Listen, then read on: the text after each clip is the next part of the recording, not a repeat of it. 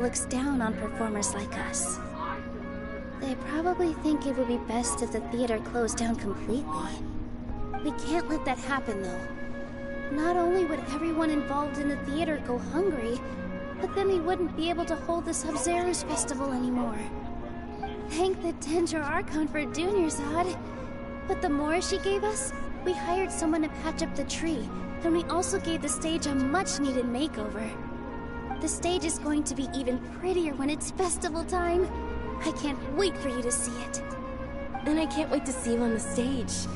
You've been practicing so long already. It's almost time for your dream to become reality. It's our dream. I'll do my best for the two of us. Nilou, what are you gonna be doing at the festival? She'll be dancing the dance of Sub-Zeros, the most important performance at the Sub-Zeros festival. Dunyarzad, have you told him the origin of this holiday?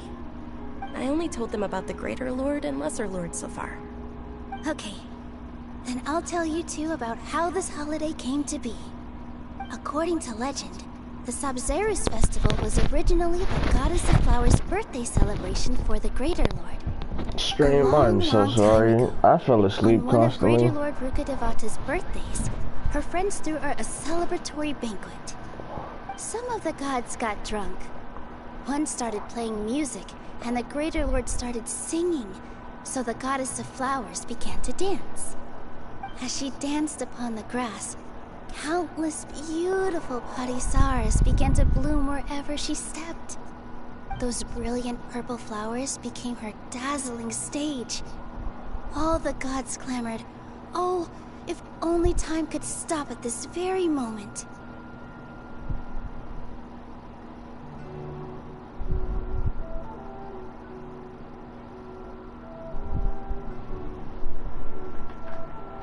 Huh? Really? Oh, you probably mean because all the gods in this story are no longer alive. Although they aren't around anymore, they're preserved in our tradition of dance. This outfit I'm wearing is apparently based on how the Goddess of Flowers looked. Though we're just tiny people compared to the Divine, we still have to do our best to make sure that the birthday girl feels loved on her special day. Nilou, you of all people will definitely be able to convey our well wishes to the Dendro Archon. I also noticed that you went the extra mile and scattered parisaras around the stage. They symbolize the Goddess of Flowers, after all. It's just a shame that all the real parisaras went extinct after her death. Yeah. The Greater Lord brought forth parisaras in memory of the Goddess of Flowers, but she ultimately could never truly replicate that beautiful purple. Thinking about the Goddess of Flowers dance makes me wish I could have seen it. If my stage were anything like that, I'd be thrilled if I had just 2 real parisaras on the stage.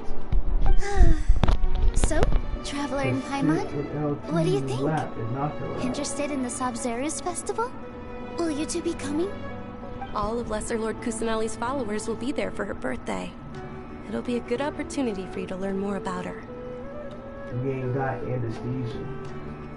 Ooh, Paimon thinks that's a great idea! Hey, come on! There's nothing wrong with enjoying a festival. Besides, it's Lesser Lord Kusanali's birthday. She'll be happy to have more people who are celebrating it. So how about we all attend the Sub-Zeros festival together?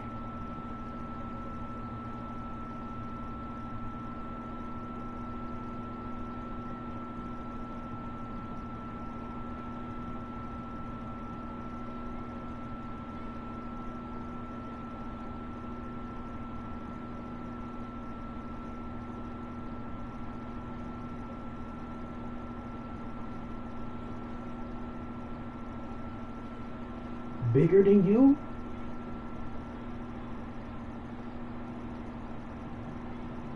What about that dance video on the basketball court? Yeah. She a giant compared to you. Scrawny.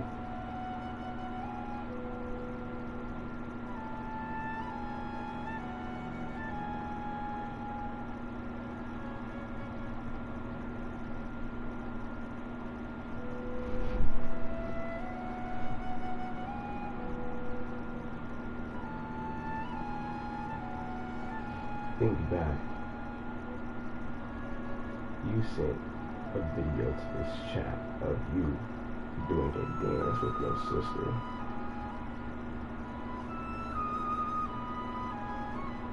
Sisters. Dunyarzad, let me show you which stage decorations we've picked out so far. Traveler and Paimon, if that doesn't sound interesting to you, then feel free to explore the area. Everyone at the Grand Bazaar loves Lesser Lord Kusanali, and we're all looking forward to the Sabzeruz festival. In that case, we'll take a look Anyway, around. we gonna have to cut off the leg.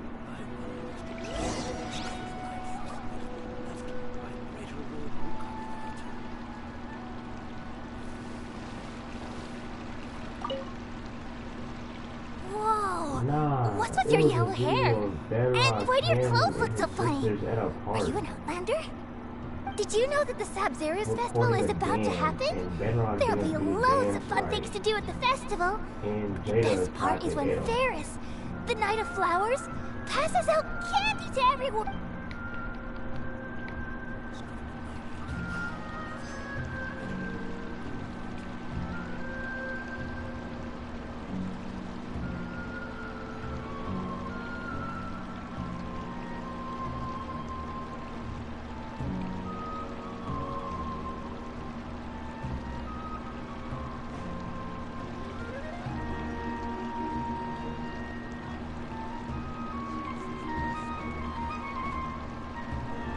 Don't worry, it's gonna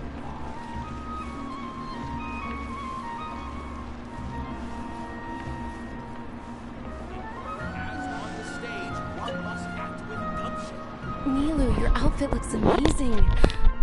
There's also something different about you from when we first met up.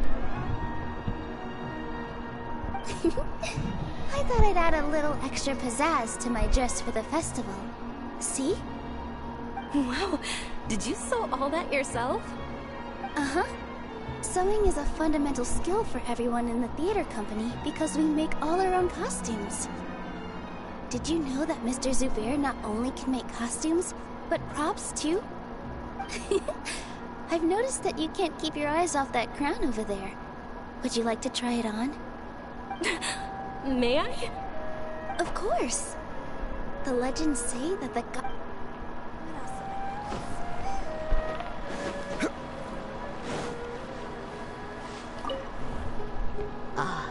Dancing at the Sabzeruz festival. You know, I also danced when I was younger. As a child, I even asked my grandmother why we performed the dance for the Lesser Lord when it was originally done to honor the Greater Lord. My grandmother said that Greater Lord Rukkhadevata is a beloved deity and honored by all. And Lesser Lord Kusanali is too. If the Goddess of Flowers ever knew Lesser Lord Kusanali, then she would certainly have wished to be her friend and hold celebrations for her too. The Sabzeruz festival has been losing its appeal over the years. That is, until a wealthy benefactor stepped in this year and brought the festival back to life. I heard she forked out a lot of mora to make it all Knock happen. you out.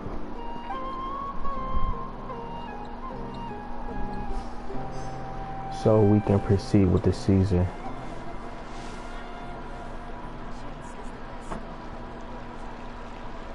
The procedure. Huh.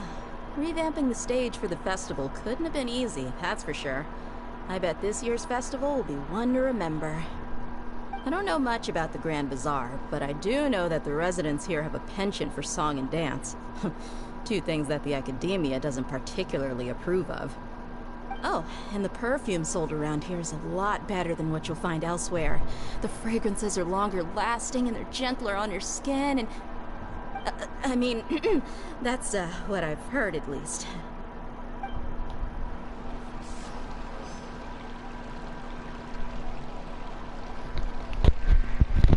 You got different dads of my dick. Nigga, am I reading that shit correctly? We got different dads of my dick. Osmanthus What wine the fuck? tastes the same as I remember. But where are those who share the memory?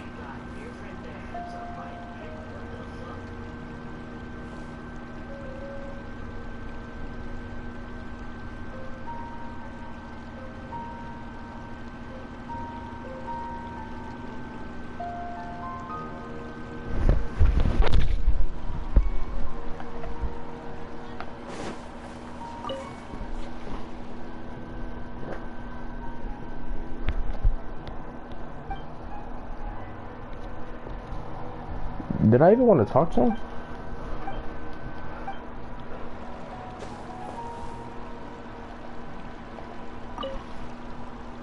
Things are really shaping up, and there's a buzz around the festival this year. We're expecting people from all over to come by this year and buy things during the festivities. Don't be fooled into thinking that Sumeru City has the best of everything. Some festival snacks are only on ad when it comes.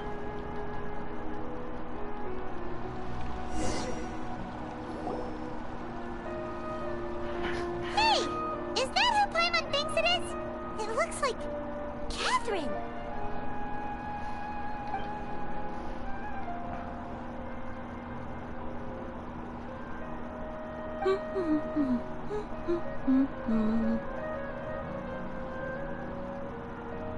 Huh. Come to think of it, Paimon's only ever seen her behind the counter at the Adventurers Guild. This is the first time we've ever seen her taking a break. Hey, Catherine! Huh? Oh, hey! It's the Traveler and Paimon! What's shaken? Whoa. Break time Catherine sure sounds a lot less formal than usual. Paimon was still waiting for her to say Ad Astra Abyssosque. Sure. Standing behind the counter at the Adventurers Guild doesn't require any complicated functions. But saying and doing the same old things over and over again can get pretty monotonous. Like watching the same Fontaine movie day after day. But take you two, for example. You travel across Teyvat to enrich your lives and gain new experiences. Well, we enjoy traveling across Teyvat and all that, but we're mainly looking for clues about his sister. Yes, you should keep searching. Sometimes the answers we're looking for aren't necessarily at our intended destination. Instead, they're found along the way. Huh. Haven't we heard someone say something pretty similar recently? No, not particularly. I guess you could say that I'm loving the recent atmosphere here. If festivals bring happiness to everyone, then that... Oh, it looks like it's about time for me to be heading back now. Alright, we'll see you next time at the Adventurers Guild. Oh, by the way, thanks for connecting us with the Eremites. We've already made some great friends in Sumeru City thanks to you. I'm sure you two will get along well with the people here. You've already been blessed by the element of dendro after all. See you around.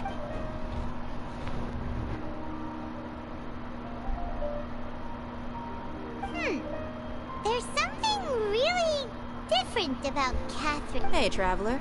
Paimon. Oh, hey, Dia. What's going on? I've got something to tell ya. My lady knows you're looking for ways to meet Lesser Lord Kusanali, and she's been trying to come up with a way to help you. Well, I have an idea that... Are you serious? It might not necessarily pan out, so don't get your hopes up too much. I'll need to take you two somewhere and ask someone some questions. My lady is feeling a little worn out at the moment. Nilu's found a place for her to rest. After I take my lady home, let's meet in front of the Citadel of Regs. Sounds like a plan. The Citadel of what? Let's head over to the Citadel. Oh, wait. Oh.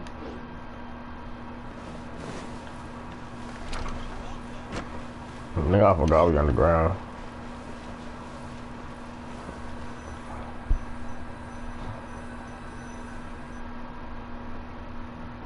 Well, Tanare, we'll see you next time. Sorry, I'm late. It took some convincing for the master and mistress to believe that Miss Dunyarzad was only sitting in the port for a while because she was in a bad mood. Anyway, I guess I should be thanking you. I haven't seen Miss Dunyarzad that happy in a long time. You sure sound a whole lot nicer than when we first met, Dia. It's called being a professional. Look, Dia's blushing. Listen, you two. I don't expect to be working for Miss Dunyarzad very long, but I hope to finish things on a positive note if possible. Let's cut the chit-chat and head into the Citadel. We'll see if the person I know has a way for you two to meet with the Lesser Lord.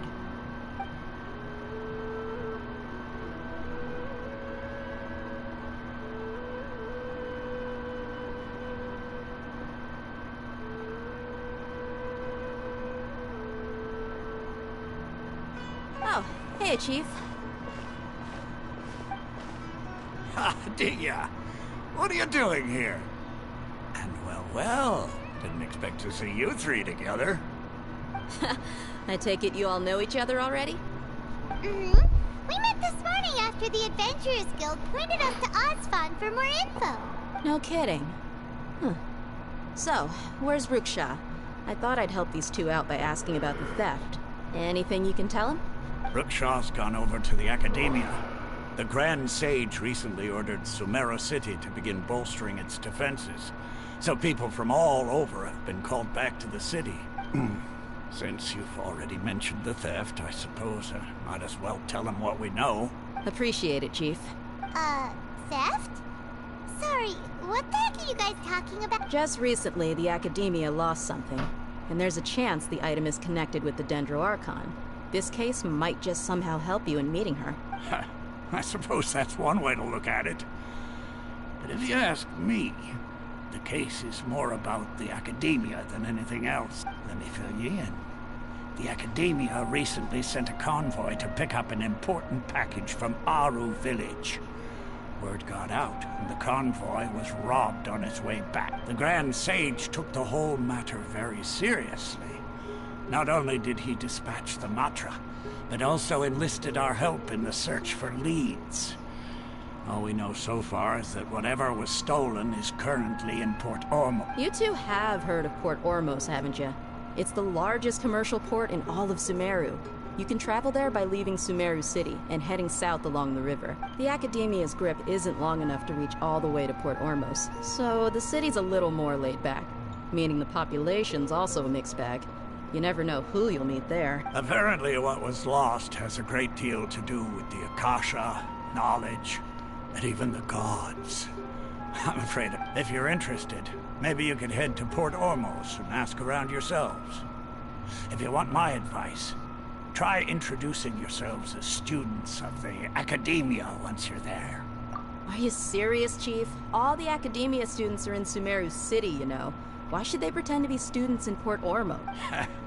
If you're also interested, just go there and see what happens. Count me out. I've got plenty of work to do here for the Homayani. And take it from me, if you two really do decide to visit Port Ormos, you best watch your backs. Let's just say that the Eremites there aren't nearly as friendly as those here in Sumeru City. There are even some extremists who go around shouting slogans like, "Retake Sumeru for the Scarlet King." Word is that more and more are joining their movement. They're becoming a real headache for Chief and the others. You bet they are. The Scarlet King's been dead for thousands of years. Now they start spreading rumors of his return. Not everyone's like you, Chief. Even the desert natives who abandoned their homes in the wilderness still wish to have a god of their own. Well, Traveler, that's about all the information we have for you. Thanks, Dia! And you too, Ozfon! Since we've gathered all we could for the moment in Sumeru City, let's head to Port Ormos and see what we can find next. Miss Dunyarzad is looking forward to seeing you both at the Subzerus Festival, so be sure to get yourselves back here in time for that.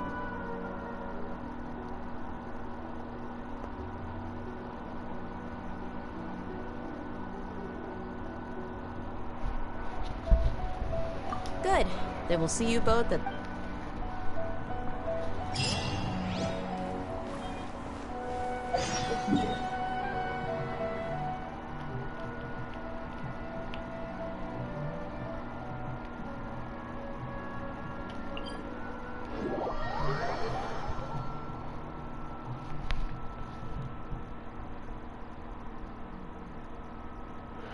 Oh, okay.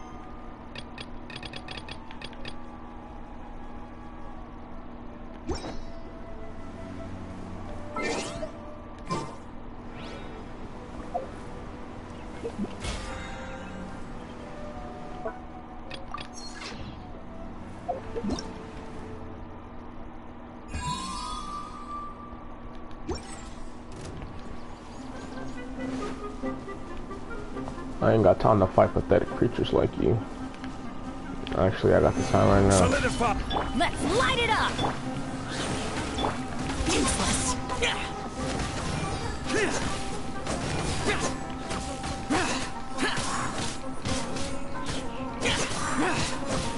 No more tricks up your sleeve.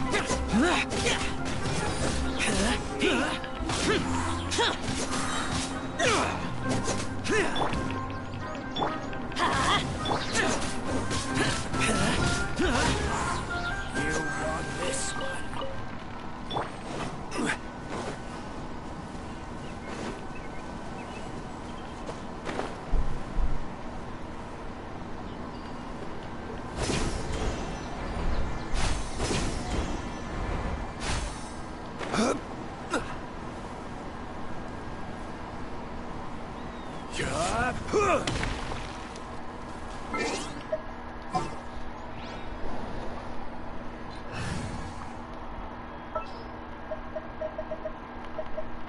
Trainee Forest Ranger Kale, reporting. Shut up.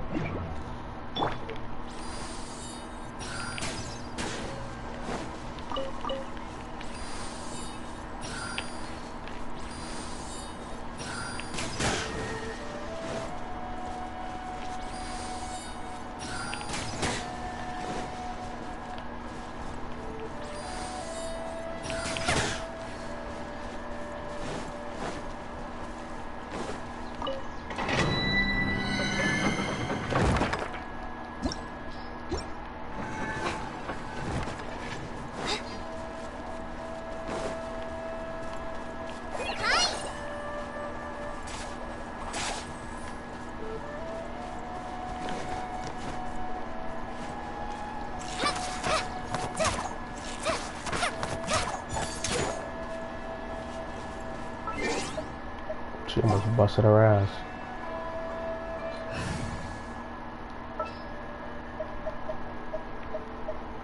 Conquering demons.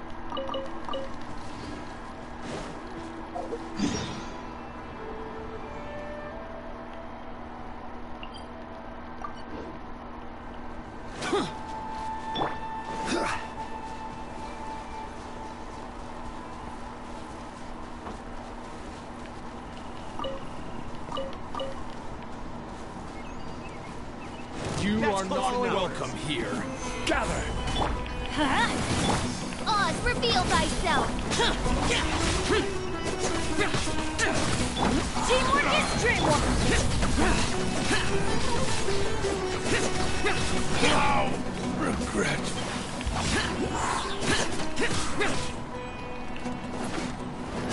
I'll take that.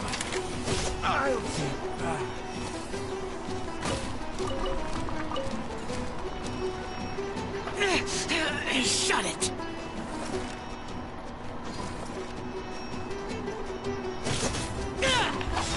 Boring! Wow. Worthless!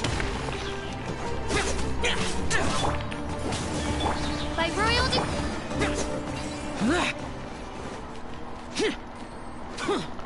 A withering zone. Let's go ahead and get that out the way while we're here.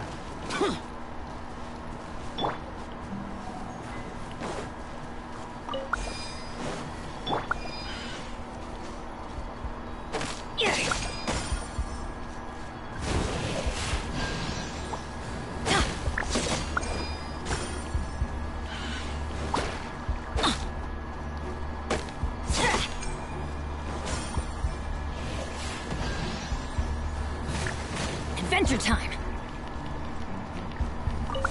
Off we go!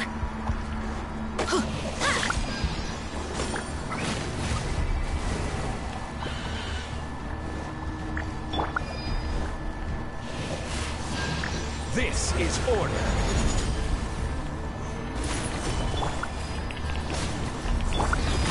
Shadow Raven, let night fall! Everybody stand back! Disappear! Here! Worthless! Worthless! Boring! Worthless!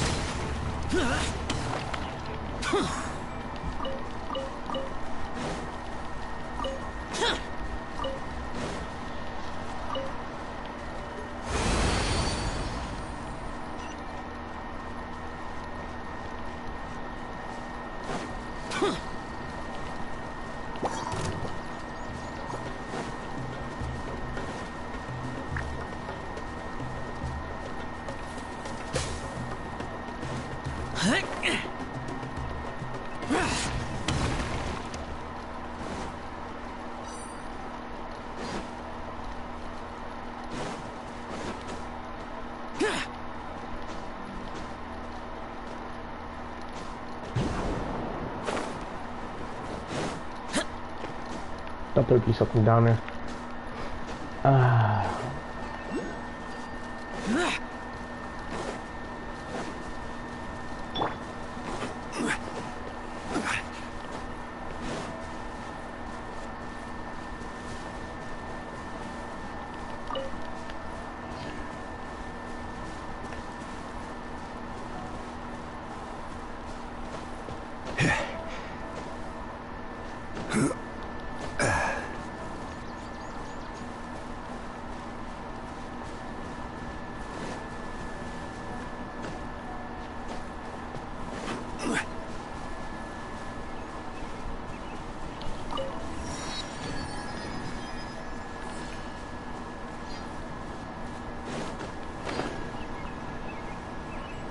Okay, I guess we'll get our first piece of furniture from this place.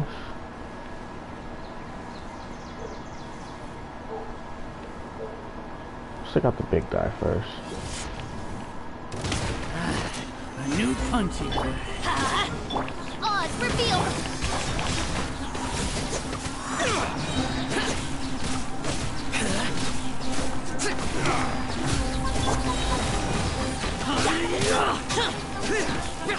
Useless.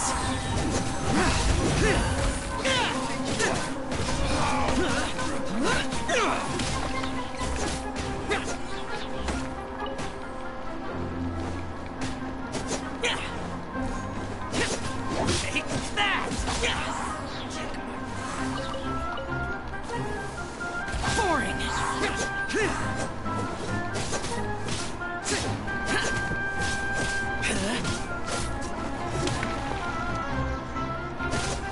Useless.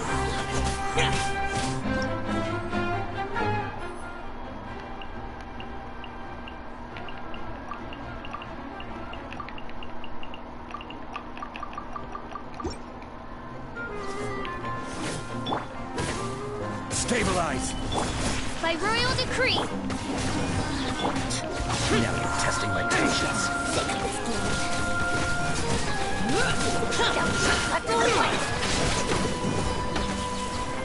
Wait, whose eyes? Oh, she's the eyes. Okay. Solidify. Midnight Phantasmagoria meet again.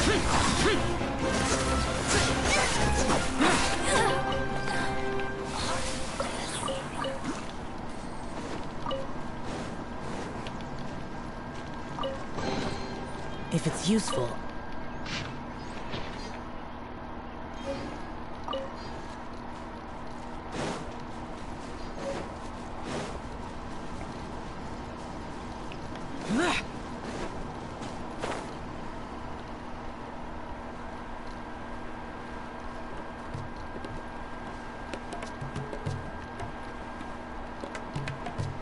Here.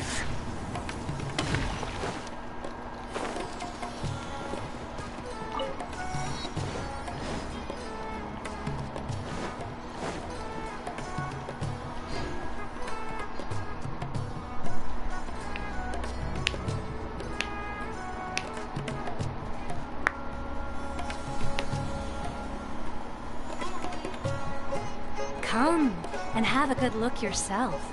Traditional spices of the highest quality. Made with pride and experience.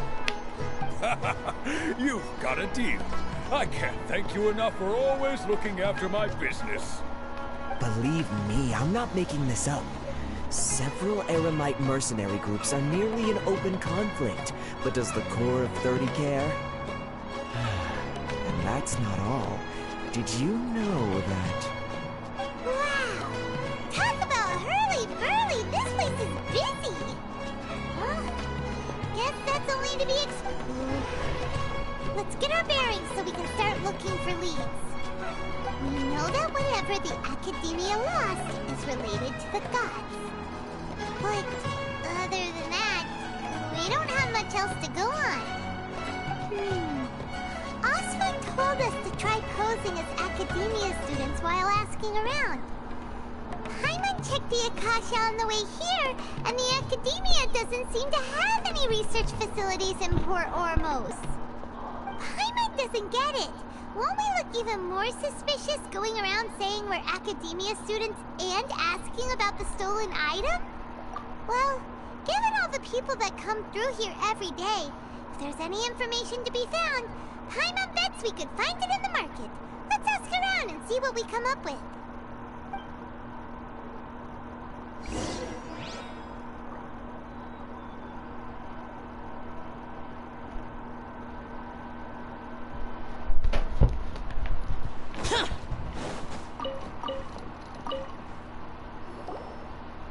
Welcome. Welcome.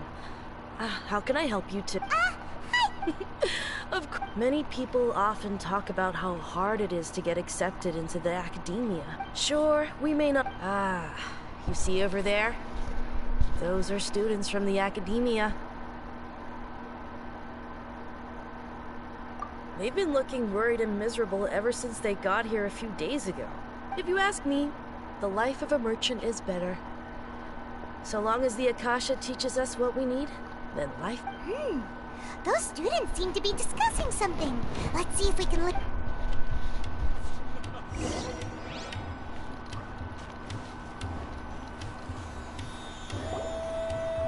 It's no good. I've tried asking around, but I haven't been able to learn anything useful. Not to mention that a bunch of scary-looking Eremite mercenaries have been posted along the streets now. There's been a lot of fighting between the different Eremite factions in Port Ormos. If we choose to move on our own, then it would be wise to steer clear of them. Especially the group that's constantly shouting some stuff about the Scarlet King and some resurrection. I've even heard that the Citadel of Regzar is starting to get fed up with them. What was that group called again? Ein something or other? They're called Ein El Akhmar. Today, I heard that the thing we're after might be in their possession at the... Wait, come again? Don't you see? Many of the Eremites in Port Ormos deal with trading this kind of thing. They're usually pretty wary of outsiders, but not so with students of the Academia. It's because the kind of goods that students are looking for aren't the kind of goods that Eremites are after. As long as they know you're a student, then deals can be made. I've heard that Ein al-Hakmar likes to set up shop at the Jafar Tavern. Supposedly, if you're willing to part with 500,000 Mora, they'll give you info on anything. Wait, did you say 500,000? If information alone costs that much, then how could we ever afford to buy what we're looking for? I wouldn't worry too much. Our field of research is very niche. Who else could possibly be after that kind of shady knowledge? I bet it's practically worthless to anyone aside from us. Well, I guess that makes sense. Whoa! Did you hear that? A niche? So, what's our plan?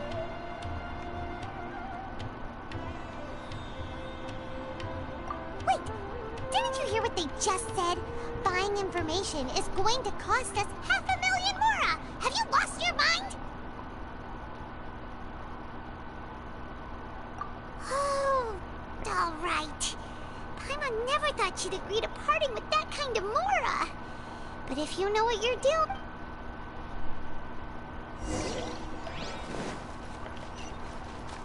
Hello there, my friend. Fate must have brought us together. What the hell is this over here?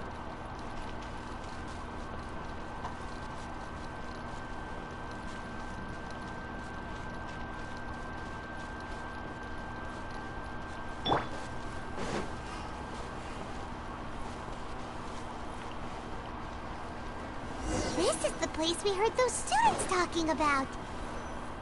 Let's find a seat somewhere and see. Oh, you've arrived. Please, take a seat. So, they think that they can go toe-to-toe with the boss? Ha!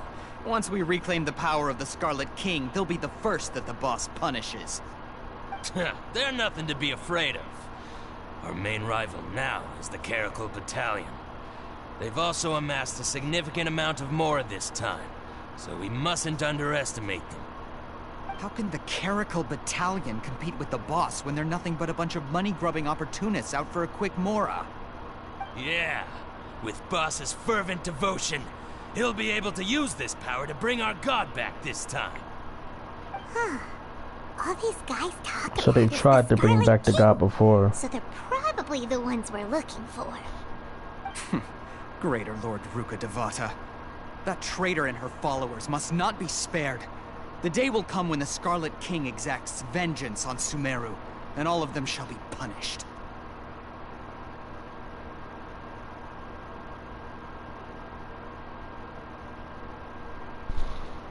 Yeah, Paimon was wondering what they meant too. We should ask about that if we get the chance later.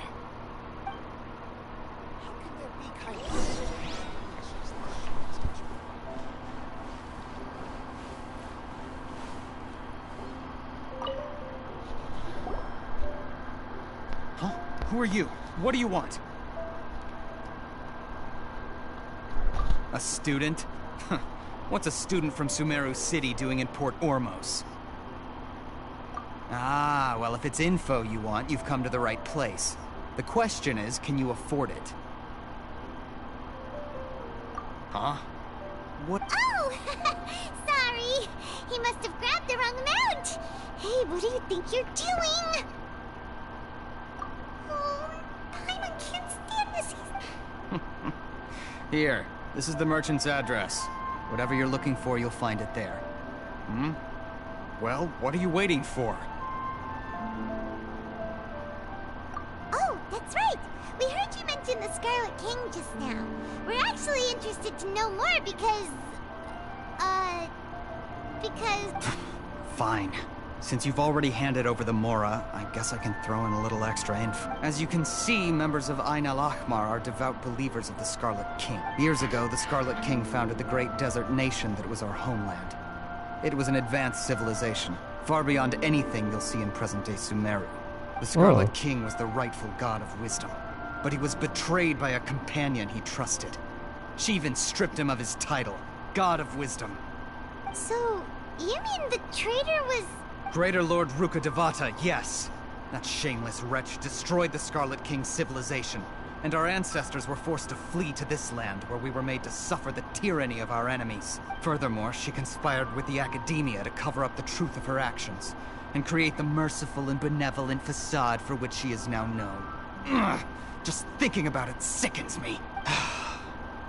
But the story doesn't end there, oh no. The Scarlet King isn't truly dead. The voice of the Oracle has been heard in the desert, prophesying his resurrection. Mark my words, our god shall return. And when that day comes, all followers of the traitor and all the desert dwellers who have forgotten their true god will suffer retribution together. If what I'm saying makes you shiver with fear, it might not be too late for you to become a believer of the Scarlet King.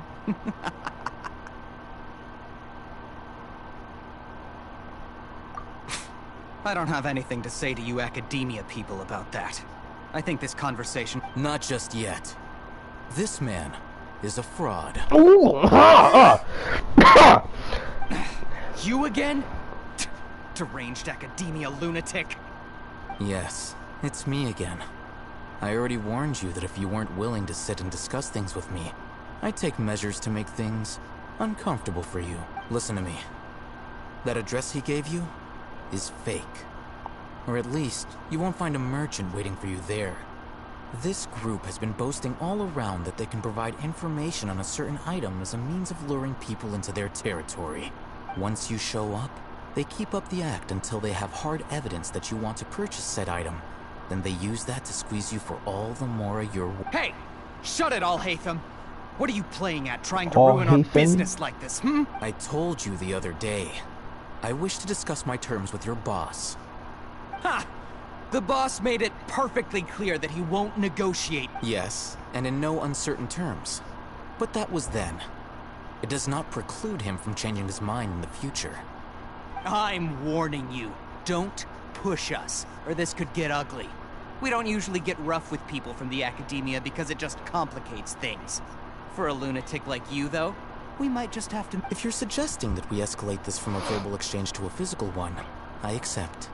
After all, even the Archons used war to negotiate the ownership of Teva. If, on the other hand, we can't agree on any means of negotiation at all, then I'm afraid my next course of action will sting a little more than the mere falling through of a few business deals.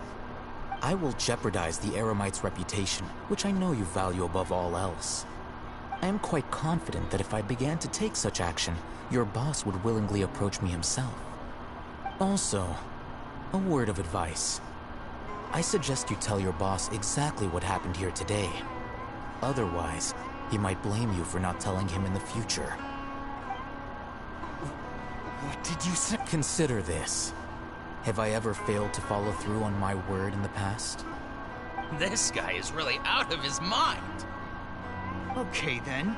If you really have a death wish, let's meet a week from today. The pier in front of the Pharos Lighthouse, 4 o'clock in the afternoon, sharp. Don't expect us to hold back. Not so fast. First, you return the 500,000 mora to them.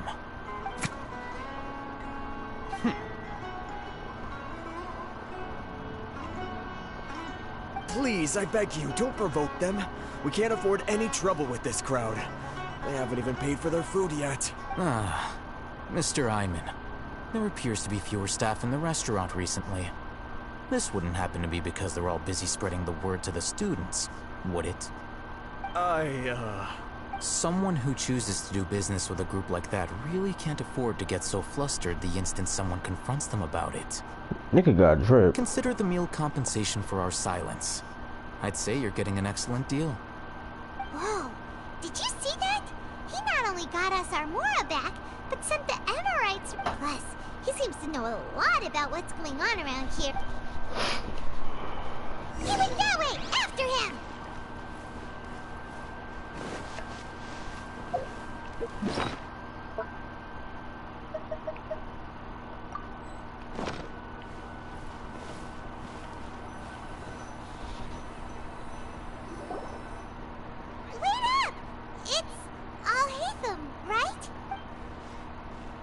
What do you want? No need for thanks. My goal was to get to them, and Oh, I advise you to keep your distance from them. Since they weren't able to make off with your Mora in the end, they might harass you again in the future. All right. Goodbye. Hold your horses! We still have something to ask you! Since you tore through their scam right in front of them, you must know the real story about certain something, no? Who exactly are you two? And why are you inquiring about that? A student. Right.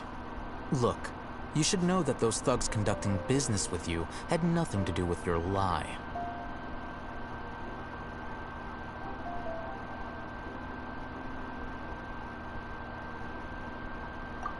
Huh? Oh, yeah! He's really strong. Weren't you saying something about a physical exchange? We can help with that. He doesn't even have a vision. Forget it. Maybe not, but he can still use elemental energy. Otherwise, there's no way we'd go asking for info from those high-headed thugs are definitely gonna bring a lot of backup for your next meeting. Even if you don't go alone, you won't regret taking us with you. All right, I accept. Got a pen and paper? If you're searching for someone who sells that kind of merchandise, I'll give you one of their addresses, and you can try your luck. We'll reconvene at the appointed time by the pier. It doesn't matter if you show up or not. So, since you were happy to give us this merchant's information, does that mean you can tell us exactly what— You were willing to part with 500,000 mora for something and you didn't even know what it was? Okay. Well, if you truly are as skilled as you claim, then you can beat the answer out of them when they become hostile. Look, if you've been making inquiries, then you have to know something by now. Tell me what you know so far, so I don't waste time repeating information. We know it's connected to the academia somehow, and that not only do the Eremites deal in it, but some students want to get a hold of it too.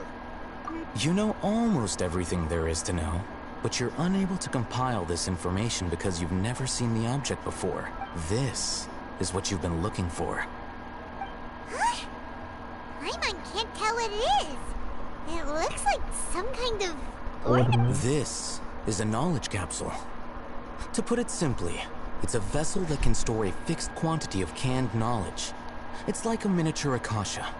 Anyone who links it to their personal Akasha terminal instantly becomes privy to its contents. Correct. Anyone. Unlike the Akasha, which heavily regulates who can access what information, knowledge capsules confer their contents without any requisites. That's amazing. It's essentially a convenient and harmless vestibule for knowledge. Unfortunately, it's illegal in Sumeru to privately possess or trade them. They were created as a means for scholars to transfer knowledge gained from Irminsul into the Akasha, and are intended to be destroyed immediately after use. But despite strict regulations, some of these knowledge capsules will always escape destruction. After all, there will always be those in this world who are dissatisfied with life as designed for them by the Akasha, and over the past century, a wide variety of canned knowledge has been leaked from the academia. Now, in Port Ormos, the valuable ones are a means to mora for the Eremites. Meanwhile, those which the Eremites deem to be useless to them occasionally prove useful to the common citizens and hapless academia students. Well, I think that about sums it up.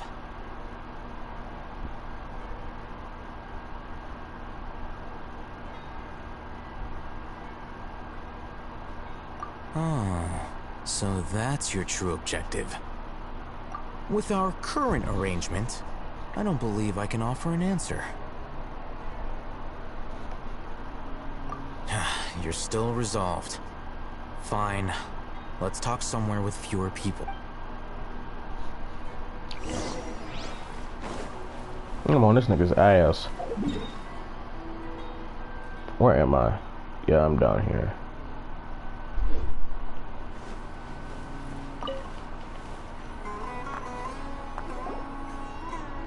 Let's continue our conversation here. If you wish to learn more about the knowledge capsule that the Academia lost, then you must help me with something. I need you to find someone named Dory, a traveling merchant. Unlike the peddlers who hawk inferior knowledge capsules, she often has quality goods in stock. Some say that as long as there is profit to be made, there is nothing she won't dare to sell. She's guarded against people from the Academia because most of her wares don't comply with Academia regulation. I think she blacklisted me. I met with her informant, but it soon became clear that they had no intention of letting me get any further. Become one of Dory's customers and earn her trust. This is my condition for further collaboration. Why do you want us to meet with her? Until you complete this task, you don't have question privileges. You two are outlanders who haven't been here for long, so Dory should view you as safe clients. I'll give you the informant's address and their contact password. Beyond the password, though, I have no way of knowing what other tricks she might have up her sleeve. You'll have to improvise.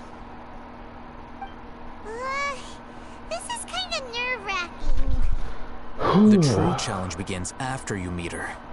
She has a keen nose for mora and a shrewd eye for wares, and she only likes customers who she deems to have good taste. I'll prepare some funds for you.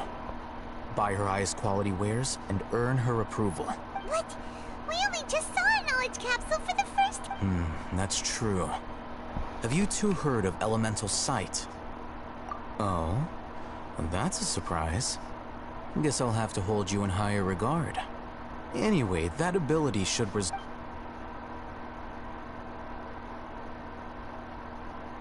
Here are 2 knowledge capsules. Tell me, can you detect any difference in their quality?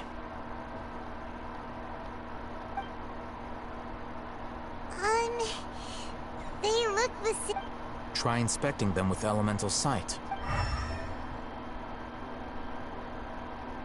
How'd it go? Did you see anything?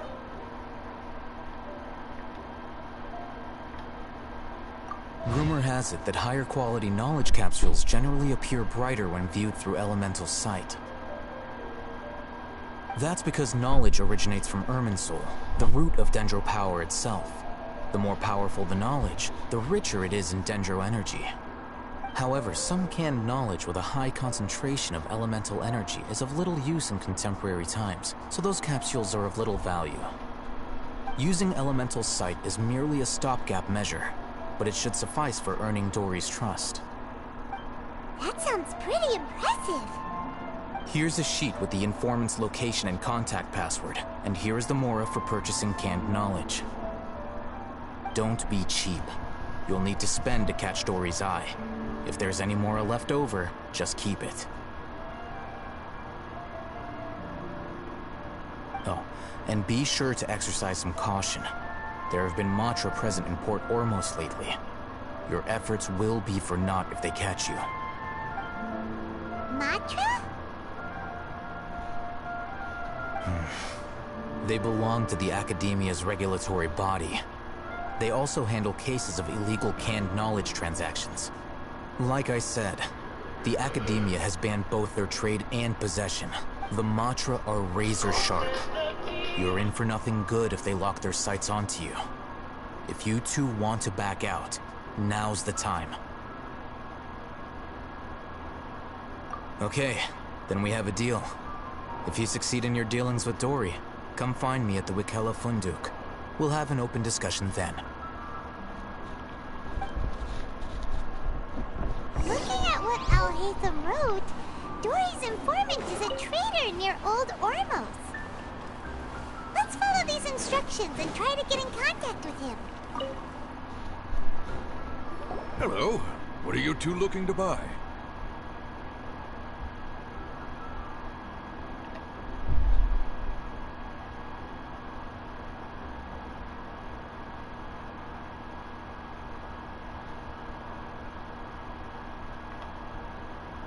Wait, are you sure you're remembering that right?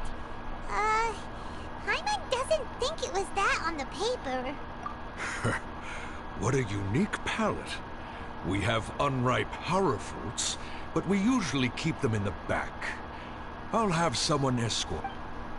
Following the paper got us past the first week. Ronak, these two want to buy unripe horror fruits. Show them to the... Got it. You too. Please follow me. I didn't read the damn note. Fascinating fashion sense. We haven't seen a customer wearing a Sumeru rose for quite some time. Hold on. Let me think. Sumeru rose means common merch. No. Look again. We're obviously wearing morning flowers. Ah, my mistake. I do apologize. Whew. That pop quiz sure was scary. The warehouse is up ahead. Please follow me.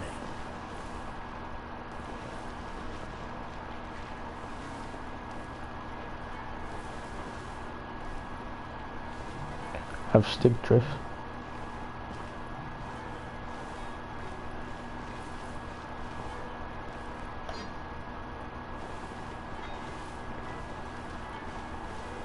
Nigga, what?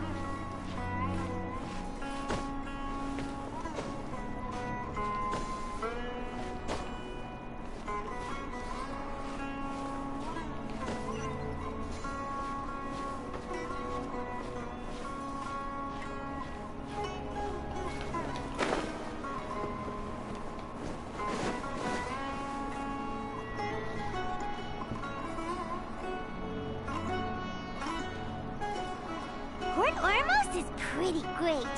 There's so many new and interesting... Sumeru's largest commercial... All thanks to you. But, well... This isn't an arcane quest, I don't give a shit. Whoa. Yeah.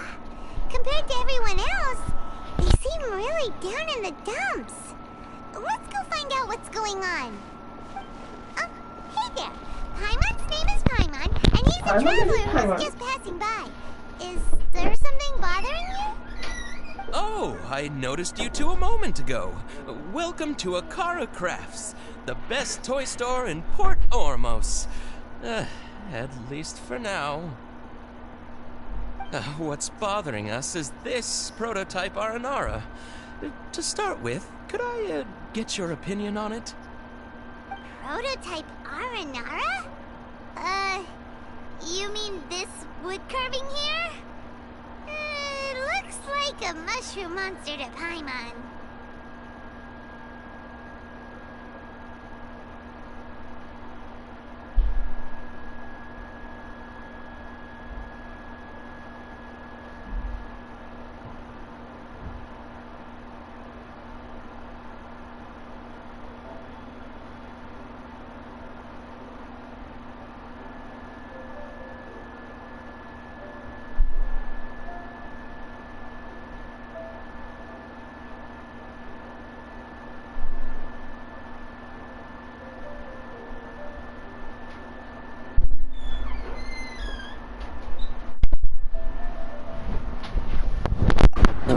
Oh, no. The prototype Aranara is something that brings joy and laughter to children. At least in theory. Not the first negative feedback we've had. So, what exactly is a prototype Aranara? So for context, Aranara are magical creatures in Sumeru fairy tales that live in the forest.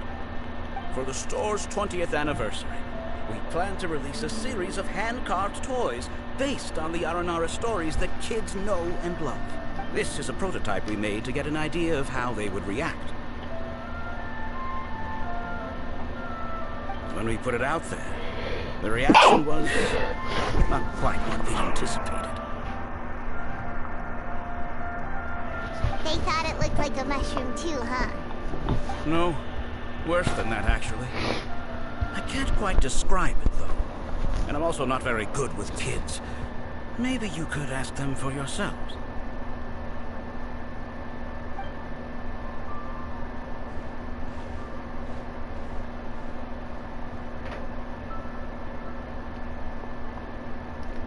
This is not an Aranara. Some viewers may find the following video disturbing. Viewer discretion is advised. Aranara and the ill little fungus. It says that Aranara are supposed to be chubby and squishy. Some viewers may find the following video disturbing. Viewer discretion is advised. Toys do look better when they're round and chubby. Uncle Tonder said in Aranara's vow that you can deceive the eyes, but you can't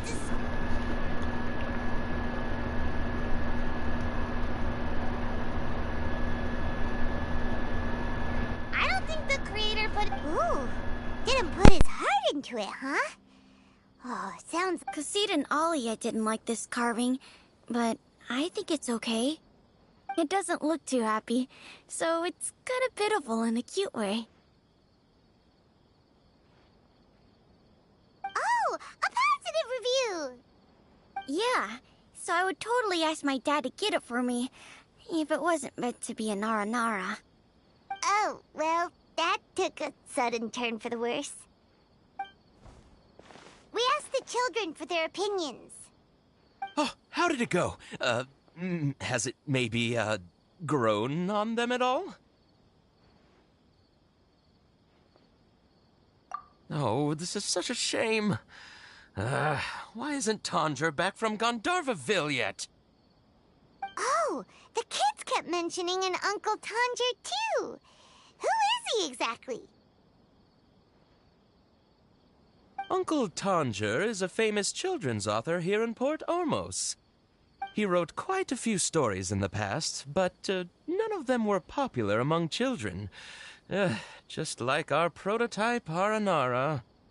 But around a year or so ago, he suddenly had a eureka moment or something, and suddenly the children loved every one of his stories.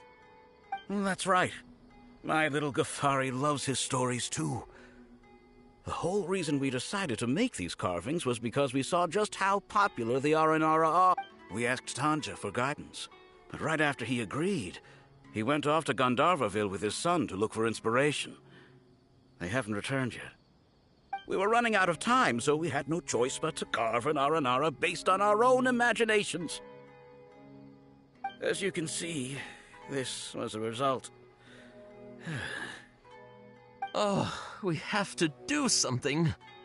Hey, since you're the famous traveler, could you do us a favor and look for Tanja in Gandharvaville, He doesn't have to come in person if he's too busy. Just ask him to write down his suggestions and bring his notes back to us, if you could. Please, if only to put a smile on the children's faces. And, of course, you'll be well compensated for doing us the favor. They seem pretty desperate. Let's help them out, to see the kids smile. And also for our reward.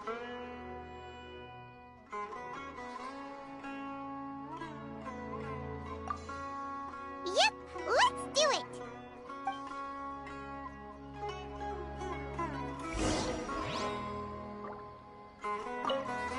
Tanja takes his son with him everywhere he goes. Maybe that's why he was able to come up with such great stories. Anyway, we're counting on him.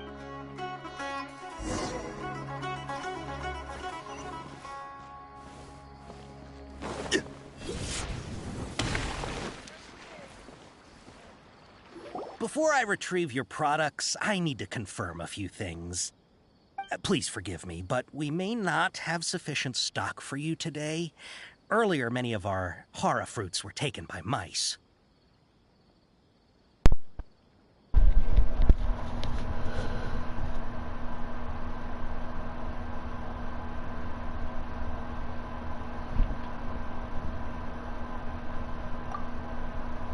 Hold on. That's not right. Taken by... I'm sorry.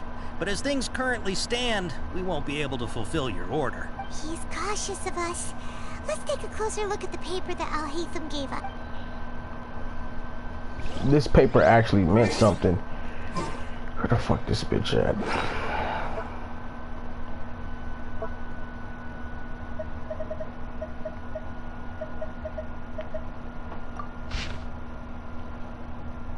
Shit.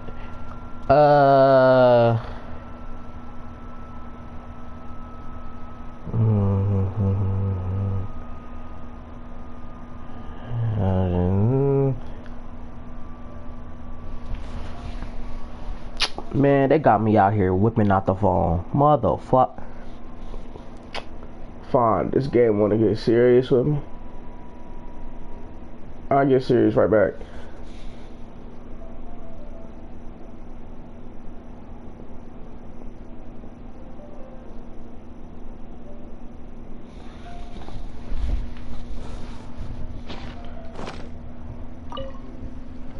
Before I retrieve your products, please forgive me, but we may not have sufficient stock for you today. Earlier, many of our hara fruits were taken by mice. Thanks. If better goods come in, you'll be the first to know. You look like you have some skill.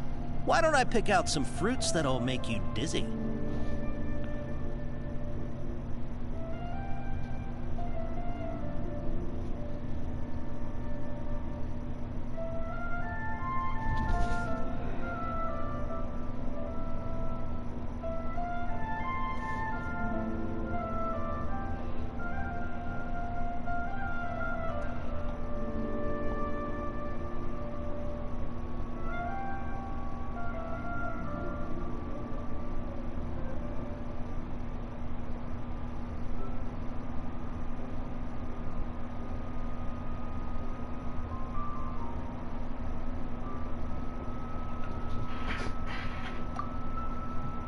No, that's not it. Man, I'm a The paper said that heat stroke is the answer to erudition.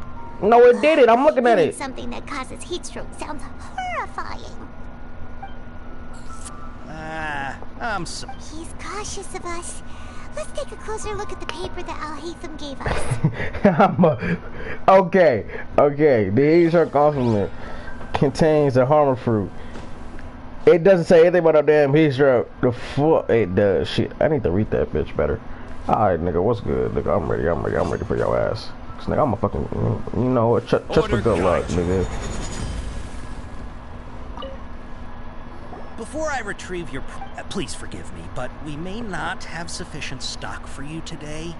Earlier, many of our hara fruits were taken by mice. Thanks. You look like you have some skill. Why don't I pick out some fruits that'll make you dizzy? Yep, that's the right answer. But eating hara fruit that makes your head and ears... Would you like your hara fruits to be packaged in the Sumeru City or Port Ormos style? Shit.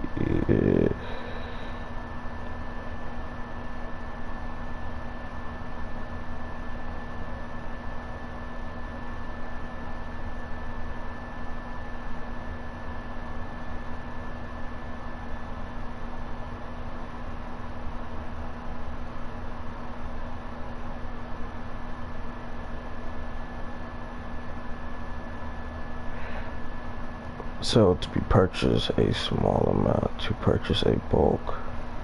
Alright. Wow, you two sure are generous customers. We'll be sure to package your products beautifully. Okay, everything has been confirmed. Miss Dory is waiting for you up at... Shoot, it's the Matra! Run!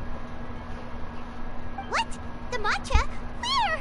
Al-Haytham said we're done for if they catch us. We gotta get out of here.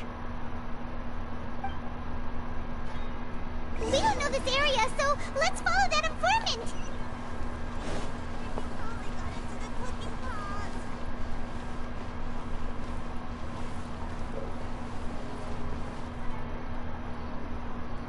He ran that way.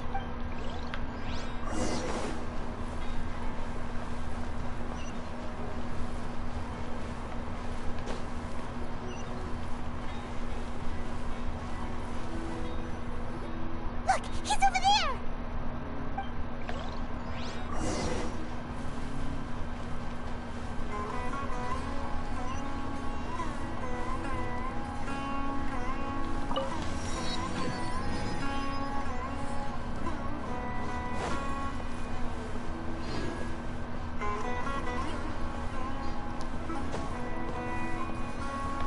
Hey!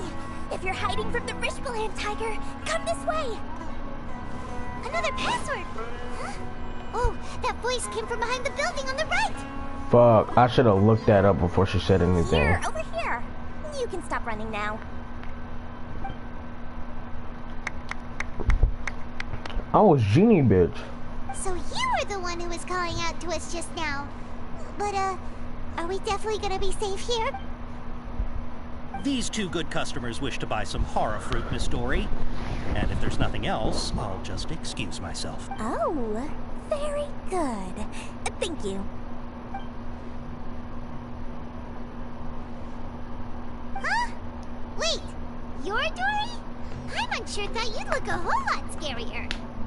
Hey, what are you trying to say, Princess Pea-Brain? I can be scary enough when I need to be, believe you me. If you don't watch what you say, then you can forget about doing any business. But it seems you two have actually done pretty well so far. Not only did you manage to find the informant, your reactions were also pretty sharp. You don't really look like criminals or anything, but I bet my Mora that you've been involved in some shady dealings, haven't you? I'm not sure if that's supposed to be a compliment. I can't risk doing business with people who start huffing and puffing after just a few paces. No matter how much Mora they might have. Not only will they get caught by the Matra, but they'll also get us into trouble. As decent folks trying to run an honest business. So that's why I prefer to have customers like you. It's your first time here, but don't worry, I won't ask too many questions. Even if you wish to buy enough knowledge capsules to decorate your house with, please, knock yourself out. As long as you have lots of round, shiny Mora, then we're all good. I Of course. Wow, she has a trove of canned knowledge. Whew. She'd probably be in serious trouble if the Matra caught her with all this. What kind of products do you seek, my dear customers? Don't worry, I'm not interested in your reasons for buying. I can, however, offer some suggestions. Take this one, for example. An analysis of the sociological ideology and dialectics of the Hilichurls. Only 3 people in all of Teyvat have ever studied it, making it extremely rare. It's on sale now for Yeesh, who would want to be an expert in that? Or how about the architectural styles and construction methods of Teyvat in the early Archon War period? With this one, you can become an expert in historic architecture preservation and find an excellent, well-paying job in nearly any nation. Ooh, now this sounds like it could be useful. 2 million Mora, and it's yours. Whoa! That's a lot of Mora! Of course, you are free to pick whatever your heart's desire. The contents and price of each knowledge capsule are indicated in small text on the body of each one. Alright, let's try the method that Al-Haytham mentioned. Niggas, we link by mine or something? One, two, three.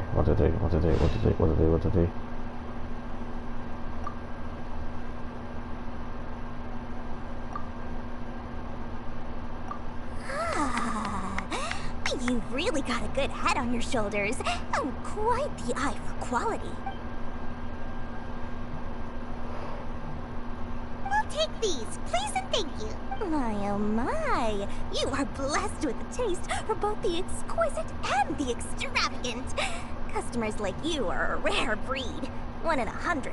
No, 1 in a... Listen, I have a special offer for you two.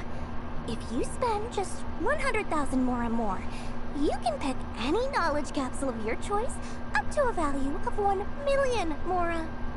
Say what now? Hey, did you hear that? Spend another 100K and we get a capsule worth a whole million!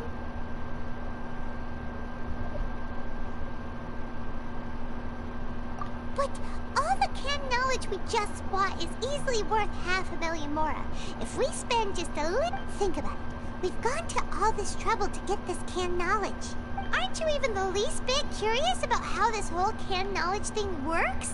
We're talking instant knowledge here. Don't you want to try it yourself?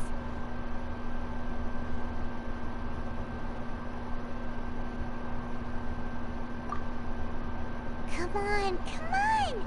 We still have around 100,000 of Al-Haytham's Mora left, so let's put it to good use by finding Oh my god, did she... Excellent! What? Please, select from this fine collection of canned knowledge over here. Hold on a second. Paimon thought we could choose whatever we wanted. Why can't we choose the ones from over there? Oh, but my dear customer, the knowledge capsules over here are worth 1 million Mora each. I'm sure discerning customers like yourselves will be able to find something to your liking. Please, take your... Oh, Paimon has a bad feeling about this. Let's use Elemental Sight again to check these.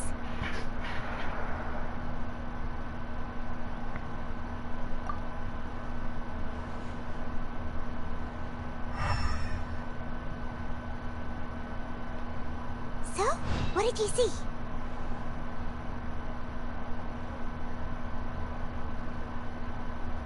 So, they're all worth about the same amount? Well, anyway, the Mora's already been spent, so let's at least try to find something useful. Let Paimon take a look here. An introduction to traditional Sumeru brewing techniques, the art of growing spices, an overview of ancient runes. Oh, how about this one? Sword Fighting Techniques 8. Not sure we'd ever find volumes 1 through 7, but at least this knowledge should be useful, right? Let's go with this one. Dory, We'll take this one. All right, very good. I'm expecting some new goods in the next couple days, so be sure to check back again soon, whether it's canned knowledge or anything else you need. Our series with Dory went smoothly enough. Let's head to a Paimon, you annoying motherfucker, bro. Like, oh my mama, nigga, like, you need to shut the fuck up. Tell us about what the Academia lost.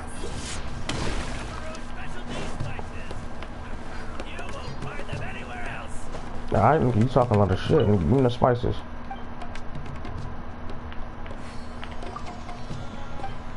You ain't give me shit, bitch. Fuck you.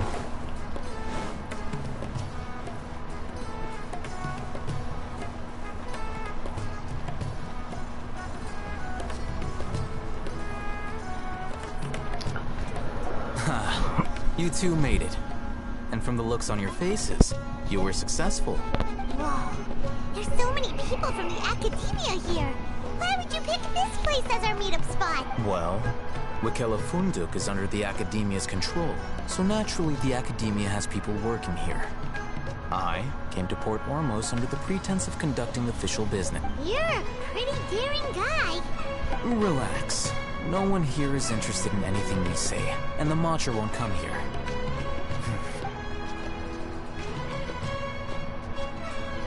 Okay, we did what you asked.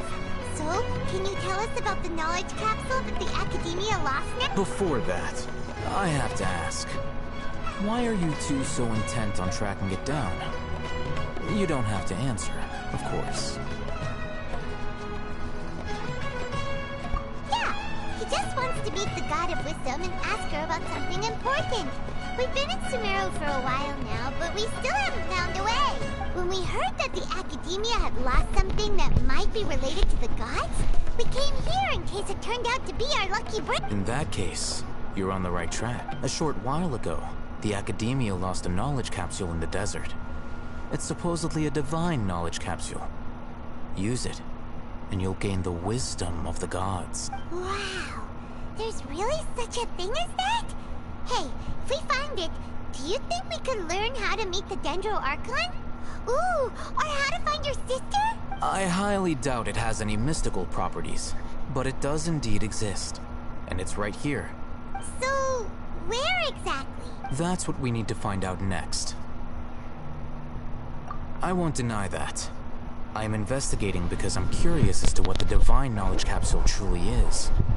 As you know, the Eremites in Port Ormos also have their eyes on it.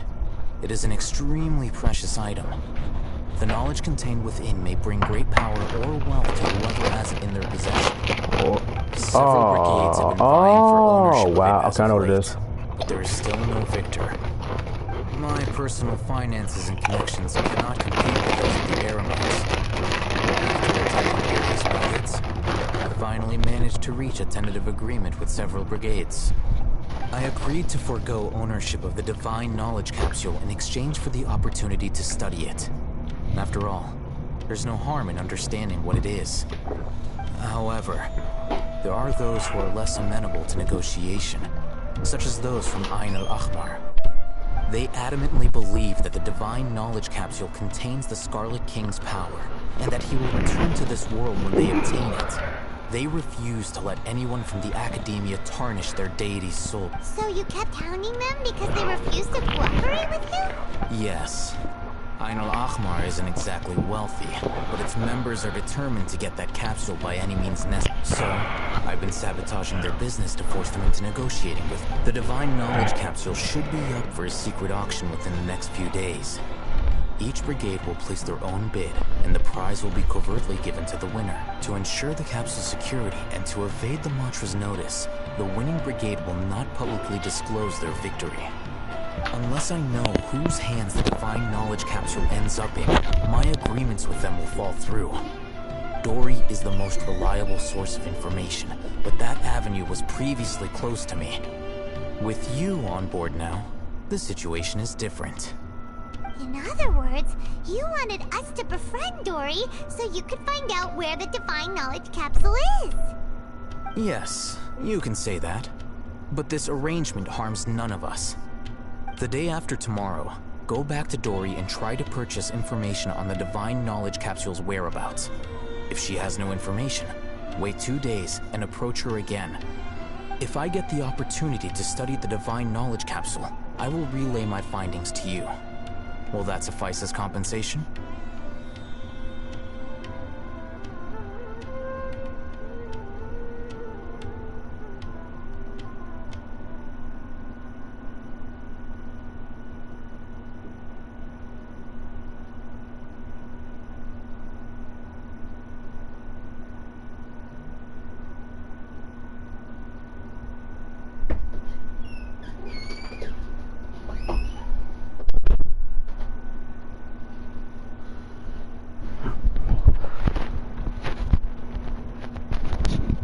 Okay, then we'll meet up in 2 days. Hey Phil, before you go, we actually bought a knowledge capsule for ourselves, but we're not sure how to use it. You two want to try using a knowledge capsule? Sure, I can teach. Doing so right under the Academia's nose is a bit problematic, though. What do you say we head to the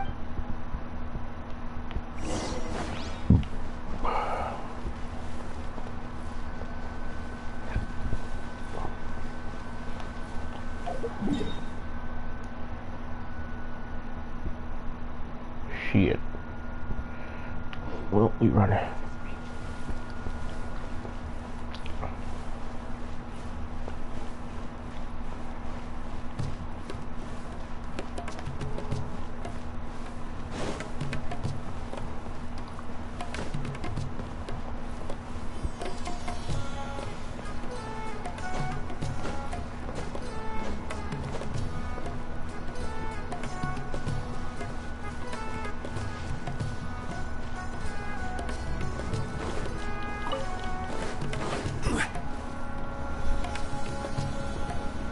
Alright, this place works.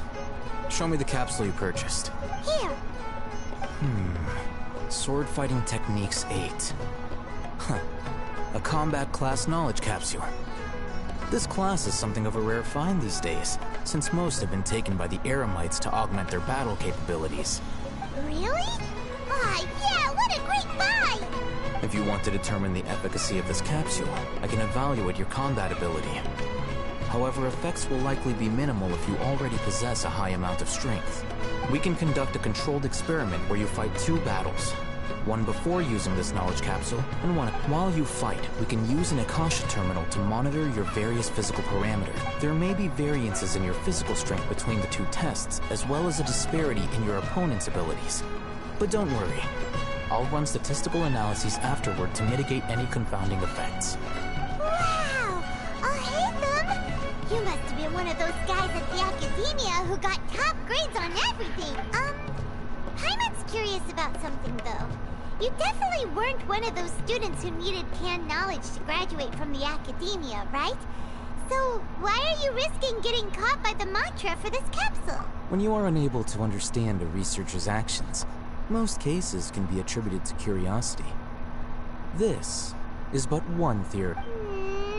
Sounds like you're All right, let's begin the test.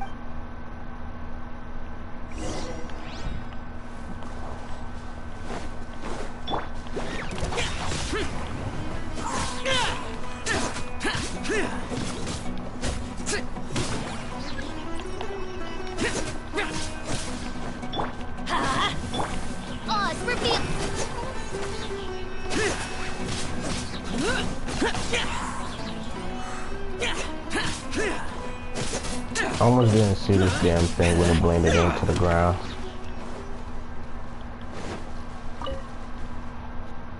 Alright, I'll link your Akasha terminal to... The next step is to use this knowledge capsule. Hold it in your hand. I'll...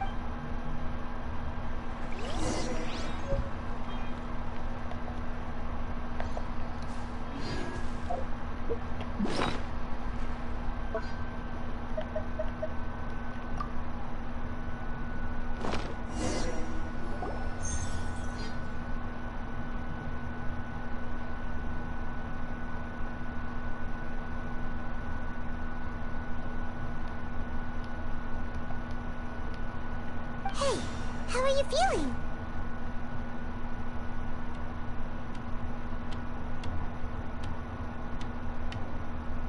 You mean that it worked? All right. Time for round 2.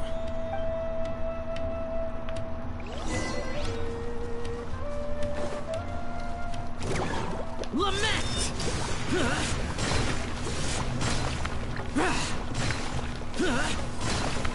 Worthless! Here! Boring!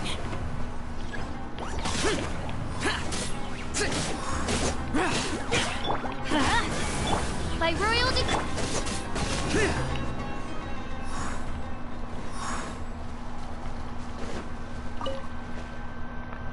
Now, I'll start recording Alhaitham, how's it go? Well, the knowledge capsule you purchased did improve his combat capability. During the second fight, his overall fighting performance increased by 0.073%. Wait, how much?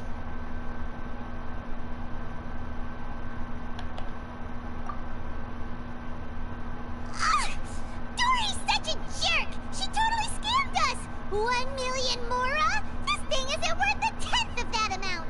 Of course, this could be because he is so powerful that the capsule's contents were unable to produce a substantial increase.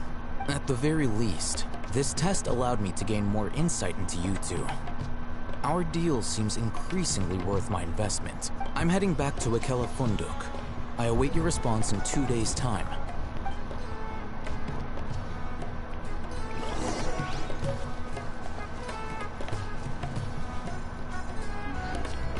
I want to make me a sound real quick.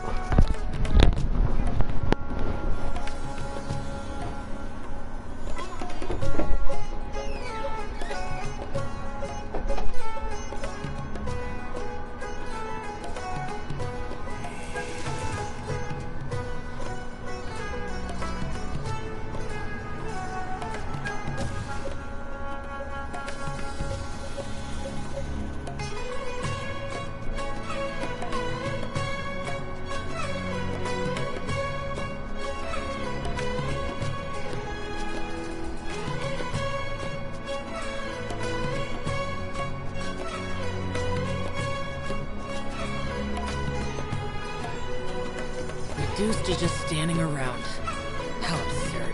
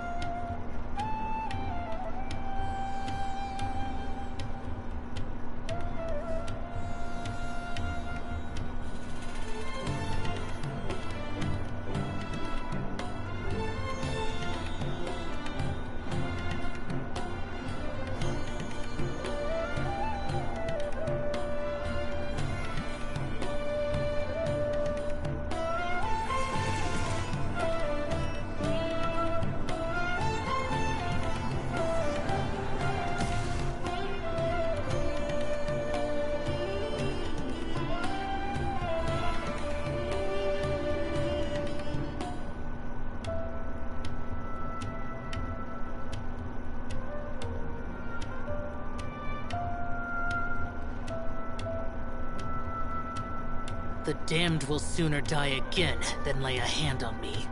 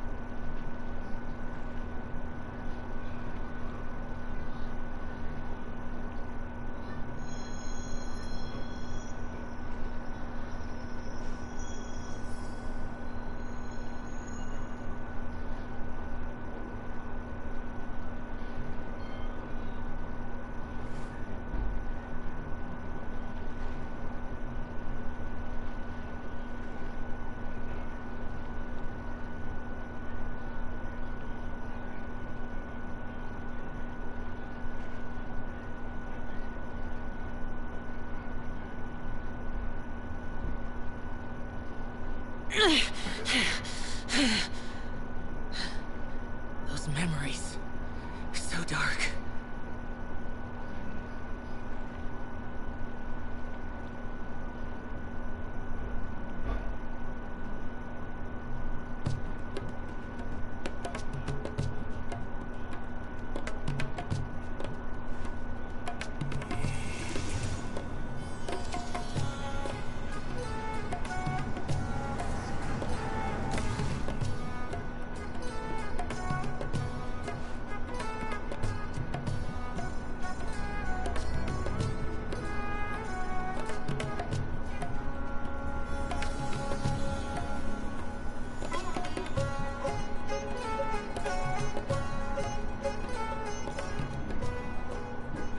The damned will sooner die again than lay a hand on me.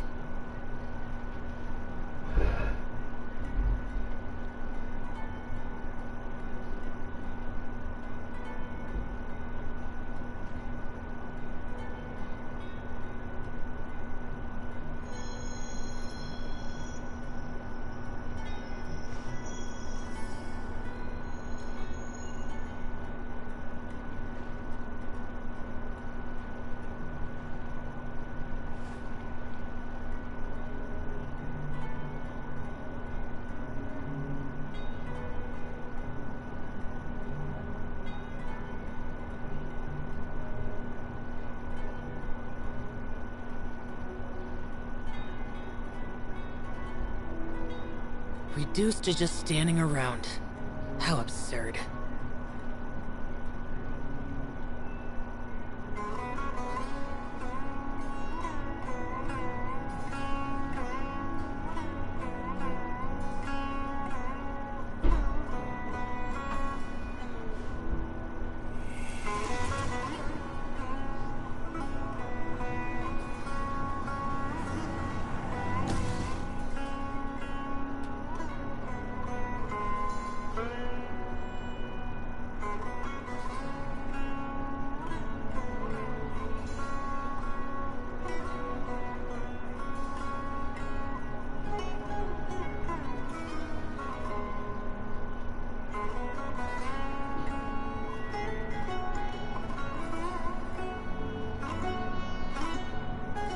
The damned will sooner die again than lay a hand on me.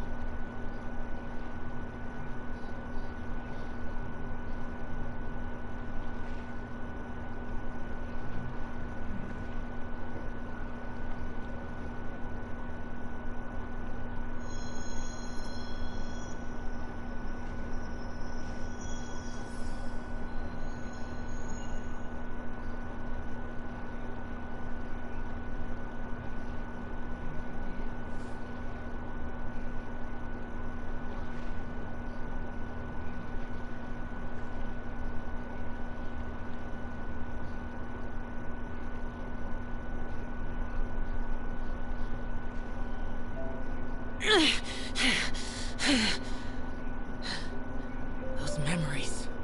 So dark.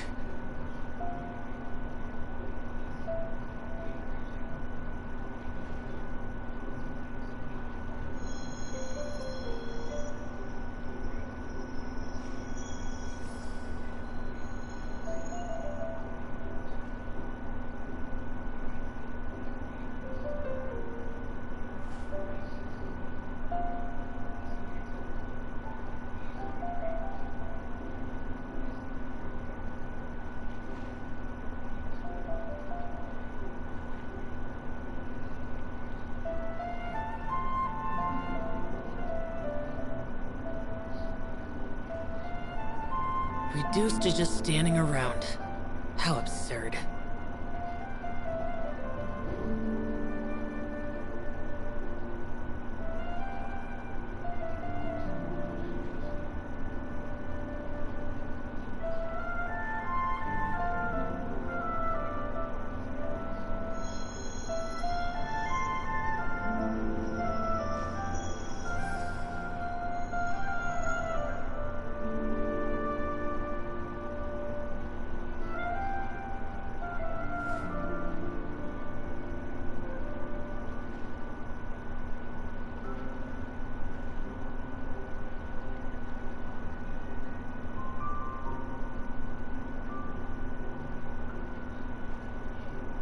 The damned will sooner die again than lay a hand on me.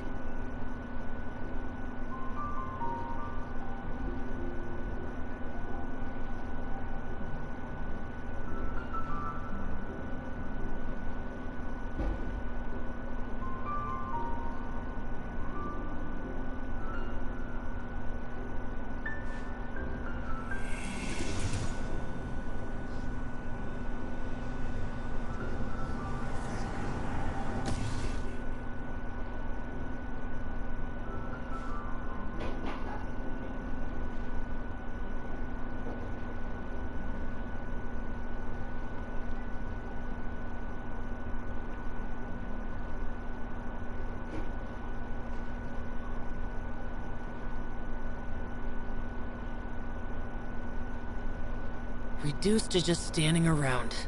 How absurd.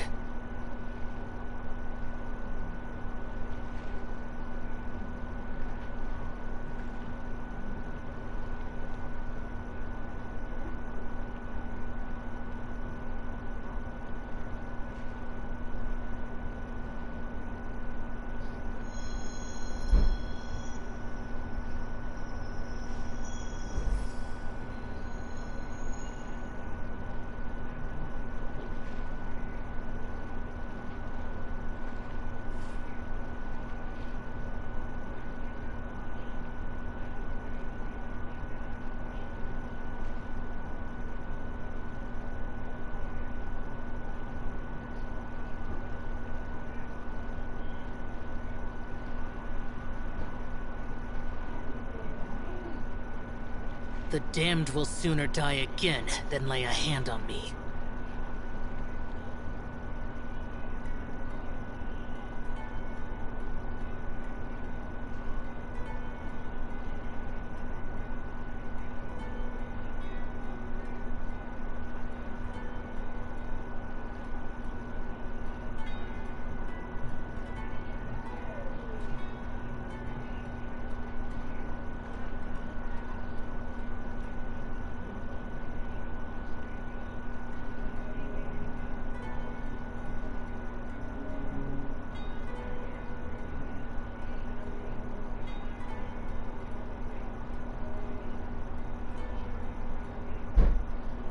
Reduced to just standing around. How absurd.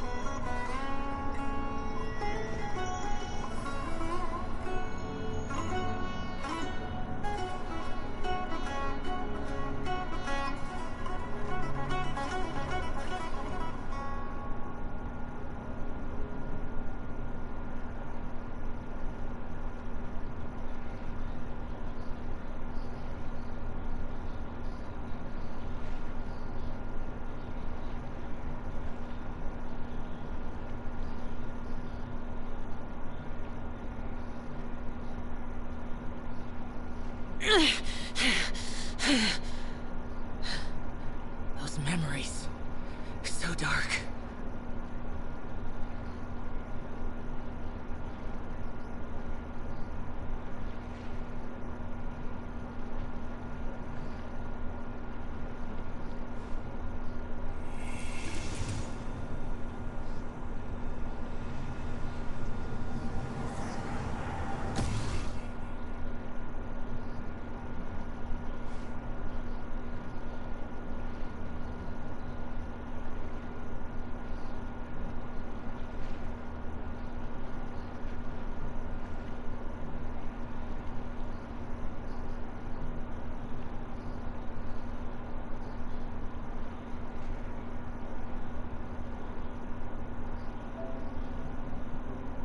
Reduced to just standing around. How absurd.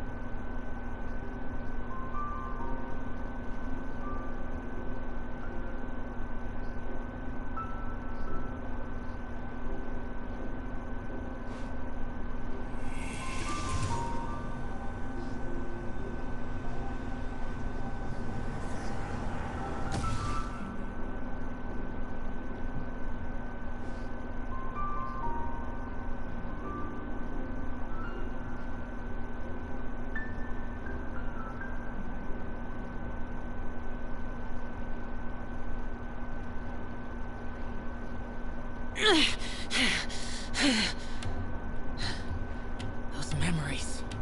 So dark.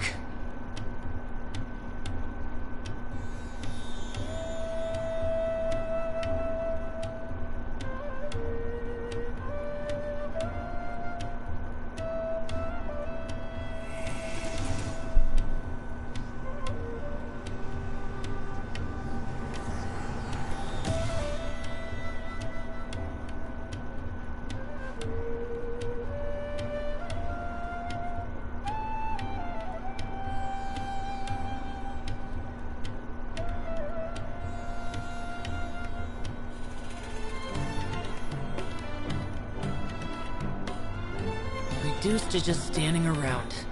How absurd. Morning without a shower. Pretty impressive. I know it's dope, but impressive. I don't know, fuck me. Ain't how big it's too dirty. See how this ends? Dad, come on. I was never gonna get good enough to beat you. I mean, how am I supposed to get better if I only get to play a few matches every night? And you have like 100 years. You're holding me back so bad. If you weren't, I would have beat you by now. Oh, you think you can beat me?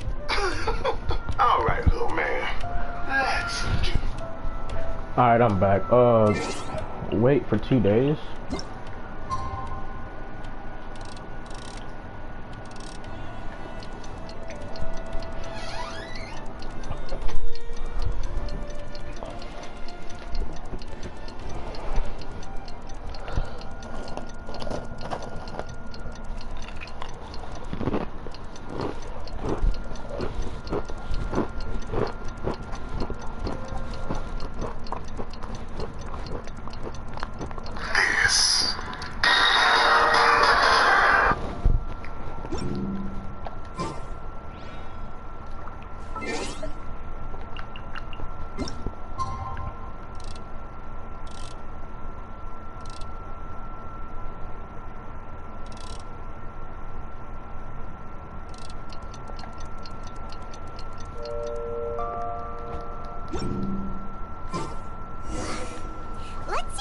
today and ask her about where the Divine Knowledge Capsule is.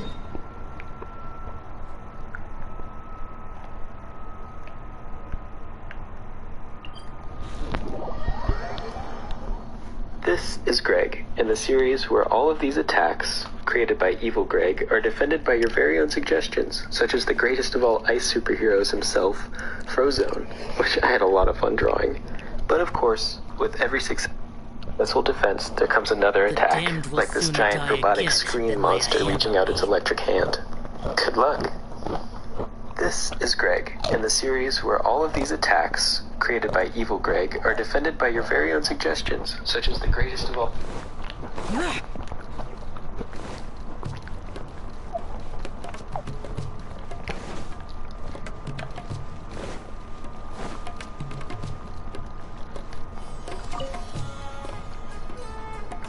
Here, over here! Oh, welcome back, my loyal patrons. What can I do for you this time? You name it. Can knowledge, supplies, or anything else you need. I'll find a way to get it. Where there's a waterfall of Mora, there's a way. Can you really get us anything we want? Anything at all? Aha!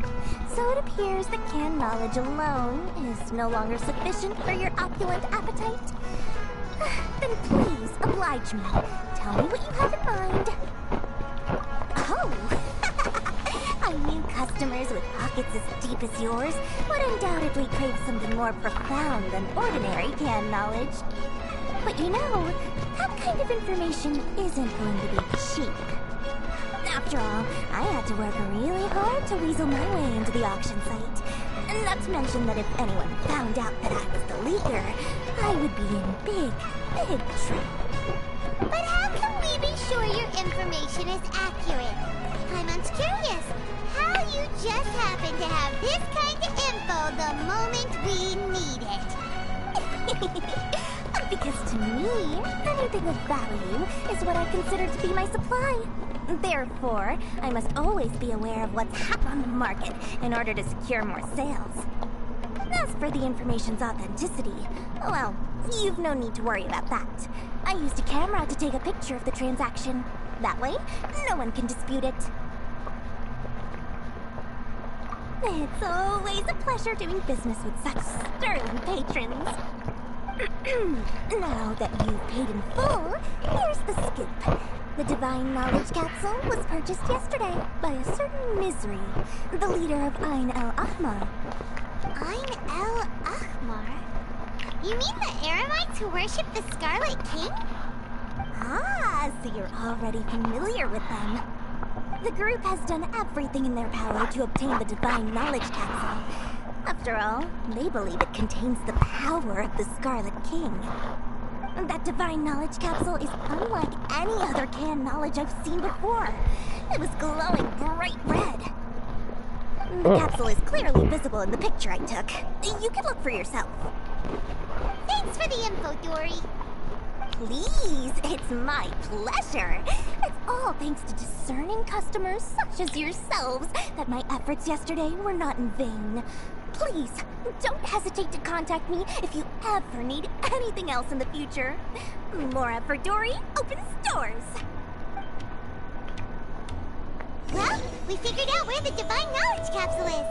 Turns out, it ended up in the hands of Ain el-Ahmar. Let's head back and talk to Al-Haytham.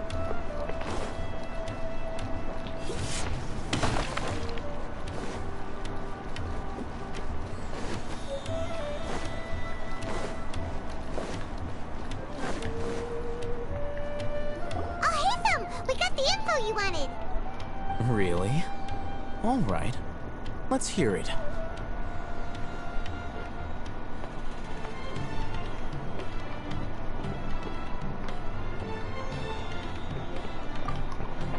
Dory even gave us evidence to verify the intel.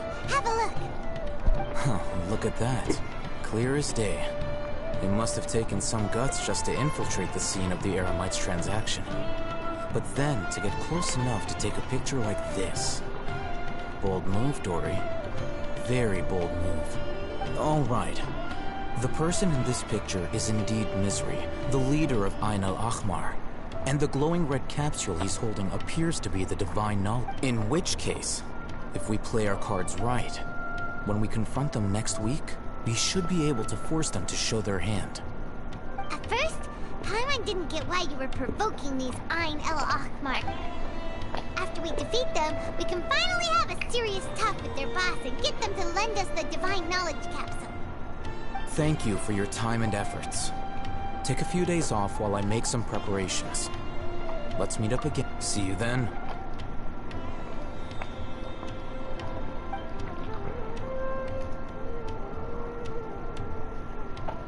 Oh, Hatham sure is taking his time. Where could he be? Oh, there he is.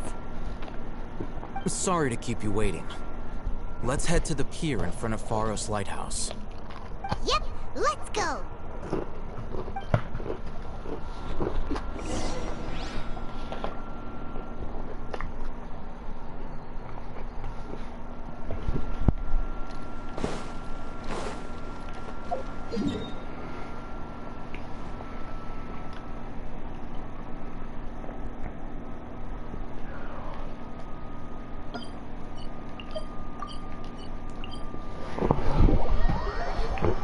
That was a bad sound.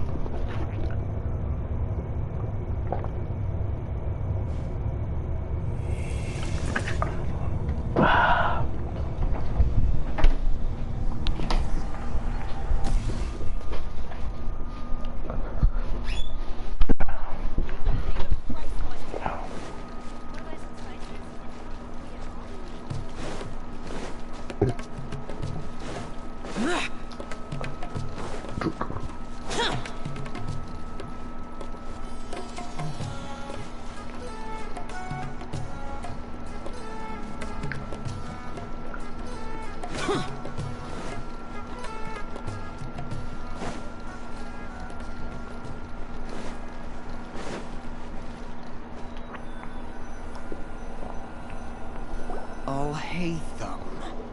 I knew you were crazy, but I didn't know you were crazy enough to actually show up. It was I who demanded that these negotiations take place. I was more worried that you might go back on your... This is turning into quite an occasion. I also brought some backup. I assume you don't mind. Backup? Aren't you the brat from the restaurant the other day? You've come to support this lunatic because he helped you out? Fine, your funeral. I'm not going to mince my words. Once we're done with you, you'll be nothing more than fish food. Get 'em, boys! Uh-oh, here they come! Paimon a bitch. That's close enough! Useless! Let's light it up!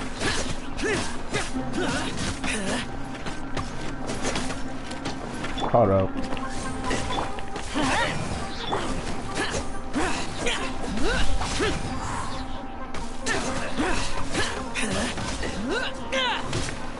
Following order. Evil conquering! Here! Worthless!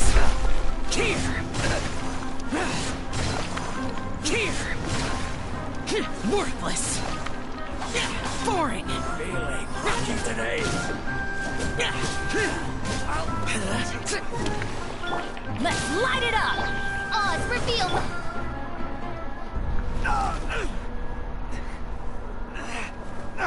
Academia scum!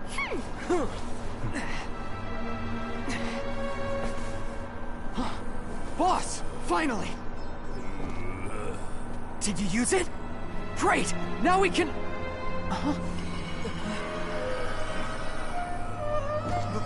Boss? Boss!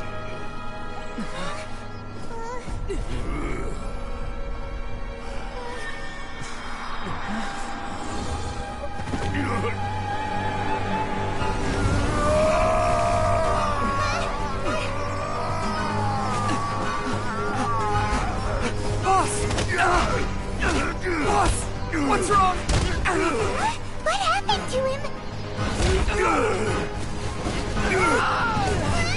We have to cut his Akasha connection, now. Oh! Oh! Oh! Nah, bro, no more shorts, bro. Code with it.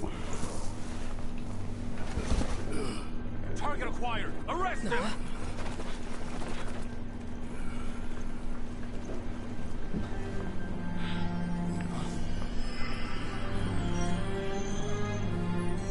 Do not impede our work. Is that understood, Al-Haytham? Of course. I was only trying to help. Take him away!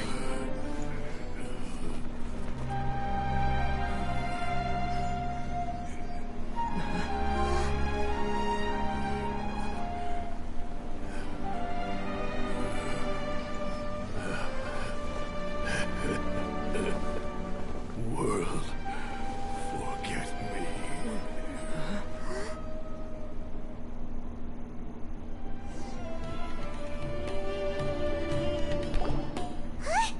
What in Tibet just happened? It's like that big guy suddenly lost his mind. It looks like he used the Divine Knowledge Capsule. You mean the Divine Knowledge Capsule did that to him? Oh, yeah. You mean how some researchers go insane after getting knowledge from Irminsul?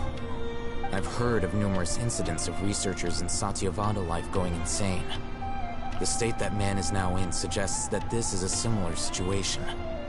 This Divine Knowledge Capsule does appear to be linked to the gods, but beyond that, it doesn't seem anything like the rumors suggest.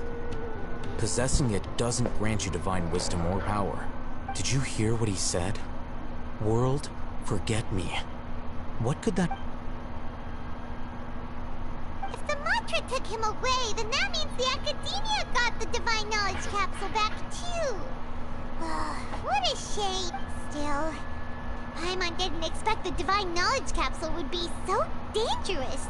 Imagine if we tried to open it. As things stand, there is no reason for me to remain in Port Ormos. I believe our collaboration has also reached its end. Oh, we were so busy trying to find the Divine Knowledge Capsule that Paimon forgot to ask you something. Since you're a member of the Academia, do you have any idea how we could go about meeting Lesser Lord Kusanali? Truthfully, I don't. Lesser Lord Kusanali appears to exist outside of Sumeru's entire administration. Most of the time, you wouldn't know she exists at all. Moreover, since the Academia possesses the Akasha, a symbol of our deity's wisdom, scholars have no reason to desire to make contact with the deity herself anyway. Everything about Lesser Lord Kusanali is such a mystery! I'm heading back to the Academia. How about you two? It's almost the day of the Sub-Zero's festival. Maybe we should head back too. We've been rushed off our feet over the past few days, so maybe a little rest and relaxation will do us good.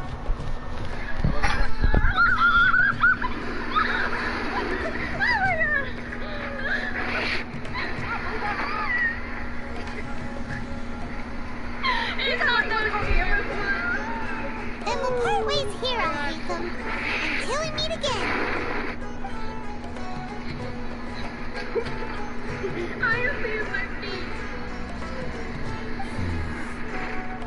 Now, do I deal with this thing first?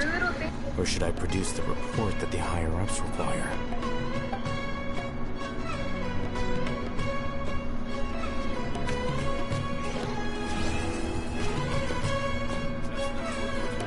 Finna subscribe to your Hustlers University. I'm trying to become a real man, like my nigga Andrew Tate. So I'm gonna pay him $100 just to speak and teach me some shit that my own father couldn't. Cause I don't have a dad. And I'm oh shit, a bitch just texted me. Never mind. I don't have and I'm oh shit, a bitch just texted me. Never mind.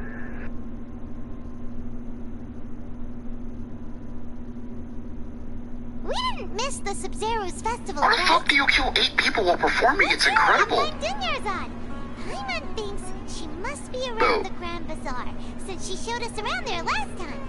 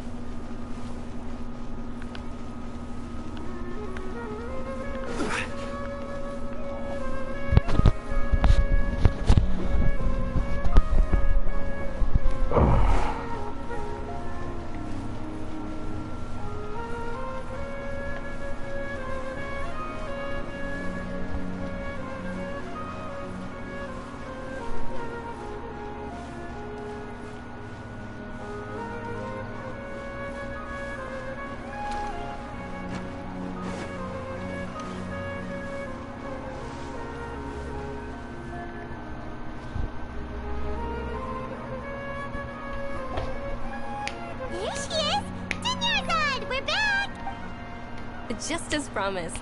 Traveler and Paimon. I'm so glad that you two came back to celebrate Lesser Lord Kusanali's birthday. Indeed. The festival's tomorrow. We've been preparing for so long. There's no need. Thanks, Paimon. Speaking of which, did you manage to make your way to Port Ormos?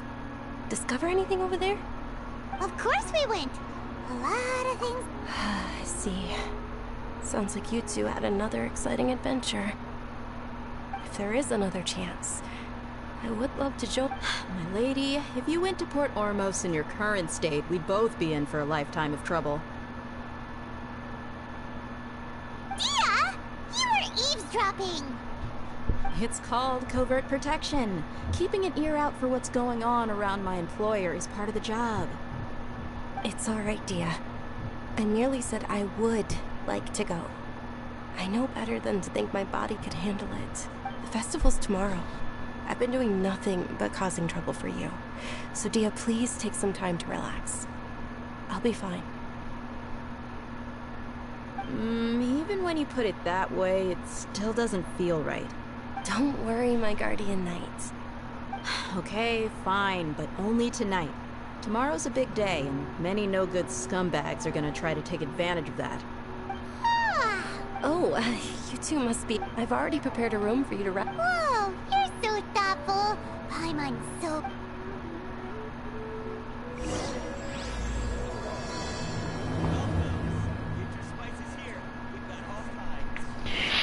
Shit. Alright, Act 2's out. Alright, we didn't know I was gonna start it like this. Alright, where the fuck am I going?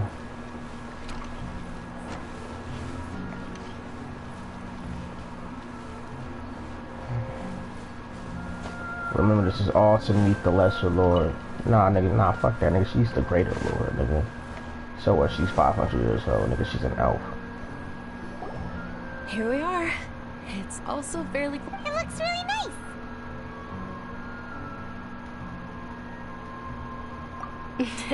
Not a... That's Paimon's specialty. Paimon can tell you stories next to... Oh, if you don't mind, how about we all walk around together tomorrow? All of my friends will be working the festival, and Dia's still... Yeah. It'll be pretty hard to relax and enjoy the festival if Dia's come. Then let's meet at the nearby bazaar first thing tomorrow morning. It's a deal. Good night, Dunyarzad. I may be too excited. Paimon started to really look forward to the Sub-Zero Fest. Oh, no.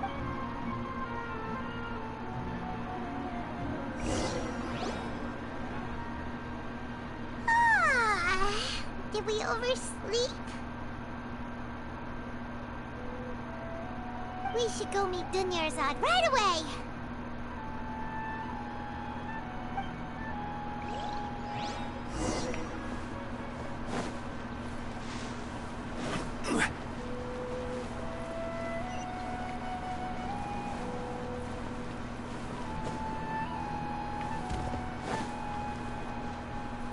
Just like that, simply just like that, nigga. Traveler, Paimon, I've been waiting for you two.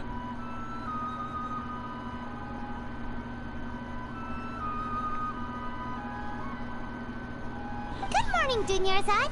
We must have overslept a little bit.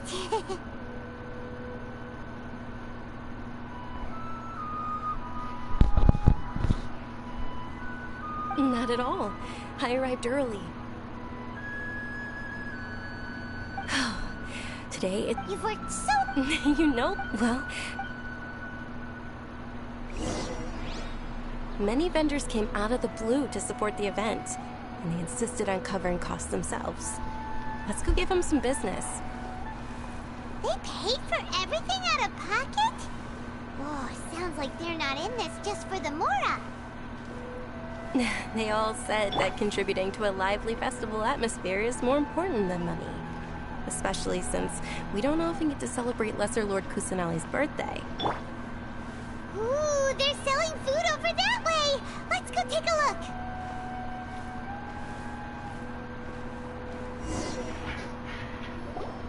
This is a stall offering foods from the Haftmewa feast. Oh, you could tell straight away. I thought most people nowadays wouldn't know.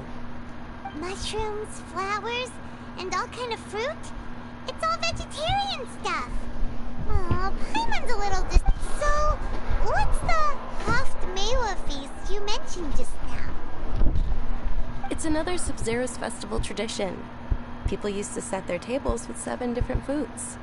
Generally speaking, the most common selections were foods like Rukushifa mushrooms, lunar lotuses. So, the Sub-Zero festival is a vegetarian holiday? You don't have to be a vegetarian to enjoy the spread. We just use the 7 foods to symbolize this. Wait, but if that's the case, if Sumeru uses then wouldn't the Pyro Archon's festival be full of food like roasted fowl, juicy meatballs, grilled steak? Oh, Traveler, we have to go to Natlon as soon as possible! I hope your wish comes true one day, Paimon. Thanks! Alright, how about we also check out some of these other stalls?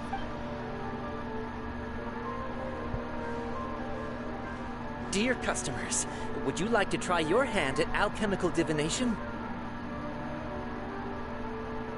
What's alchemical divination? Those 2 things sound like they'd be fun to try together. Right? I thought the same when I first heard about it. It is said to be a mysterious craft invented by none other than Lesser Lord Kusanali herself. So, how does it work? It's quite simple. After you give me any 2 alchemical reagents, I'll use them to perform a random transmutation. Sure sounds random. So random that it will probably fail. That is precisely what we need. After the transmutation fails, your one and only diviner here will interpret the remnants.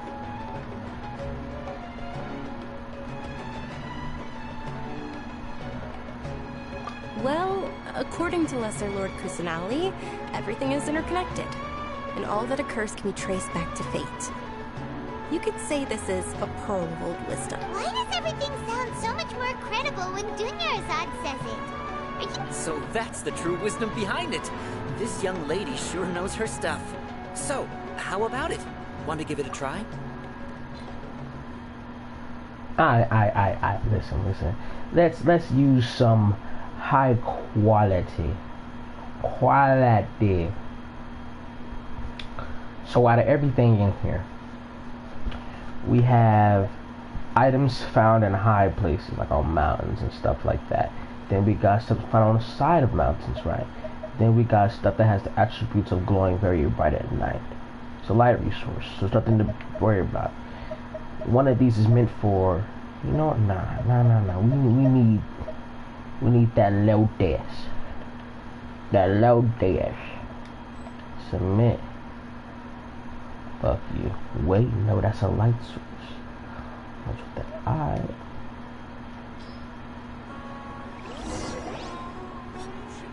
Okay, one moment. Paimon wants to take a look too! Generally speaking, the moon signifies... It means... Wait a moment. Is he really looking it up in a book? Oh, I remember now. It means illusions and lies. Illusions and lies? That sounds rather ominous.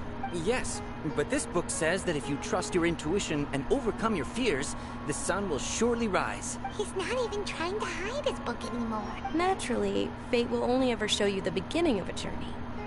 It is up to you to forge your own ending. Oh, thank you so much. I'll keep that. Oh, it's nothing. I'm just learning as I go. Guess that was still pretty interesting. Oh. Man, get my motherfucking Lotus back, bitch. They say the Sub-Zero's festival was very lively a long time ago.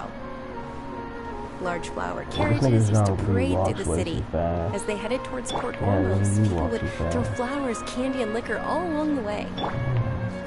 Dunyarzad's eyes are sparkling right now. I wish I could have seen that spectacle. But if you ask me, I'm sure Nilou's dance of Sub-Zeros would be just as impressive. Bitch, you walk slow as shit.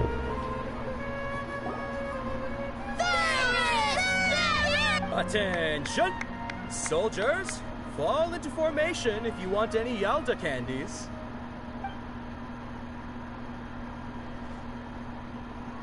It's a weird guy with a weird hat. Hey, it's Dunyarzad! Miss Dunyarzad, the children love you even more than the Yalda candies. In the few short days it took to prepare for the Sub-Zero's festival, the children have all grown very fond of you. Frozone. If you haven't tried corn ribs yet, It's an honor that you know. know me. The secret to the juiciest corn ribs is to coat them with Sir Kensington's Chipotle mayo. I'm using their amazing In the name of Ferris, the Knight of Flowers, I commend you on your contributions to the glorious Sub-Zero's festival. Once coated, add chili powder and sea salt. All right, little soldiers, take your Yalda candies and don't forget your loyalty to Lesser Lord Kusanali. If you ever tried corn ribs yet, Just what is going on Ferris, the Knight of Flowers, is another Sub-Zero's festival icon, and one immensely popular with children. In the past, the actor portraying Ferris would also sit on a flower carriage. It's all thanks to Miss Dunyarzad's sponsorship that the children can make such wonderful memories today. As are we to you, Vihar. Oh, not at all. Oh, speaking of tradition, do you want some Yalda candies? They're a festival staple, and I happen to have some boxes readied here. Take a look and pick whichever one you want. Whichever one? Don't these boxes all look the same? That is the fun part. Each box contains a random flavor. It's up to the luck of the draw. Flavors include lavender melon, hara fruit, sunsetia. Ooh, those all sound pretty good. And there's also lizard tail and oni kabuto. Huh? What's up with those two flavors? Oni kabuto is a little spicier than lizard tail. Dunyarzad, you tried them before? It's alright. Paimon believes in you. I also believe in your intuition. Great. These boxes of candy are numbered 1 to 5 from left to right. Which one do you want? The man who she was waiting for, his father, pulls up like a menace. Like, are you Jack? Mr. Jack Smith? This guy's scared. He's like, oh, you must be a fan. Playwright. Please just let me live. And Jack says, men at some time are masters of their fate. Oh, have you never heard that line? It's Shakespeare. It was written in the book you left.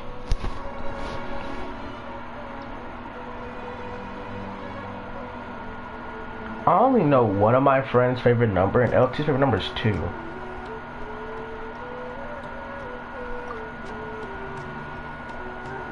Attention! That's unfortunately hara fruit. Thought you survived so many epic battles because you had incredible luck. Looks like Paimon was wrong. The Sunsetia flavored candy was in box number 4. How about this? The most important thing is that everyone has a good time at the festival. So please, take both boxes. Really? It's Night of Flowers.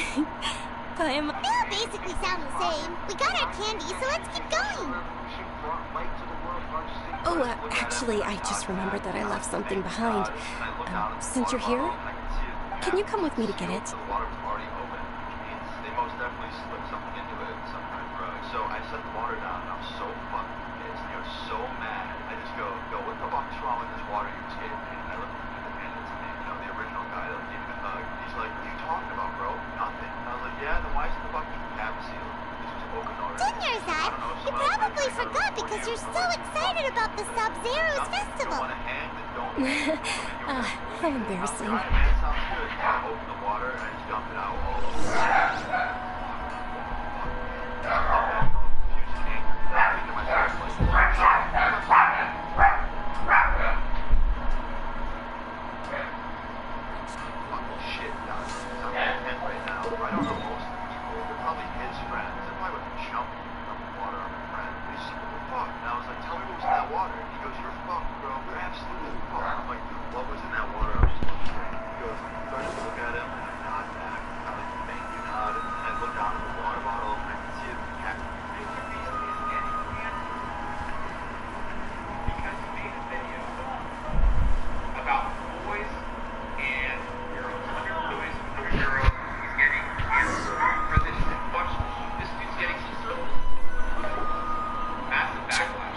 Too late. Who knew the little lady was such an early riser? I know, right? Wait a minute. Boss, isn't that her?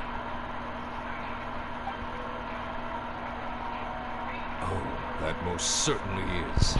We're in luck. She's walking right into our clutches. Those Eremites don't look like they're up to any good. Who are you? I don't believe the Homayanis hired you.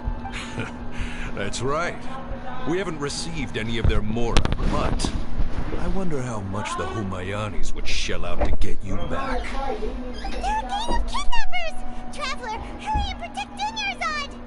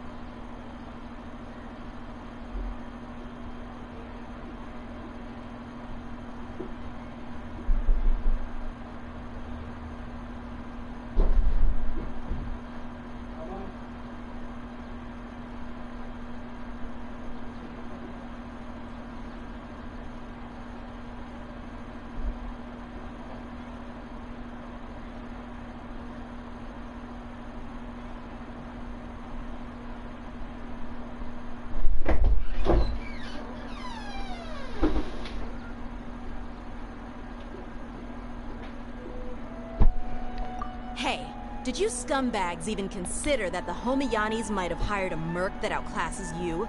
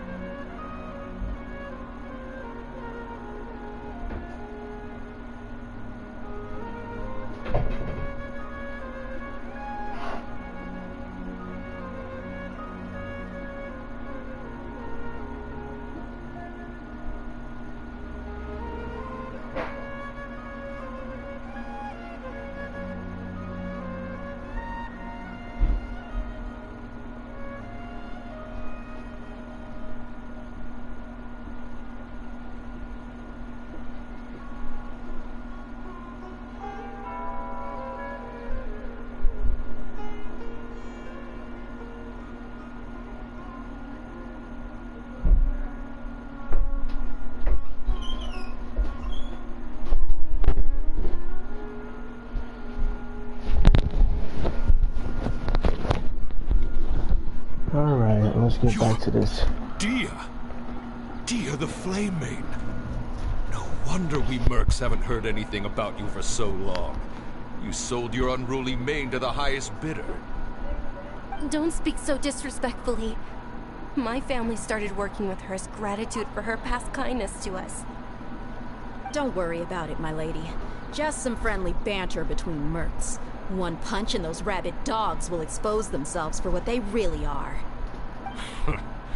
Aren't your claws all dull by now? Don't get too cocky! Traveler, take Miss Dunyarzad to a safe look. No! We're gonna stay and help! Please be careful, Dia. Don't waste your time worrying.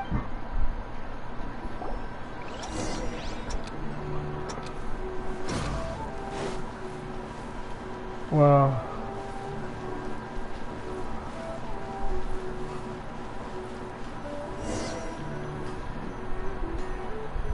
clearly don't know who I am.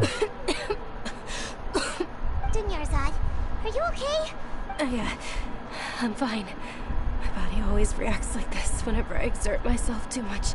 You sure you're okay? I'll be fine after some rest. I'm more worried about Dia. After all, none of this would have happened if I hadn't insisted on coming out today. Yeah, don't worry.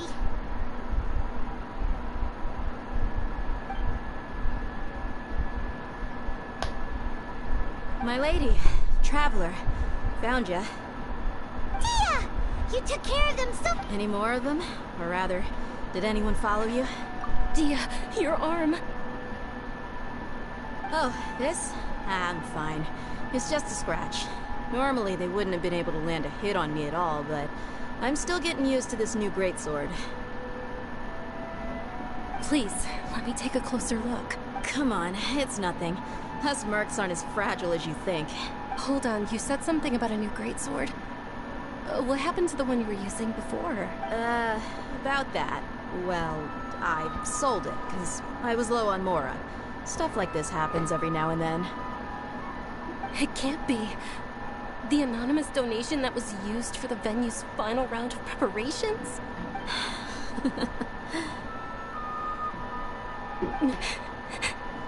Hey, Miss Dunyarzad, I wasn't trying to make you cry, and I'm not gonna lose my commission because I made my employer cry, and... Okay, making your employer cry won't affect your commission, but selling your weapon without permission and getting hurt? I'll have to reevaluate your performance. You're so unreasonable, my lady. Thank you very much, Dia. Don't be like that. I get embarrassed really easily. Are you feeling unwell again, My lady, your condition. Traveler, can you take her somewhere to rest? Truly, I'm sorry for the trouble.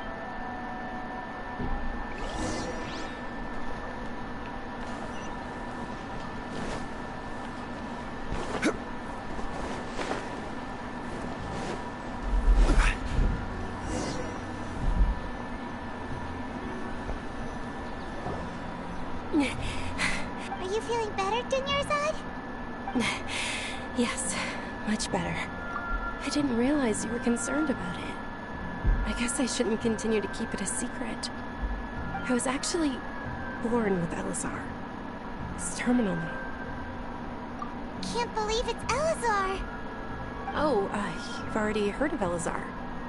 In that case, you probably know about its severity. Sumeru's current medical advancements still haven't been able to find a cure. The disease's progression can only be delayed through environmental therapy. Dunyarzad. There's no need to be sad. I've always lived with Elazar, and I came to terms with it a long time compared to the simple fact that I'm afflicted with this. Its effects on my life have been much more painful. I know that my family loves me dearly. They've done all they can to provide the best environment for me so that I can live for that much longer.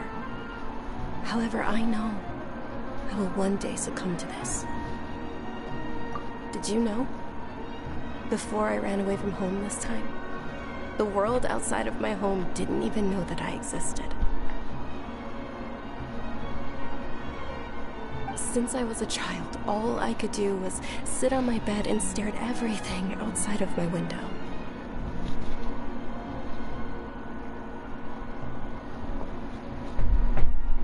I'm sure my family's worried and disappointed in me for running away, but I just didn't want to have any regrets.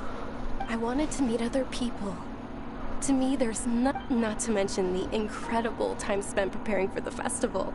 The joy on everyone's faces here, and all the support I've received from friends like Dia.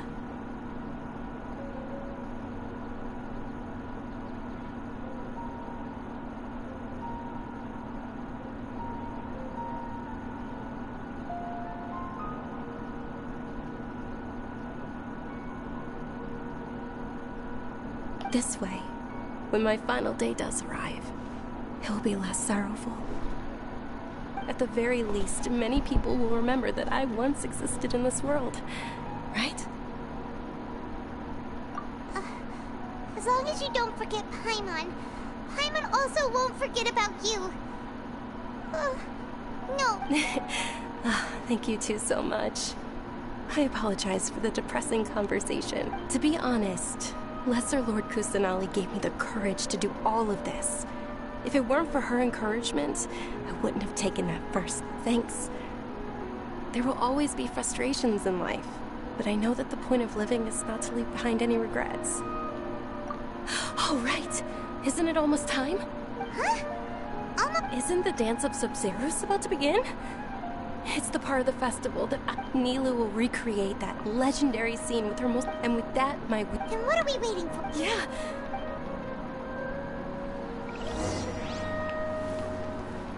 Fuck that song go.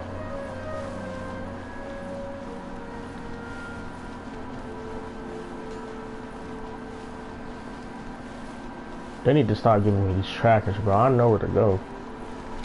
Open says me, bitch.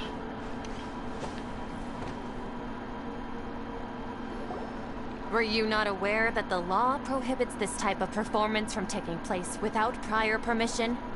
Over there!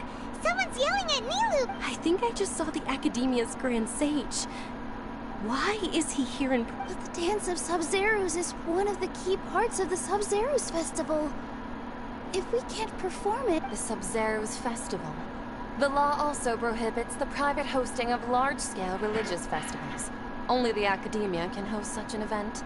If you continue to resist, we will have to order an investigation into every single event organizer. The Grand Sage has already granted you much leniency. I advise that you exercise tact. How did things turn out like this?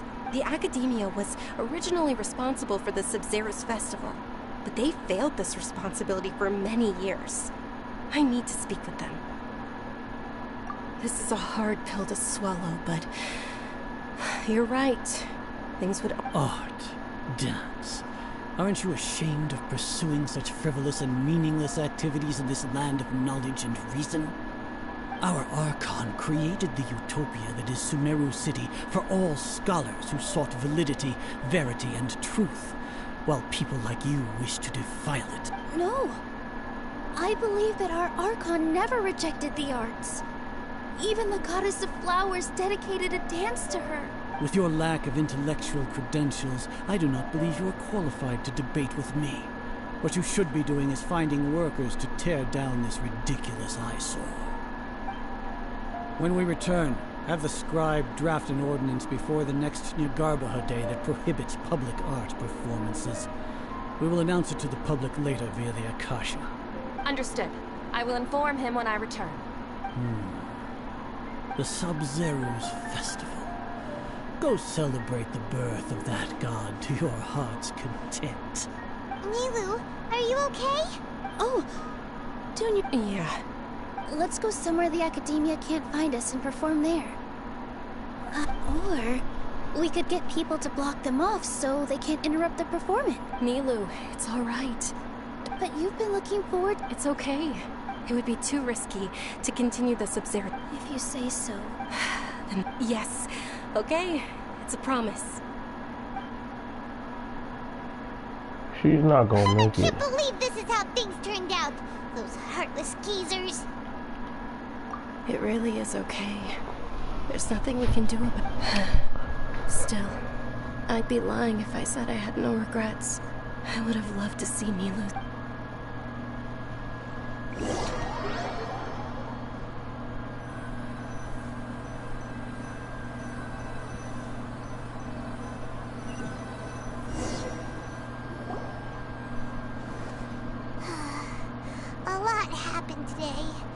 It's a shame the festival ended the way it did. Nero and Dunyarzad promised to make the next Sub-Zero's festival a success, but Dunyarzad is running out of time. Yeah. All connections have been secured to construct the most stable framework possible. The project has entered its most critical phase. Power has begun to flow from... What the hell was that? Oh, we're gonna be late! It's all because we should go meet Dunyarzad.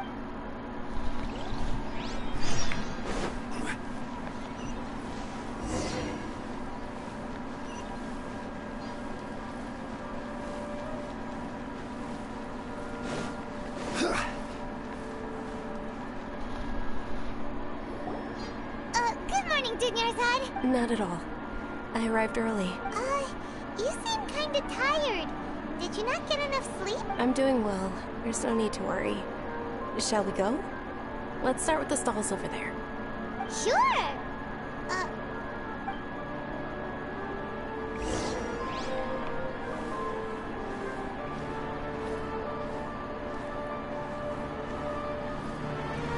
Ooh, they're selling food over that way.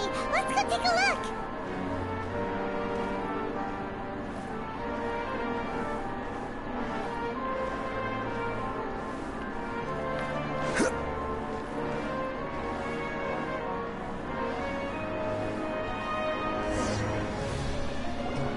This is a stall offering foods from the Haftmewa feast. You are quite well informed, miss. I thought most people... They're all plants. Actually, what? It's one of the Sub-Zero's festival's traditions. Did we go back in time? People used to set their tables with 7 different foods to symbolize the 7 virtues of the Dendro Archon.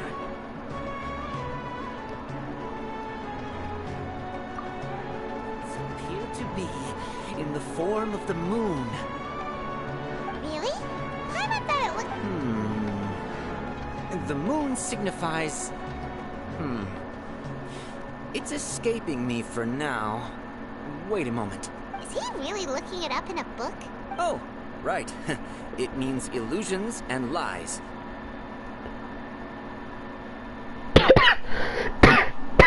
But if you trust your intuition and overcome your fears, the sun will surely rise. Understood. I'll keep that in mind. Oh, it's nothing. I'm just... Guess that was still pretty interesting. Okay. So, where to next?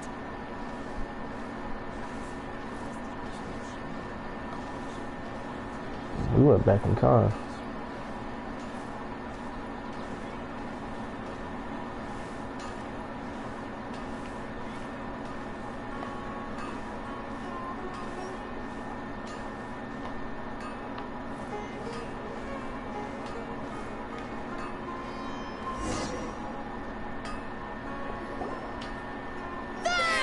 All right, soldiers. Now that you have your... Yes, Knight Ferris! What's going on? Ferris, the Knight of Flowers, is another Sub-Zero's festival icon and... Oh, do you want some Yalta? What's the... Ooh, how... And there's also Liz... What are the... Traveler, help Paimon! Great! These boxes of candy are numbered 1 to... Ah, excellently chosen. Number 4 is indeed Sunsetia. Ha-ha! Paimon bet you had incredible luck, and Paimon was right!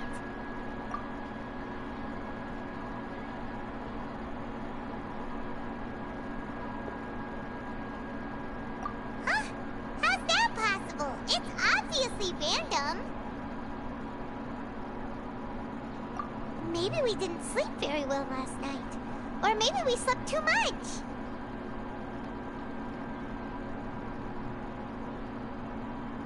Oh, sure. Huh? Where are you going? You're just gonna walk off like that?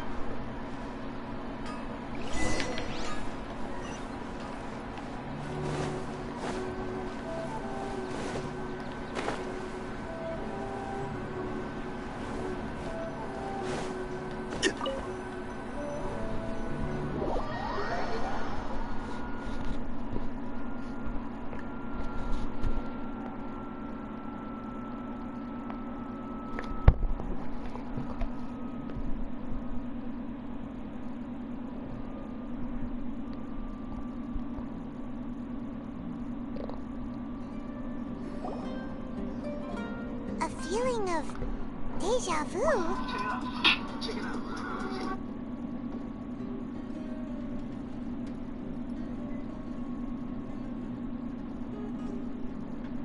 Oh, Paimon knows what that is. It's when you feel like you've already experienced whatever is going on.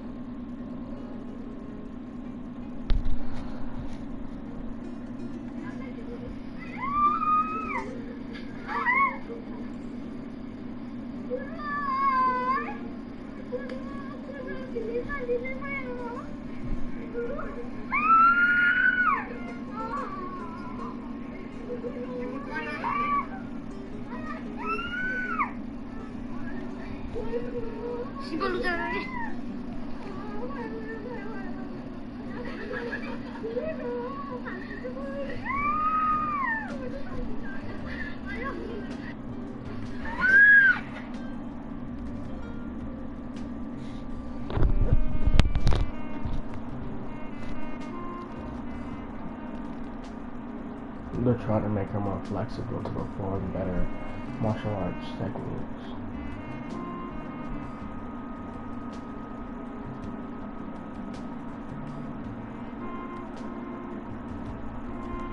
Of course, they had to get permission from the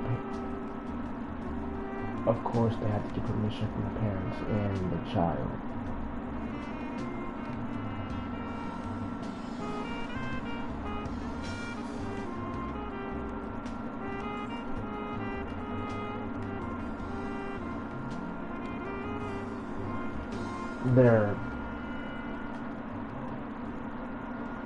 They're trying to make her more flexible. In that case, Paimon also felt something like that today. But that's just our brains playing tricks on us, isn't it?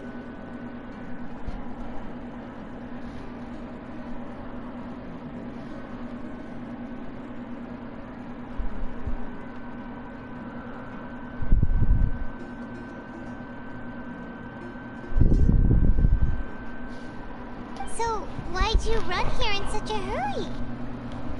So that's it. You're intentionally doing things you usually wouldn't and seeing if you still get that same feeling of... Welcome, you two. Are you here for lunch? What would you like to eat? Got it. You don't look like you're from these parts, but I gotta say, you got good taste. Coconut charcoal cake? Isn't it that burn thing that didn't look tasty and... Oh, Paimon understands what you're trying to do now. You'd never normally order something like this.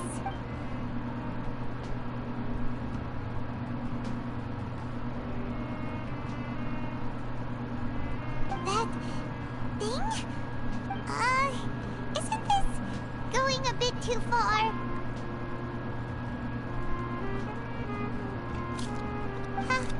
How was it? The look on your face is telling Paimon that it tasted awful. Then, you mean... That's impossible! We were just talking about how gross it looked! So, would this be a case of taste bud deja vu?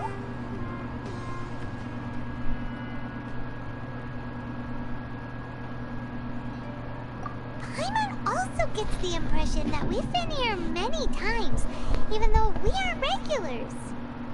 How about...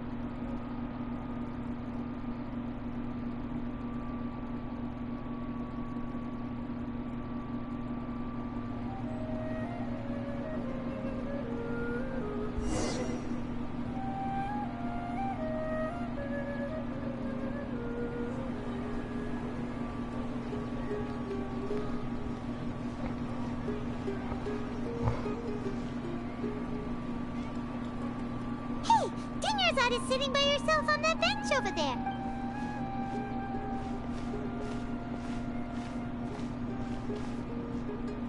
What a coincidence, Dunyarzad. We meet again. Why are you sitting here? Oh, I ran into some kidnappers just now, but thankfully Dia came to my rescue. I started to feel unwell after that. Kidnappers? Oh my goodness, I'm okay. Dia's arm got scratched, but it isn't serious. Whew. That's a big relief. But, Dunyarzad, you seem a little down today. Not at all. I've always been like this. Excessive physical exertion or strong emotions tend to aggravate my illness. Besides, no matter how amazing today may be, it is but a single day. After however many more days, my time will come to an end. Paimon doesn't quite follow you, and Paimon feels like something's really got you down right now.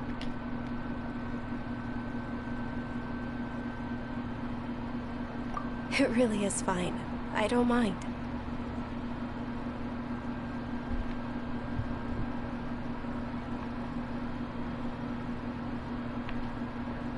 Huh? Dunyarzad, have you ever felt deja vu? You know, like when you've already experienced something that's happening right now? Deja vu? No. But my days have been the same for years now. Even if I were feeling deja vu, I suppose I would already be used to it. Oh, Paimon sees that... It's almost time. Huh? Time for what? Nilou's Dance of Sub-Zeros is about to begin. Let's go.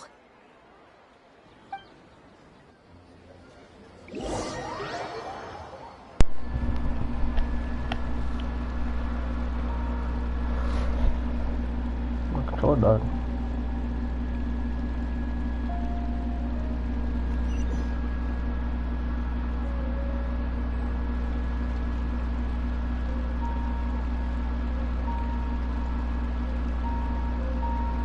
Look what happens when you become a rebel. With your lack of intellectual credentials, I do not believe you are qualified to debate with me. What you should be doing is finding workers to tear down this ridiculous eyesore. When we return, have the scribe draft an ordinance before the next Nyagarbha Day that prohibits public art performances. We will publicly announce it later through the Akasha. The only reason why it hurts like hell is because you have to stretch out your muscles.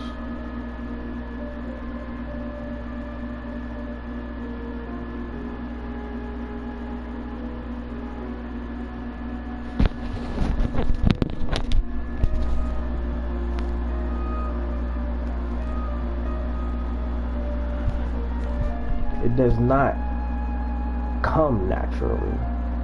Some people can be naturally born flexible, or some people can stretch their muscles out to be that flexible. It's not like being double jointed. It does not come naturally. Some people can naturally be flexible or something.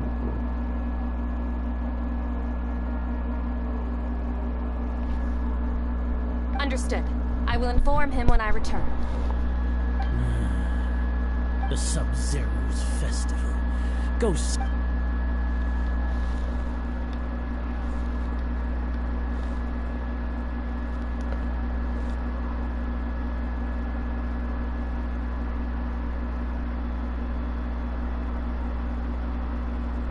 Nilou, are you okay?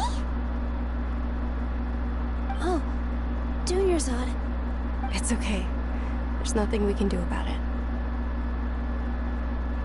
But you've been really looking forward to this.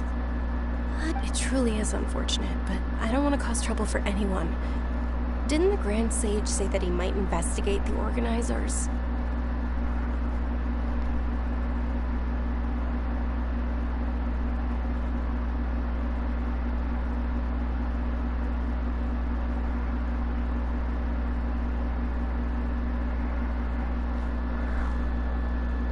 True, but... Well, okay. I'll just have to try again next year. That's the next festival. Probably the only way you can get in that position. Wait, what did you just say? You need help from other people. No, you can't nothing. force your legs to go. I'll be heading back to rest. Thank you for your help, everyone. I can't believe what those heartless geezers did. There are limits on your own. You're going to need help.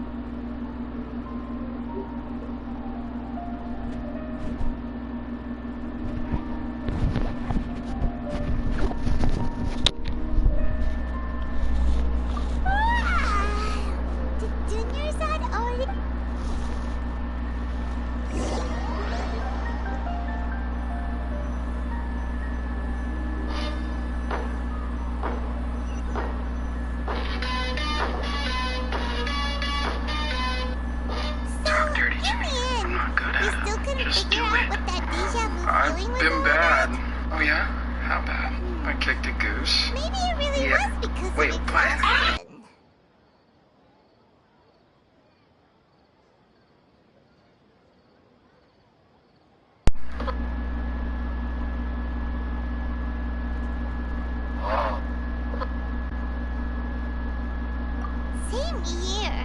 That's why Paimon stopped thinking about it halfway through the day. Then, how about we settle in and get a good night's sleep? For now, we can chalk things up to exhaustion. We can do more thinking tomorrow. Some stylish, black top, big t-shirt, Billy Brains. Watch on my wrist, but I want that.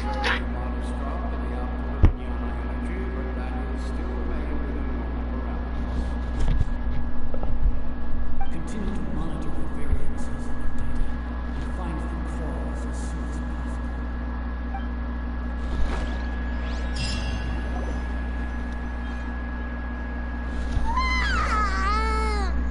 Why does Paimon feel so tired after so much? Anyway.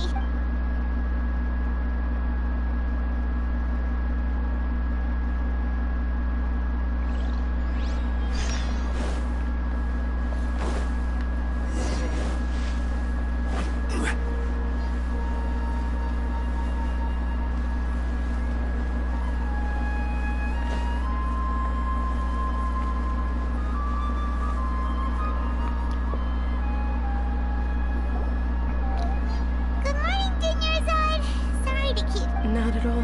Huh? Paimon thinks you sound kinda tired. Did you not get a... I'm doing well. There's no need to worry. Great idea! Let's get going! Traveler?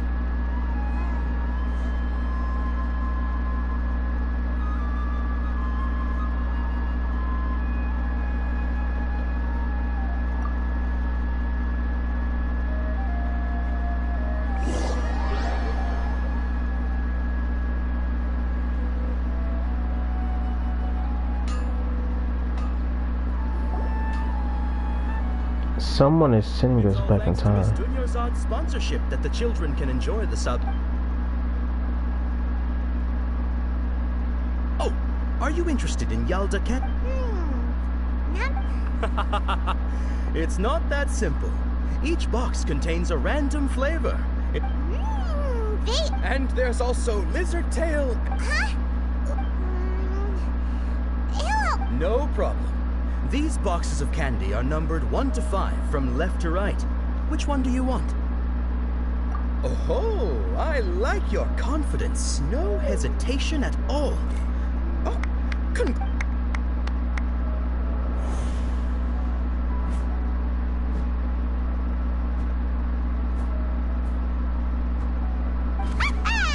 Paimon knew he always had incredible luck.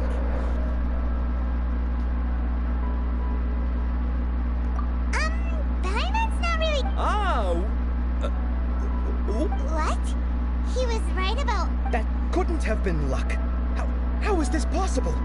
I packed all those boxes this morning and they've been sealed ever since. Mind reading? X-ray vision? Or some kind of magic trick? Tell us what's going on! Since when did you get superpowers? Traveler? Hey. Hey. Hey. Hey, where are you? What's going on? Did you see something? Us leaving Dunya's side without letting her know is kinda rude, you...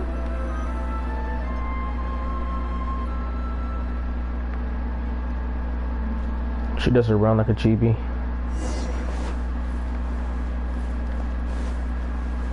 So this motherfucker can send me back in time or some shit?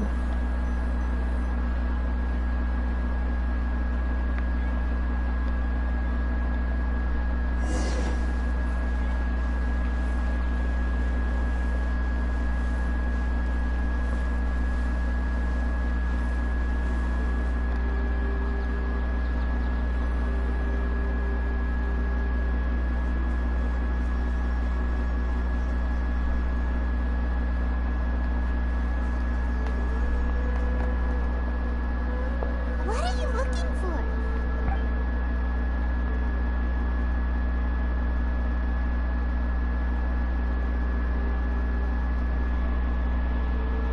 Traveler?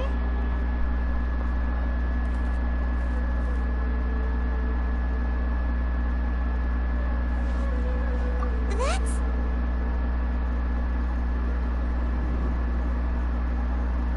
I knew that bed was something. Hey, Dendro Archon, bro, come on, man, stop playing games.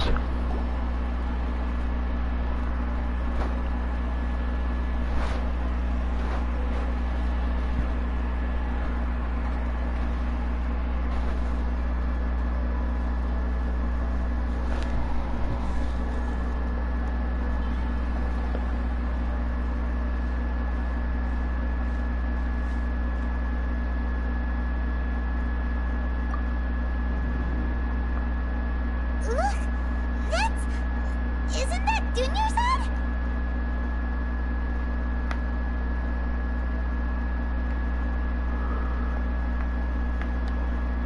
What's happening here? Why are there two Dunya's? You already know that this isn't your first Sub-Zero's festival, don't you? I'm sure you already know how to use this. A knowledge capsule? Where did you get it? Well, you should use it too, Paimon. You know Paimon? Well, this...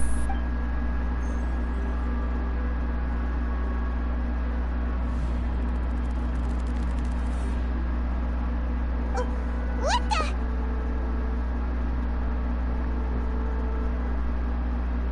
This is our 20th time at the Sub-Zero's festival? Huh? No. The 30th? 40th? Just have we been trapped in a single day? If it weren't for you, we wouldn't have even realized. What the heck was inside that knowledge capsule? Your memories are still scrambled? Try your best to remember. This isn't the first time we've met. And I answered that question a long time ago. Let Paimon think. Oh, it's coming back. Meeting you was the real catalyst for restoring our memories, and the knowledge capsule was just your means of showing our minds the way. What about everyone else? Why are you only helping the two of us? Your sense of deja vu is stronger than everyone else's, yes?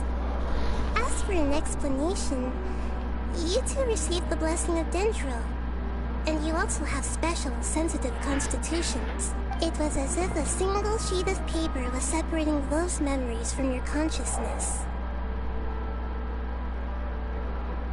A familiar question. I think this is the 7th time you asked that. As you can see, she isn't doing well. You probably sensed it too. The Dunyarzad you were just with is different from the first Dunyarzad you met. That first Dunyarzad is in front of you right now, and she doesn't have a lot of time left.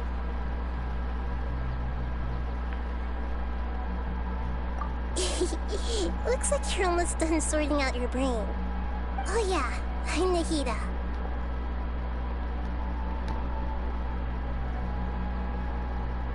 Good. You passed the test. What's happening? You can awaken our memories, and you seem like you know what's going on. Oh, everything in this world runs in a loop. This cycle is called the samsara. You, me, and everyone else are all stuck inside the one-day samsara. As for the truth, that's on you to find out. If you were told the truth instead of discovering it yourselves, it would literally blow your minds.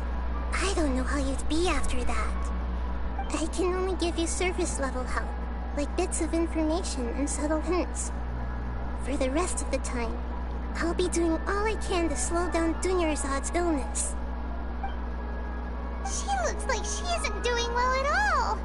Her illness gets worse after each Sub-Zero's festival. If we can break out of the samsara, I might be able to save her. But as things are right now, she's just a small bird in the sky that's about to lose its last feathers. All I can do is raise a gale to delay her fall. You sure love to use weird analogies. What does a red belt mean? What does a red belt mean in karate? Analogies are wonderful tools. According to Wikipedia, they let you use existing knowledge to understand unfamiliar things. Federation of Karate. Okay, a red so, belt denotes 10th and 9th with what you know so far, ranks after what white do you belt. think the truth is?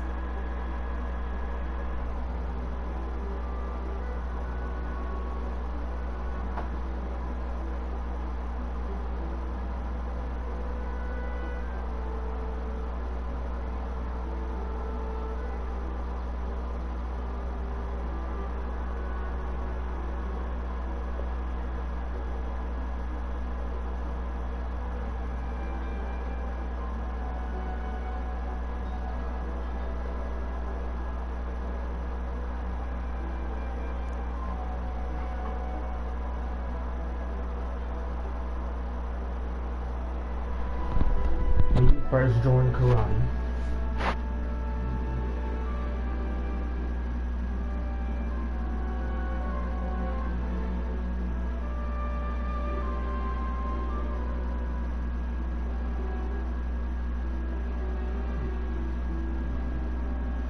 what does a red belt mean in karate? According to Wikipedia, in Kyokushin Karate, as governed by the International Federation of Karate, a red belt denotes 10th and 9th kyu, the two lowest ranks after white belt.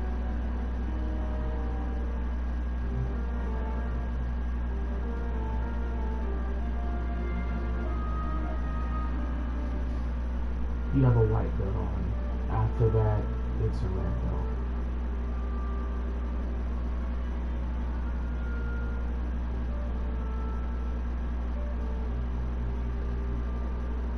What are the color rankings in karate? According to Elite Martial Arts Karate Dojo, there are 6 belt colors: white belt, orange belt, blue belt, yellow belt, green belt, brown belt, and black belt. All belts besides the white belt can have dashes to indicate further progress. Here's a summary of the different karate belts.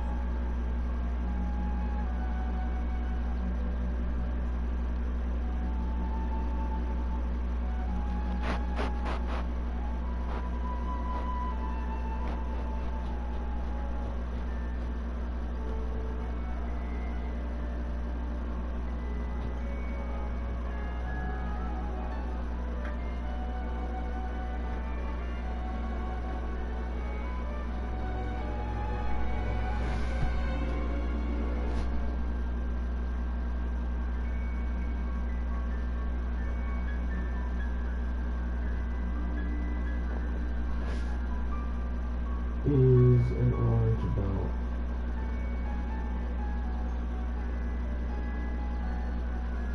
Belt.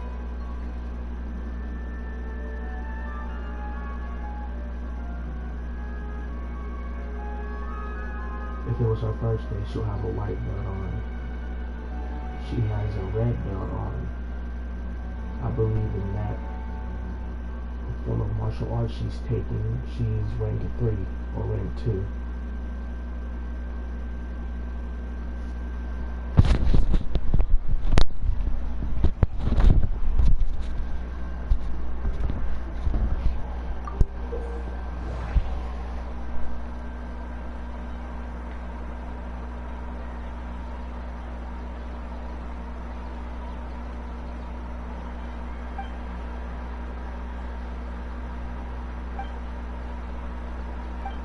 Okay.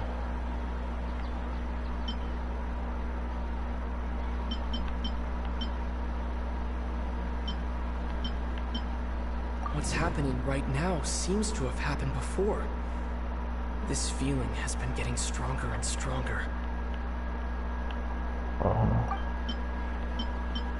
We've already experienced the Sub-Zerus festival many times, and the day of the festival seems to be in a perpetual samsara.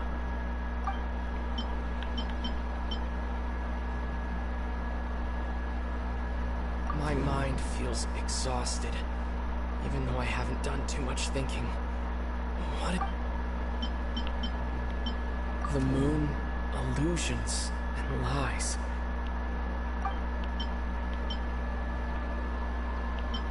The Grand Sage said, "Go celebrate the birth."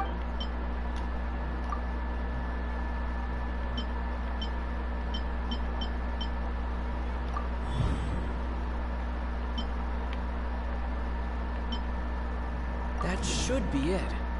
And the flow of time is endlessly. What's happening right now seems to have happened. That doesn't sound right. I need to carefully think things through.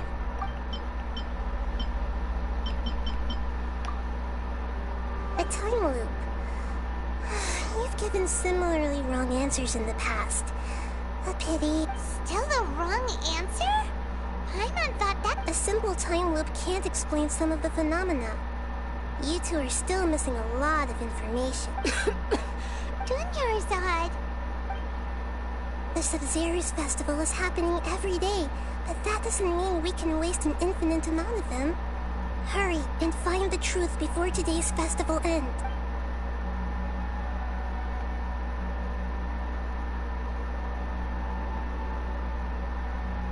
Let's think about our current situation. To save Dunyarzad, we have to escape. And to do that, Nahida rejected the idea of Paimon's memories say that...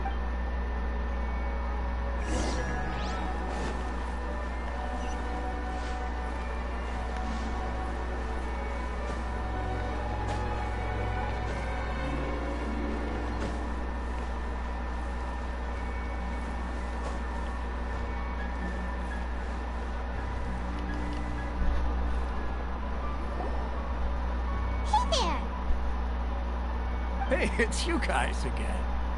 Where's your cultured friend? She's feeling... I see. Did you come back to buy something? I guarantee the freshness of my products. I harvested them from the forest just yesterday.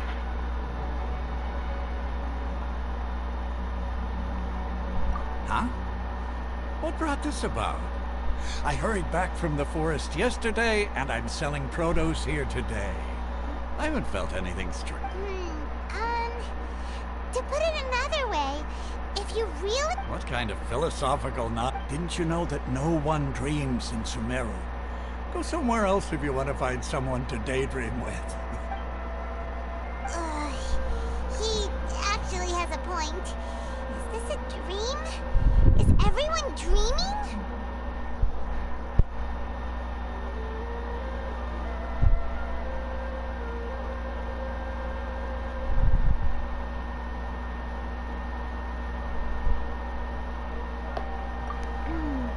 True. It's so weird that people here don't dream. Why is that? Anyway, if this all really were just a dream, we would have woken up a long time ago. Let's keep asking around.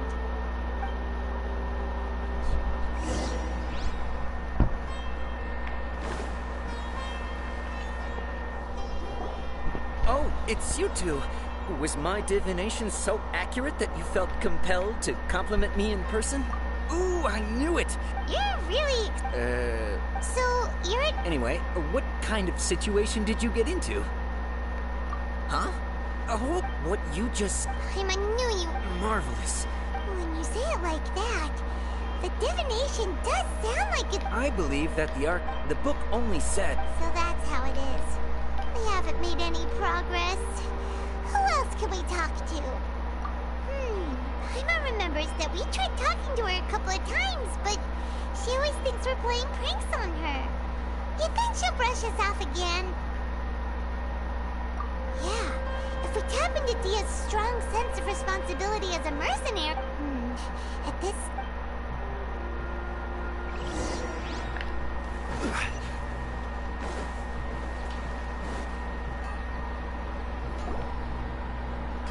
I'm fine, my lady. It's just a scrap. Perfect timing. Both of you are... Paimon, Traveler. You came at just the right time. Listen, there was a dangerous Huh?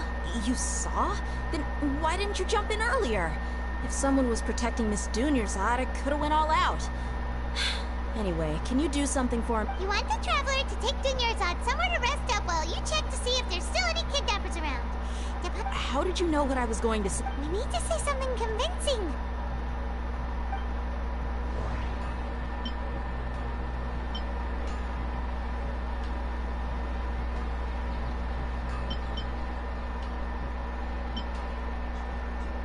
Dia sold her greatsword to raise additional funds. And then she was injured because she wasn't used to her new weapon. People in Sumeru don't dream. What a strange... The moon, illusions, and my mind feels exhausted. Tell her, Traveler!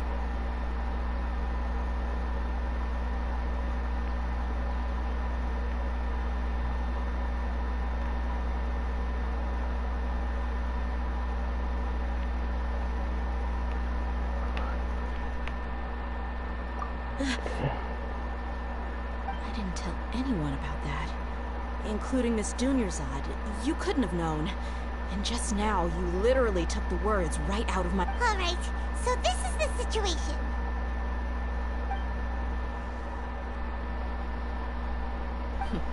It's kinda hard to believe what you just told me. First, let me make something clear. Most of us desert dwellers might not be the scholarly type, but we do have basic common sense. She's quieter than usual.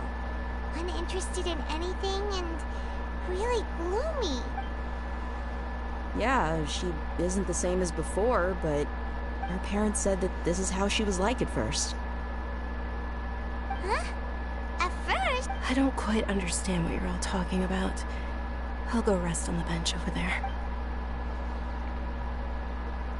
My lady, are you angry?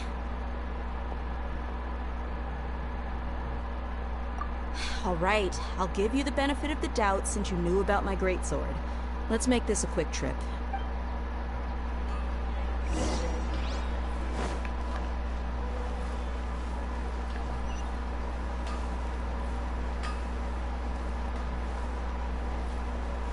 Hit them burners on them boys. Don't know what the fuck going on.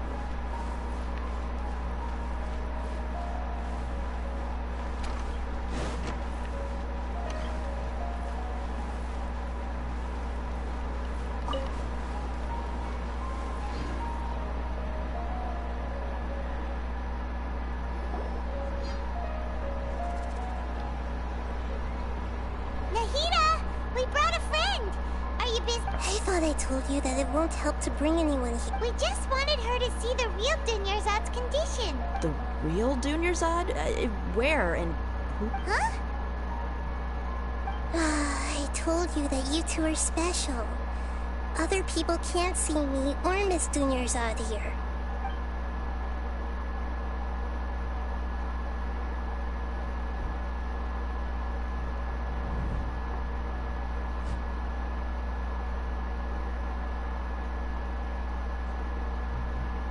Hold on. Over there. Is that? Wow. How perceptive. Does she have invisible antennae? Miss Dunyarzad, she's lying down here, isn't she? How's she doing? Her condition's really bad, and she's basically in a coma. How did you know she was here? I can sense her aura. There are also lingering feelings of something like regret or disappointment. What happened? Do you believe us now? The Sub-Zero's festival has been repeating itself. So, you think the sages are behind this? Yeah, they've always been against us. Wouldn't surprise me if they're using the Akasha to intentionally repeat the Sub-Zero's festival as a sick joke. You have a point. Aside from the Dendro Archon, the Academia sages are the only ones in Sumeru who could pull off something like this. Maybe there's more to the Akasha than we know. Right! Didn't you awaken our memories using something that looked like a knowledge capsule? That means you must know something about the The Akasha relies on the power of a gnosis to operate, as it is the manifestation of the God of Wisdom's power. It compiles the wisdom of the entire populace, and it grants knowledge to the people. I thought about that. Can do that? I thought about no wonder that. the Akasha is so magical. It's being powered by the gnosis of Sumeru's Archon. I thought about that because I thought about how is everything is like so advanced. Well, no, everything's so behind, but yet that one thing is so advanced. There's something powering it. Why not share it to everybody else? They did with like buildings, like be futuristic. I get it, you're a dental place, but you have all this power at hand. Now it makes sense. My theory was correct. Look at that hypnosis. It's just power and everything. So, this Nahida you mentioned, what did she say? She said, and Paimon quotes, the Akasha relies on the power of a gnosis to operate, as it is the manifestation of the God of Wisdom's power. It compiles the wisdom of the entire populace and grants knowledge to the people. Wait. I get the grants knowledge part. That's what people have always used the Akasha for. But compiling the entire populace's wisdom? How does that work? Did she mean that the sages enter new knowledge into the Akasha? Oh, yeah. That sounds about right. What do you think?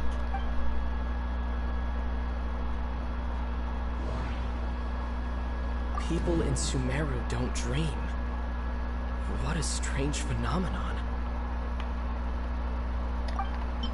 Okay, Nahida said the Akasha relies on the power of a gnosis to operate, as it is the manifestation of the God of Wisdom's power. It compiles the wisdom of the entire populace, and it grants knowledge to the people. My mind feels exhausted. That doesn't sound right. I need to carefully think things through. That doesn't sound right.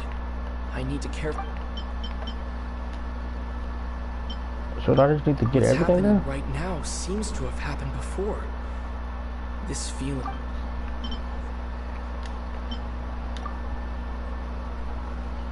You mean the Akasha is causing our mental fatigue? Huh.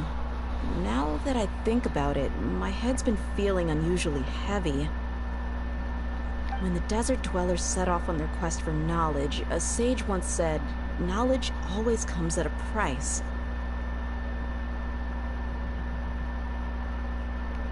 Compiling the entire country's knowledge.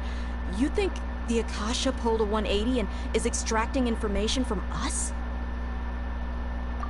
Who knows? The Akasha can put knowledge into our heads, so who's to say that it can't also poke around in there?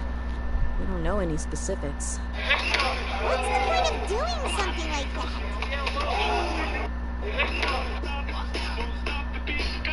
Just think about it. If you could combine the knowledge of every single person in Sumeru, then you can basically turn Sumeru City into a single massive brain. This hive mind could make breakthroughs in problems that even the smartest geniuses can't crack. An excellent deduction. And the analogy comparing Sumeru City to a massive brain? I love it. In that case, we should take off our Akasha terminals right away. Maybe that'll solve this problem. Yeah, I was only wearing this for show in the first place. Didn't expect the sages to cook up such a conspiracy.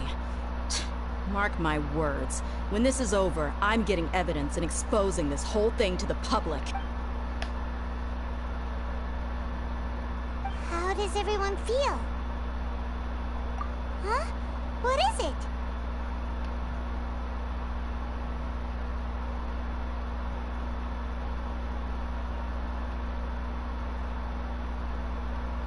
Oh, that! Paimon knows what you're talking about. It's a single soft beep that sounds like it's coming from the Akasha terminal. The sound of a beep. Could it be a prompt tone for when the Akasha is operating? That's probably an important clue. We weren't using our terminals, but we heard a beep anyway. Traveler, did you hear that? I heard it too. Our ears aren't messing with us. There was definitely a beep, but it sounded like it was coming from inside my head. We took off our Akasha terminals.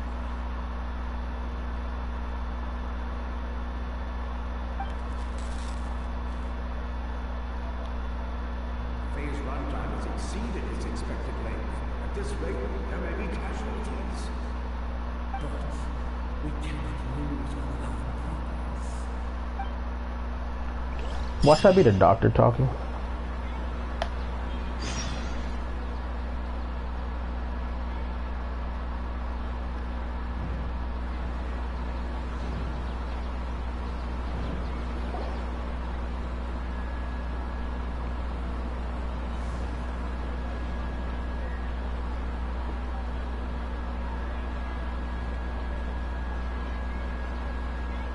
Paimon remembers everything.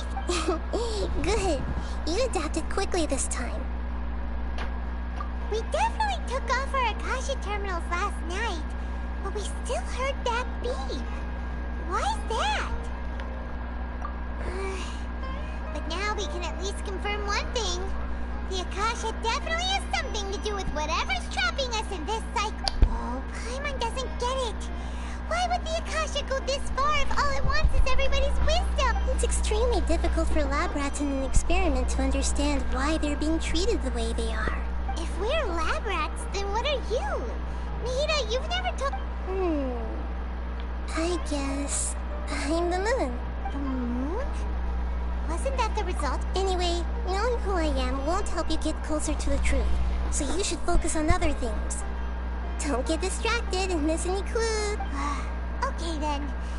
Dia helped us a lot yesterday, so let's go find her. If Paimon's reading the time correctly, those kidnappers should be showing...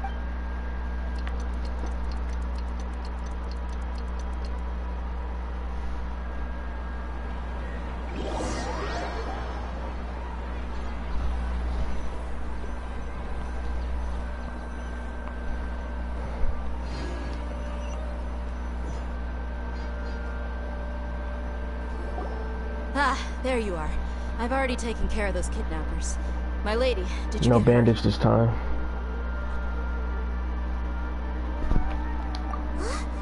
Dia? What's wrong? Why are you both gawking at me like that? You didn't get hurt this time. Huh? What do you mean this time? Why are you so surprised that I managed to get out unscathed? Those kids were amateurs.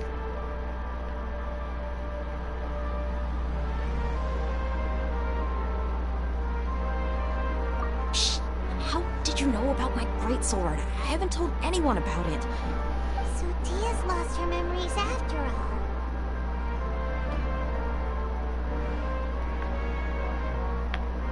Anything strange? You already know that I got a new greatsword. If I had to say something, it's weird how such a new weapon could feel so familiar. It's as if I've already used it to fight a countless number of battles. You're saying that although you don't remember using it, your body feels like it does? That's right. Both mercenaries and warriors heavily rely on muscle memory. Only knowing the theory of battle won't get you anywhere. Traveler, what do you think?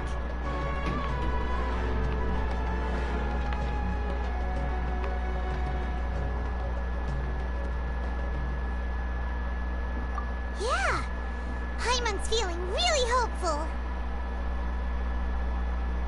Oh, you're right! Earlier in the Samsara, something like this would have never happened. I have no clue what you two are talking. So you want us to take Dinyarzad somewhere else to rest while you check if there are still more kidnappers? How did you know what I was gonna say? Forget it.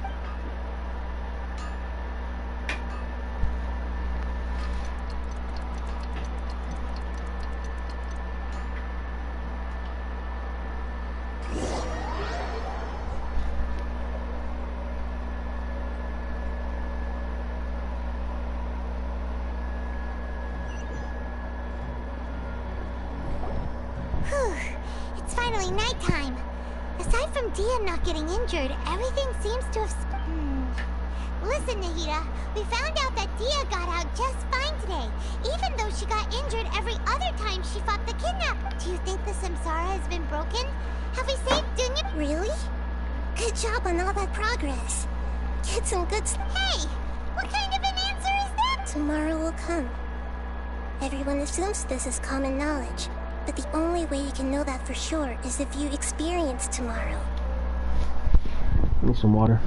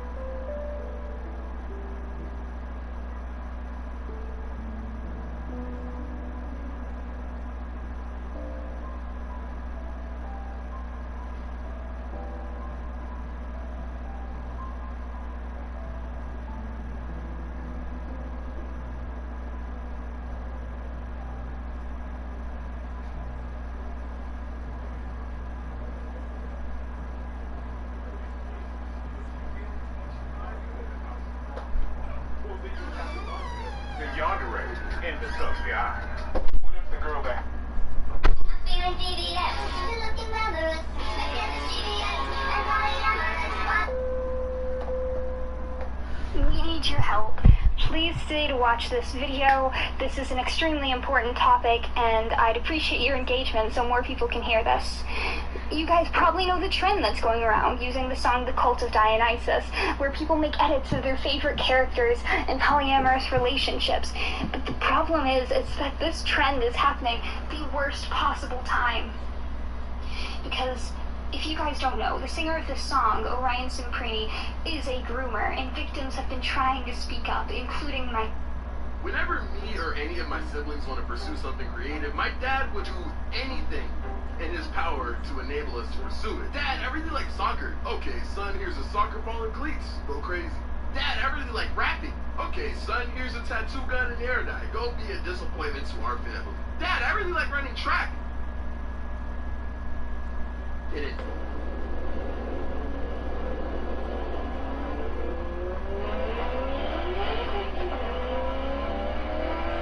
Dad, why are we in Tokyo? Okay, son, here's a baton and shorts.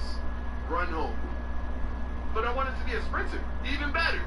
Be home by 5. Even with the little money that we had, he would still do his absolute best to help us pursue our creative passions. Obviously, the thing he helped me pursue was art. Whenever he got paid, he would sometimes slide me $20 and take me to the nearest art store so I could get supplies. Some of these supplies were actually used to kickstart my channel, as you can see with my first art-related video. Fun fact, I might make a story on this one day, but most of the art supplies in this video were actually stolen. Why? Because I'm black. I ain't never seen a man that I fucking need, bitch. You're all replaceable. Don't ever get too comfortable and don't ever think otherwise. You're a guest in this household, and you can be kicked out just as quickly as you were welcomed in. I just get so confused when I see these ladies that are using filters, a ton of makeup, drawn on eyebrows, fake eyelashes, and where you can still see the glue at the top of their head for hair that is not theirs. So confidently come on the screen and talk shit about men. How dare you? Would you eat this? Black truck, big t-shirt, Billy. Watch on my wrist. We got a longer message.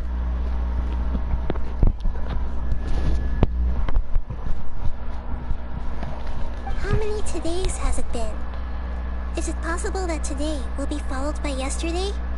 Does tomorrow truly exist as anything beyond a made-up concept? It's even possible that this entire world is a lie, and the history of the whole world has just been one endless Sub-Zero's festival. Okay, no more. Paimon's brain is already shut down.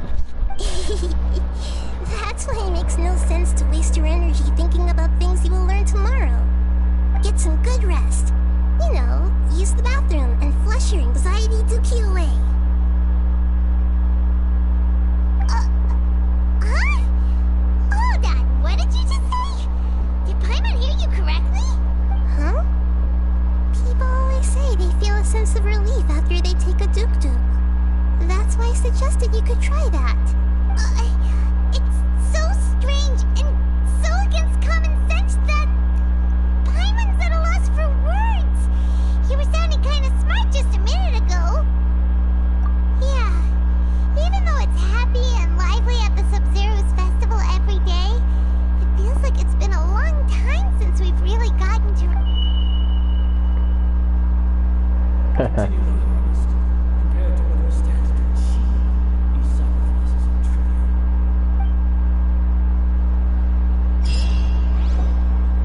This shit's gonna piss off LT. We're still in the same day. Nahida, you already knew last night that we didn't break out of the samsara? Why didn't you tell us? Would there have been a point? You would have spent the night with new worries, with tomorrow still out of reach. In that case, you might as well rest within that brief moment of hope. An opportunity like that doesn't come by often, and I thought it might help you clear your minds. Paimon thought that Duke did that! Of course.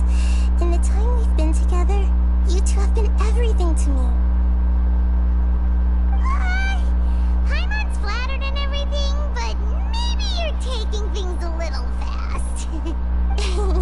What I mean is, even though I had asked you to solve this puzzle, you two are still the only ones who can see me and sense my presence. In other words, if you weren't here, I may as well not exist. That's why you two have been everything to me. Get it? Nahida's talking about confusing stuff again. Anyway, that's enough chit-chat. So, Traveler, did the new clues yesterday help you gain a new understanding of the... Huh? Why are you scrapping your previous theory?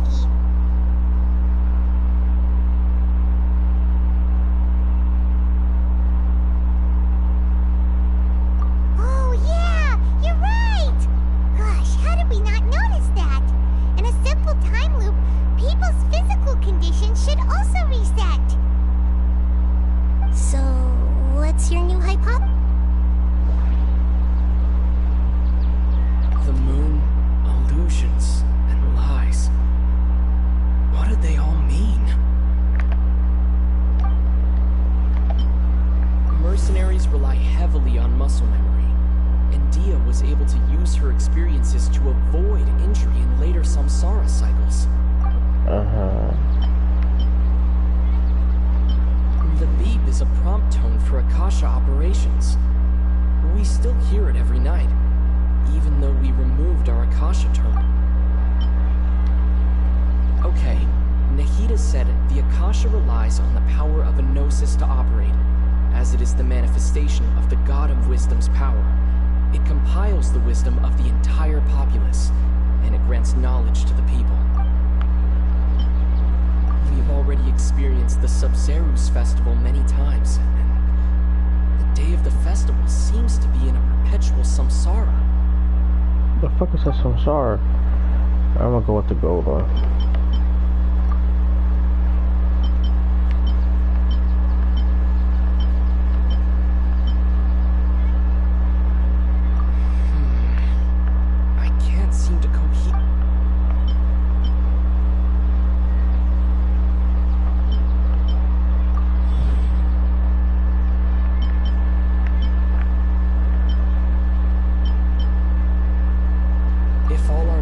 memories of a day are erased at the end of that day, then we would unwittingly relive the same day again and again.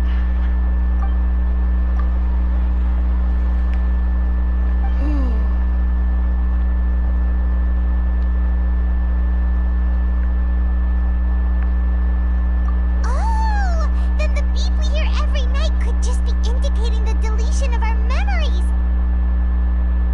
That's why when we wake up, everyone thinks the Sub-Zero's festival hasn't happened yet. It's already the next day, but everyone still thinks it's the day before. But muscle memory can't be erased. That's why Dia has been getting better at using her greatsword. Now everything makes sense. Which means, since this is around our 60th, 70th time doing this, this girl had over almost 100 days, close to 100 days left to live. A brilliant deduction. Nahida, tell us if we're right or wrong. To put it simply, it's as if you've mistaken a pyro crystal fly for a firefly in the night. You lost sight of its true nature because you focused too much on your perception that it glows. That isn't simple at all. Why don't you go talk to Miss Dia again? You might learn something new. Right. She did help us find our latest clue after all. Let's go.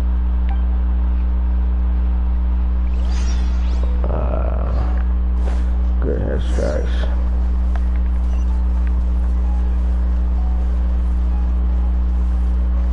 Put them fighters on them boys.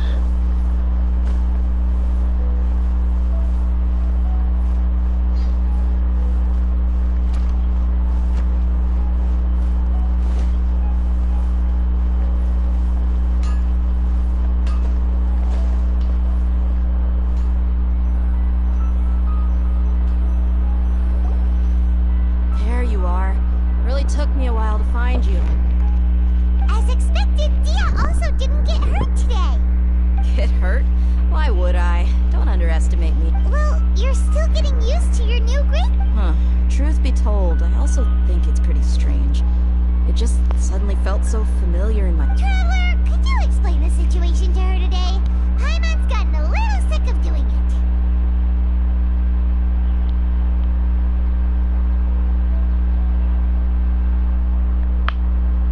Oh, that works.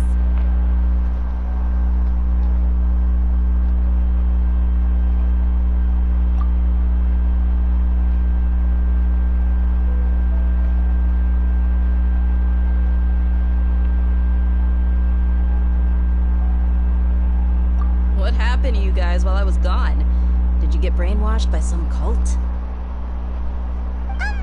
Don't think too hard about it. Just take what we're saying at face value. Alright then, let me get this straight. You're telling me that my body's already gotten used to this great sword, but my brain just doesn't remember it? Yes. Yes, your memory's being erased every day. Then I'd have to disagree. That's impossible. Oh? Why do you think that? If we've actually been reliving the Sub-Zero's festival day after day, then what happened to the things we used, the money we spent, the food we ate? Common sense says my wallet should have emptied itself a long time ago. There's no way I wouldn't have noticed that.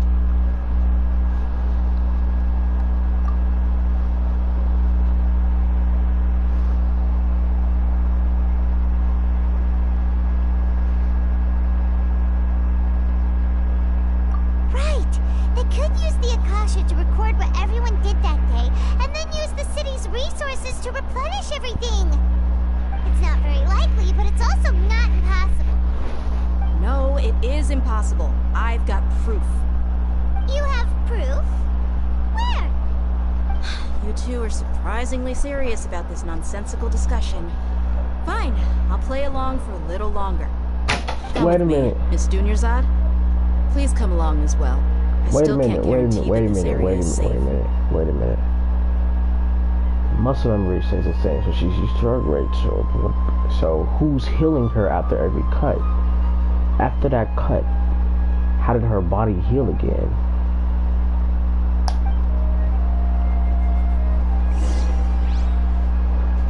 Paimon can't believe it's Dia who wants to show us something this time. 2 days ago, we were the ones taking her to see Dunyarzad.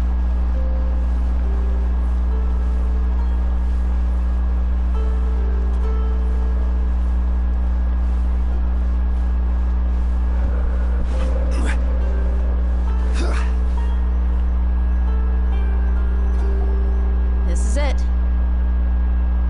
Huh? This is a wooden training dummy. What? See those marks on the dummy? Those are the result of several days' worth of practice. Let's say the sages didn't replace it every day. Shouldn't it be hacked to pieces by now? That's true, but what if they did? Then the sages would have had to reproduce every mark I left during previous training sessions. I'm a professional fighter. My martial school has always emphasized the importance of refined control. The force, angle, and entry point of each strike is calculated and deliberate. That's why I remember every mark on the dummy, as well as my state of mind as I made each strike. It's just as they say, each swordsman has their own unique style, and even the same swordsman can't make the same cut twice. It would be impossible to copy these marks. Is it really impossible?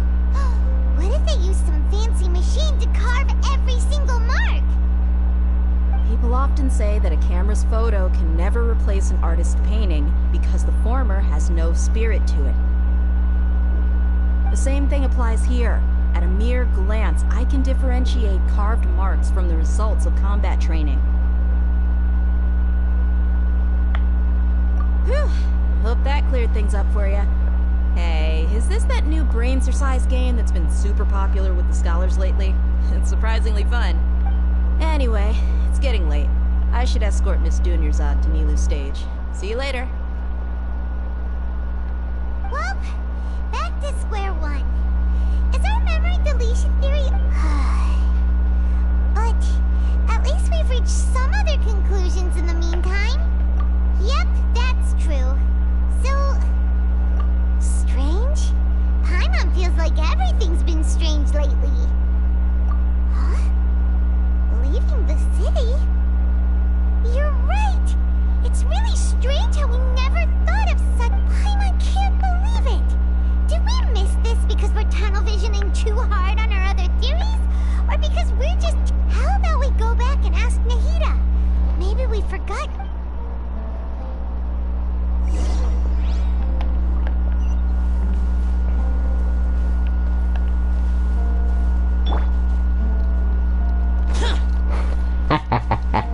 I knew he could fit.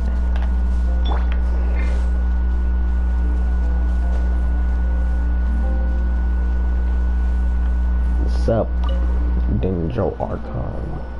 Nahida, we're back! You're back early today. Did you find something new? Sort of. We're mostly sure now that we're not in a time loop. And we also aren't in the real world. But at the same time, we have a new question. Leaving the city. As far as I remember, you've mentioned your plans to do that twice before. We did? But we don't remember anything. What happened after we talked about those plans? Let me think. I don't think you ever actually told me what the outcome was. Oh, it's probably more accurate to say that both times you never came back the whole night. But you two sometimes stay out the entire night anyway, so at the time, I didn't think too much about it. It is true that sometimes we lose track of time during our investigations. Before we know it, it'll already be the next day. But still, neither of us remember anything about leaving town. Really? That's kind of strange. In theory, I should have already awakened all your memories. Yep, something here's definitely fishy.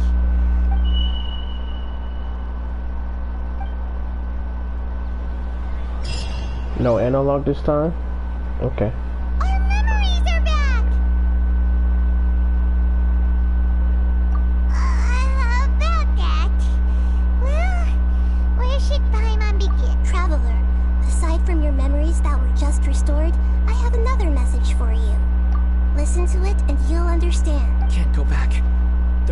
spaces here. Our Subseru's festival in Sumeru City is just one of them. Traveler, you should be missing 2 days worth of memories. Paimon will fill you in.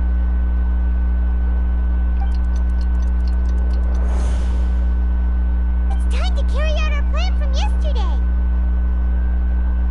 Okay, let's go!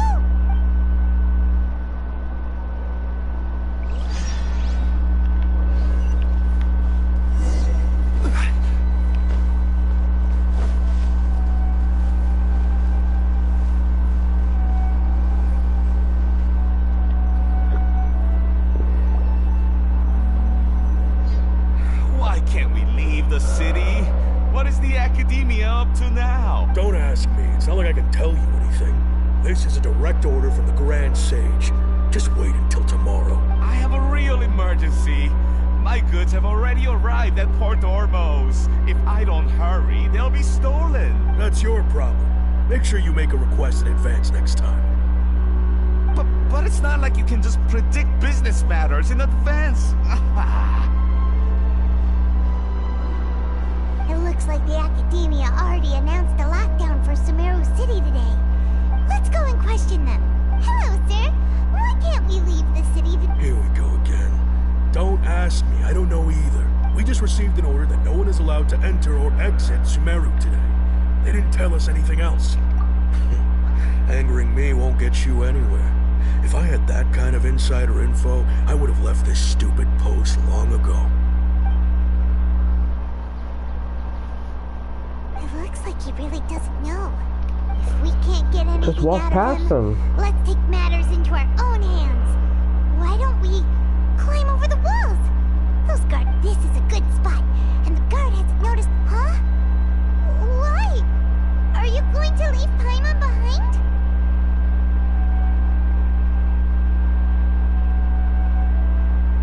But what if things get really weird out there and you get into some trouble? Then Paimon won't be... Oh, Paimon knows that Paimon can't do much, but... Okay. Paimon will wait for you. Promise Paimon that you'll come back as soon as possible. And please...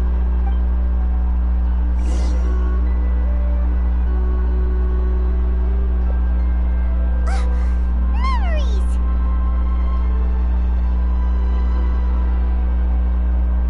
Traveler!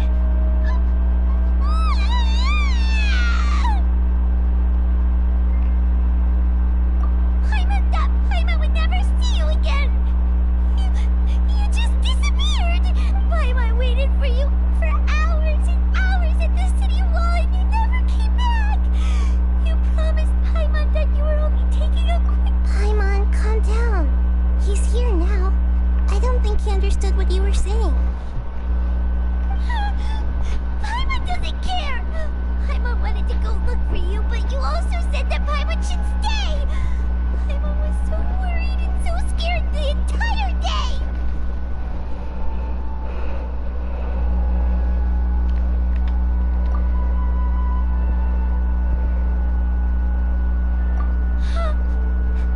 Okay. Paimon will forgive you. The most important thing is that you didn't actually disappear. Paimon was so... Okay. Paimon, can you tell us your perspective of what really happened? I see. Using two people's different perspectives.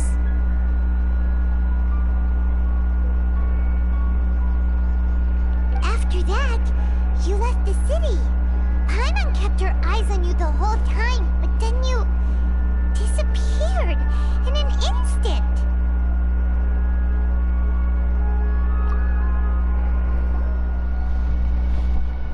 No way! Paimon was watching you with the fullest attention. What's your perspective, Traveler? You sure you don't have any memory of this? I guess that explains everything.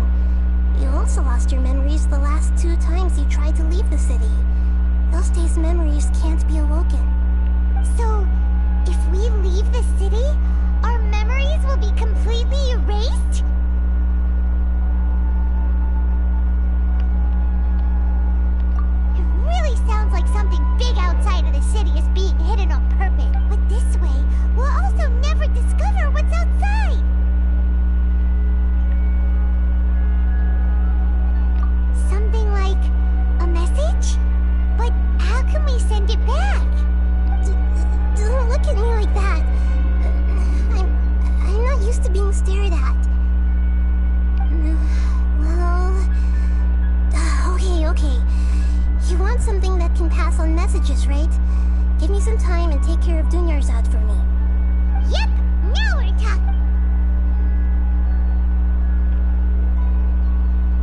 Hard ass feet.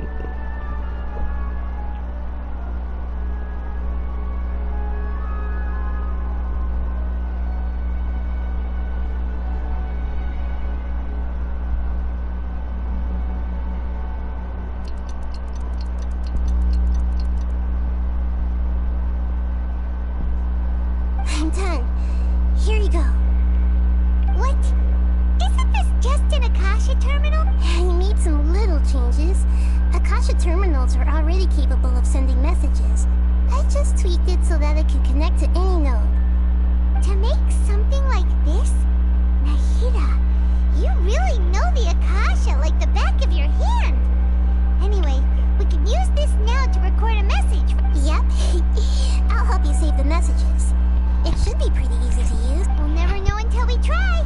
At least, let's go then. Let's expose those sages. All right. Okay. See you tomorrow. That covers everything that's happened so far.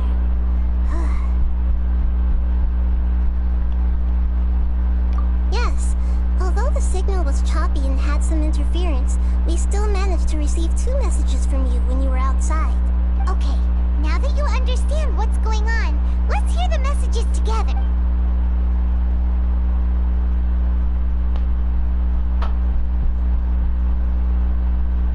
Can't go back. There are countless spaces here. Our Sub-Zero's festival in Sumeru City is just one of them. I've entered another space. Before me are flowing sandstone and howling fish. Impossible and surreal sights. All these spaces are empty except for the occasional ones that contain mute puppets rather than people. I can't sense any human presence.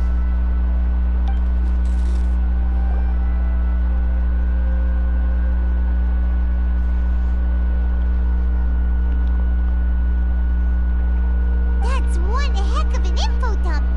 It sounds like you left the Sumeru City space when you set foot outside of the womb. But everything looked completely normal when Paimon was looking out from the inside. There's another part here.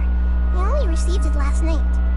These spaces have been disappearing one after the other, absorbed by something like a sun in the sky. And now, even the final space has also disappeared. Behind me, a lot of spaces just appeared again from thin air. I get it now. Those spaces are actually...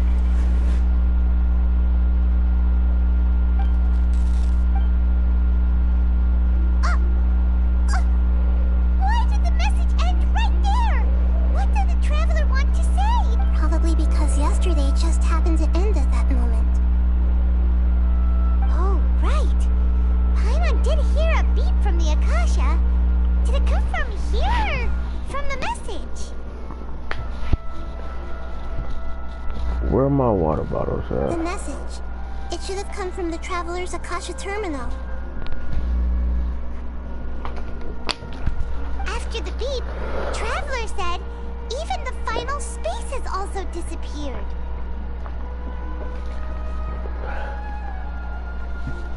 You gotta stay hydrated. What do you think that final space could have been?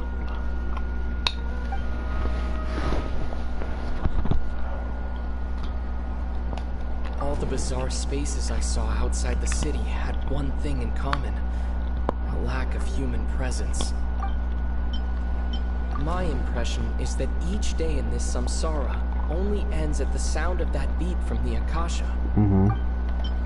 Was that space actually the real world? But wouldn't a real space just randomly disappearing like that be catastrophic? Uh-huh. That doesn't sound right. I need to carefully Oh, so that's what it is!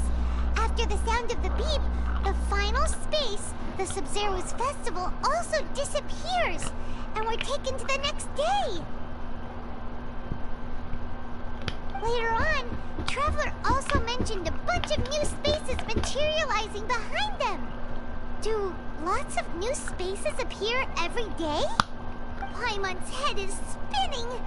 Just what are these spaces anyhow? Well, consider this. For all the horrors of the Archon War, at its heart, it was just a game where a bunch of gods fought over 7 seats. So no matter how strange or spooky things may look on the surface, maybe all they point to in the end is a small and simple secret. Wow, the Archon War, huh? That's an analogy and a half.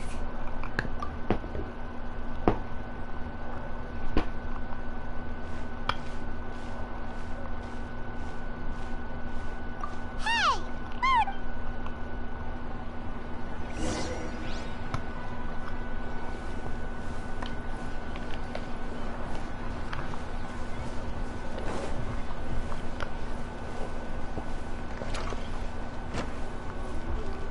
Hit them burners on them jungle.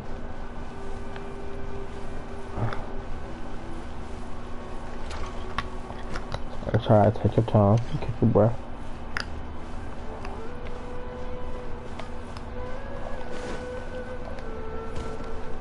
The thing is, I can teleport. Like, I can leave this place like right now. Ain't no one stopping me.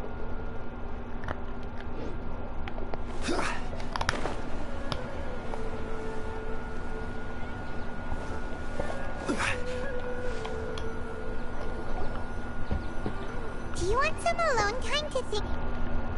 Alright then, Paimon won't disturb you.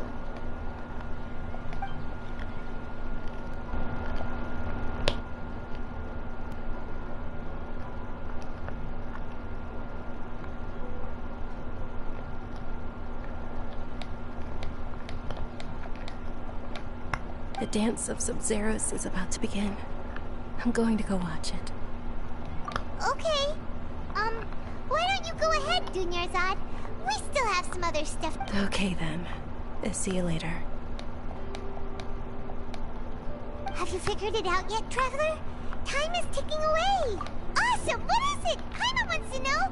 Oh, wait, no. Let's meet up with Nahida first. You can tell us both.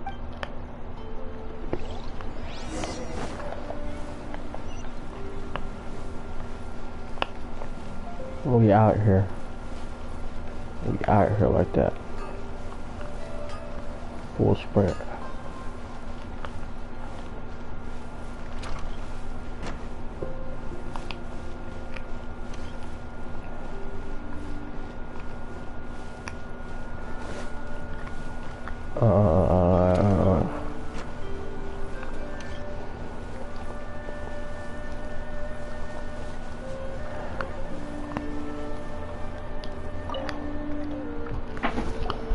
You're back!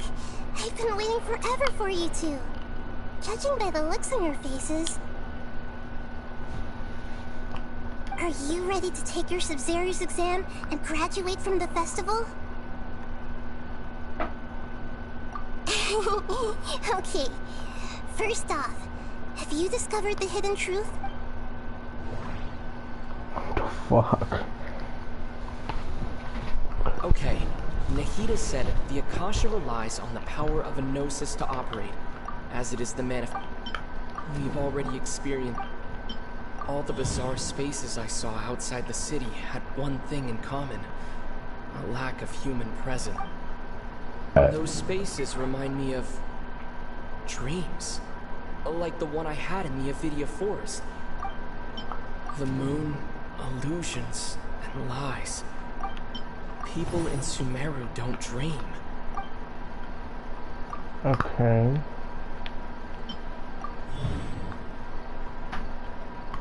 We are all in a dream. It isn't that the people of Sumeru don't dream. Rather, the Akasha is taking their dreams from them. People in Sumeru think they don't dream, but the truth is the Akasha steals their dreams without them knowing it. And those spaces with no human presence are stolen dreams without their host. That would explain why they sounded so weird when he was trying to describe them. Huh. So people in Sumeru do dream after all. In fact, we're all in one big dream together right now. Correct answer. Oh my god, my brain was working 5 miles a Conclude minute. that the Akasha is capable of this. What's she saying? The Akasha relies on the power of a gnosis to operate. It is the manifestation of the God of Wisdom's power. It compiles the wisdom of the entire populace, and it grants knowledge to the people.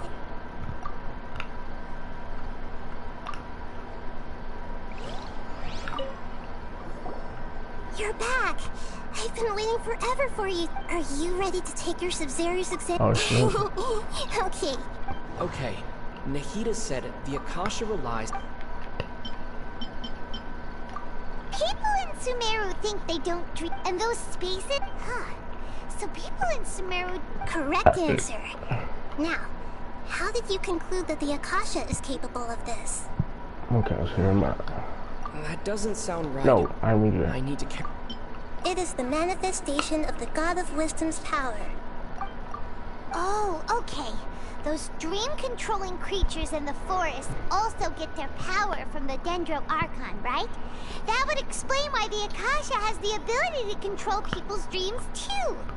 But is stealing everyone's dreams really how the Akasha compiles their wisdom?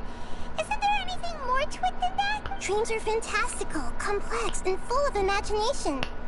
People's brains are the most active when they're dreaming. In other words, dreams are rich bundles of human wisdom. So in other words, the complete opposite of how Hypatia understood it.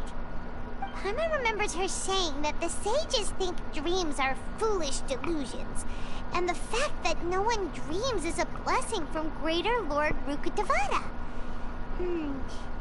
The real story is that the sages from the Academia are using the Akasha to steal people's dreams for their own use, huh? Oh? By the sounds of it, you understand the current situation pretty well.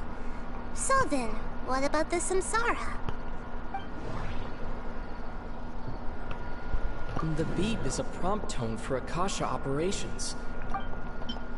Those spaces kept disappearing before my eyes. But as soon as that beep sounded, many more spaces materialized. Those dreamscapes kept vanishing, but as soon as that beep sounded... The Grand Sage said, "Go celebrate the birth of that god to your heart's content." Did he mean something more? Yes. My mind feels exhausted, even though I haven't done too much. We've already experienced...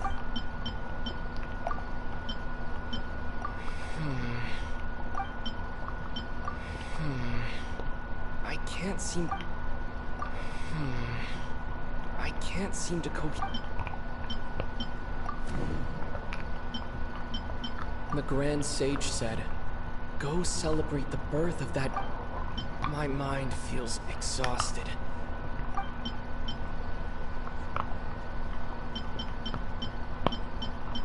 That doesn't sound right. I need to carefully... Correct. The Akasha is keeping each person's brain in a constant dream state, but also separating their consciousness from their own dream. It's off my second option, that's right. Consciousness is placed inside the collective dream of the Sub-Zerius festival along with everyone else's, while their now vacant dreams are harvested by the Akasha. No one is any the wiser as another day passes. So me and my friend are laughing our ass off because we just found out that our... wake up to yet another dream about the Sub-Zerius festival. The dreams that belong to them are once again harvested by the Akasha. And so it continues. So, this is like a dream factory, and the Akasha is a dream harvesting machine. Did Paimon get that analogy right? Very good, Paimon. Using analogies well is an excellent habit to get into. Okay, so that beep we keep hearing is actually from our real-life Akasha terminals. Taking off our terminals in this dream doesn't do anything. Alright, last question. Who am I?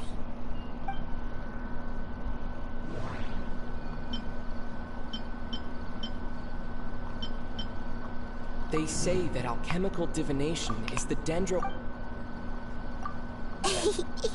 So you noticed.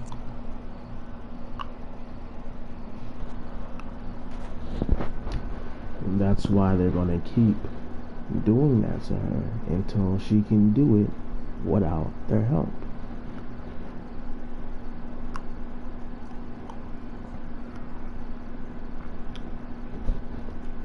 It's gonna get less and less painful.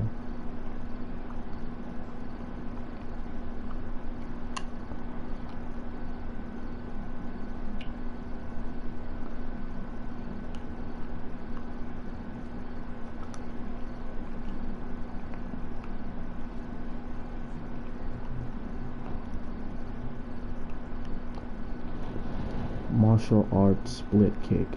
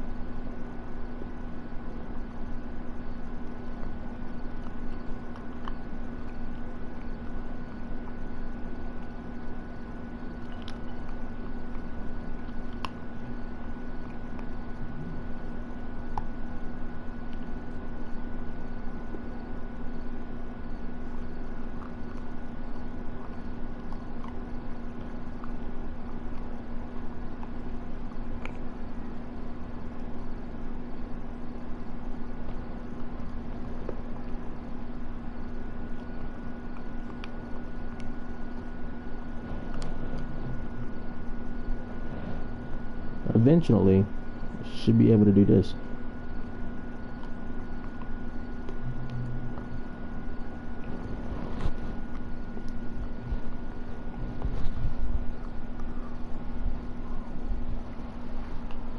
I thought that one would be the hardest question. That's why I put it last. That wasn't hard at all. Even Paimon guessed that.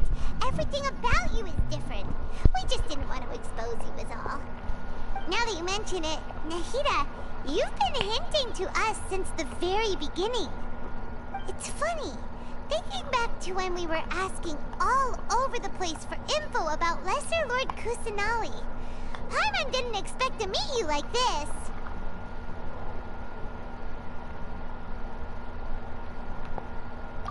Yes, those can wait until we're back in real life.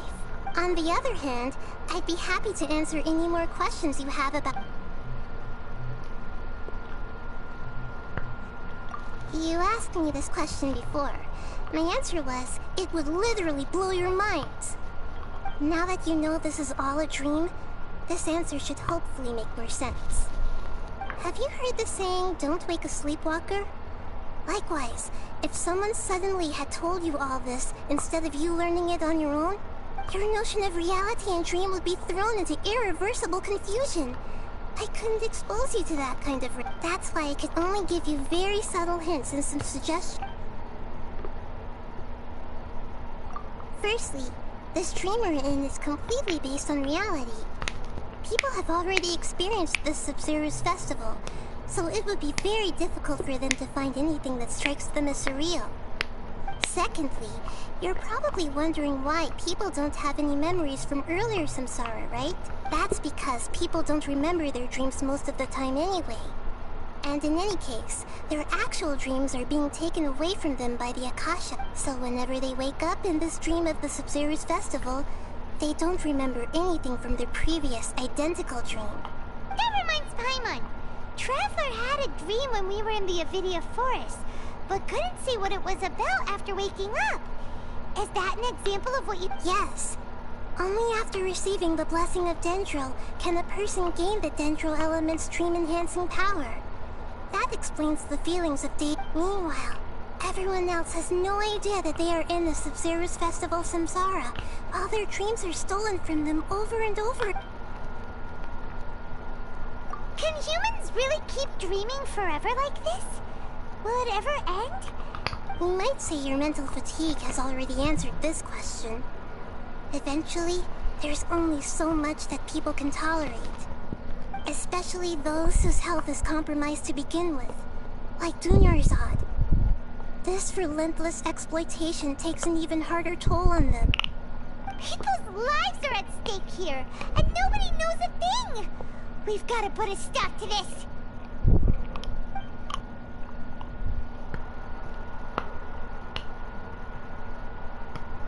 I know, right? Why did they have to base this dream on my birthday? Could it really just be a coincidence? Even you don't know the reason? Wow, now that's strange. The Academia sages are determined to harvest lots of dreams in a short time, no matter the cost. They have to be up to no good. Unfortunately, I don't know anything about it. Traveler, do you have any information?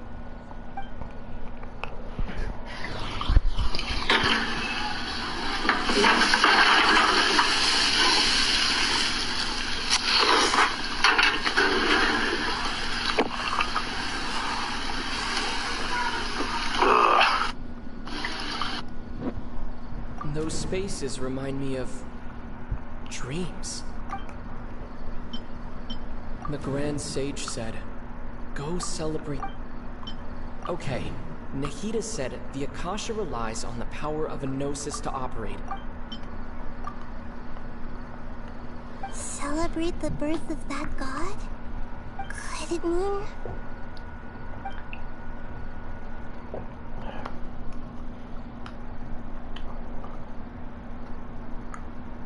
deceiving the people of Sumeru with no regard for their safety. No matter what they're trying to do, this is unforgivable. After we end the Sub-Zero's festival, Samsara, we have to look into them. How can the sages of the Academia do this behind their Archon's back? This is ridiculous! In the end, I'm just the moon. The real sun is long gone. A sun and a moon? Oh, we're out of time today! I'll tell you how to break free of the Samsara tomorrow. See you then.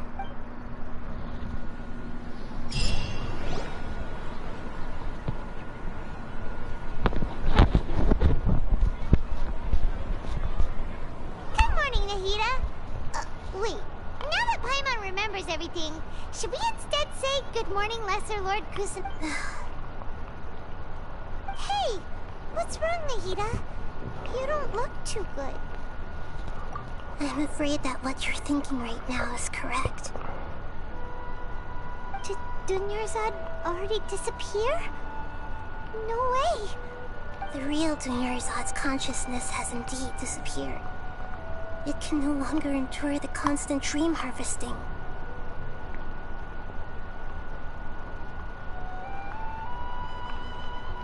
Paimon can't believe it. Wait, so what about that other Dunyarzad? Just what is she? She's actually something like a puppet, but not completely. The real Dunyarzad's consciousness could no longer keep playing her role in this dream. So another Dunyarzad appeared to replace her in the dream. Just like the grass and the trees, that Dunyarzad is just a building block of the dream that helps to keep it... But personality-wise, she's nothing like the real Dunyar. Puppets are stiff, and can't copy a living person's vitality. You know, speaking of which, the old Dunyarzad might not have been too different from a puppet. Dunyarzad truly believed that she met you within her consciousness, and it was you who inspired her. Yes. Back then, her family was overly protective of her. No, I just gave her a little wisdom so she could look at life in a new way. So that she could be her own person. But even so, she's still far from it. I'm still a long way off from being a real Archon. I couldn't even save her. If I were a competent Archon, I wouldn't have let my most faithful follower die at the Sub-Zero's festival with so many regrets. Nah, bro, you better Archon. Nahida. Not Venti, but yeah. And theirs alone. I'm not beating myself up. All I did was to rationally observe the distance between myself and a real Archon. Don't be like that, Nahida. Even real Archons are still allowed to be sad. To prevent more tragedies like this, we must end the Samsara as soon... Great, but How do we... Although the Sub-Zero's festival dream is under the Akasha's control, only humans can dream. Even the Akasha is unable to create. That means this dream belongs to a host who created it. Huh? So, how should we find that Well, if this is someone's dream, then everything here must come from deep within their consciousness. Which means, with the power of imagination, they can change anything in this dream. Imagination? What do you mean by that? Imagination means breaking through what you like when the server at a tavern brings a plate to you, you'd naturally assume that food is on it. However, if you're the dream's host and you become aware that you're dreaming, when you imagine gold and more on the plate, the dream will respond in kind, and the server really will bring you gold and mora.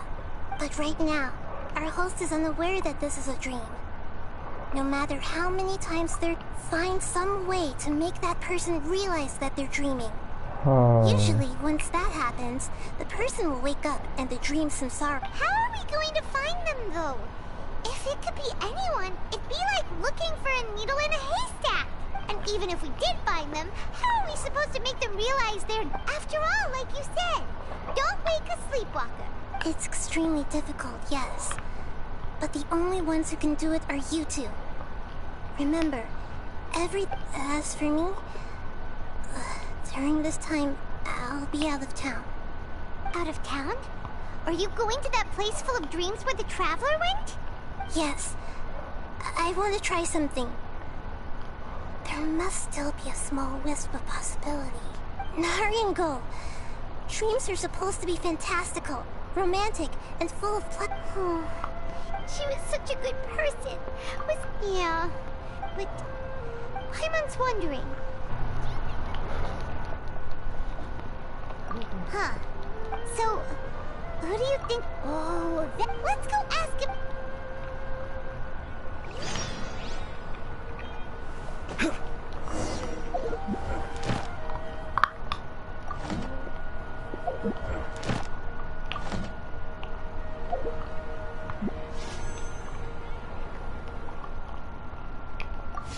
So much work to do.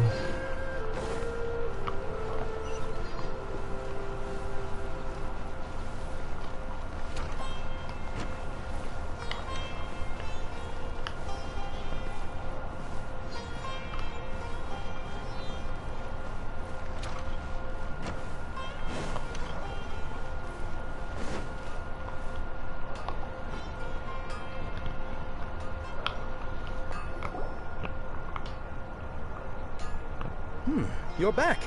You left in a hurry last time. Everything's fine, just... An experiment? Could you... make a wish? You want me to make a wish? Is that a new Sub-Zero's festival tradition or... Less questions, more wishing! Okay. My wish. My wish. Okay. I'm a little nervous saying this out loud, but I want Miss Dunyarzad to be happy. Oh... I noticed earlier that she looked a bit down, and she just doesn't seem like herself. I've also wondered if the reason she asked me to be Fairest Knight of Flowers is because I'm special to her, or something. So, you have a crush on Oh, is it that obvious? After what I just said, I guess it is. When she placed the hat of the Knight of Flowers onto my head, she said to me, I want everyone to have a happy Sub-Zero's festival. What she didn't realize was that I'm not that interested in how everyone else feels. In that moment, I just wanted to be her Knight of Flowers for the rest of my life. 50 years, 100 years, I'll serve her till the end of time.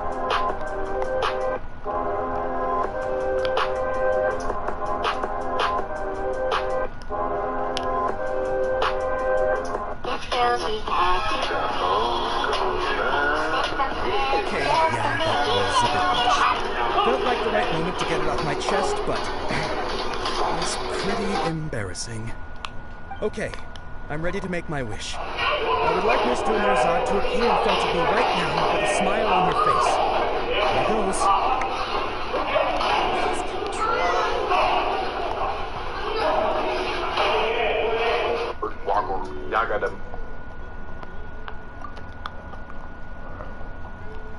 Gonna open my eyes. Oh, you're... What? Faki? Sorry, but only one portion of Yalda candies per person. Back home you go. Nice try, you two. Guess he isn't the host of this stream after all. Should have expected it wouldn't be this easy.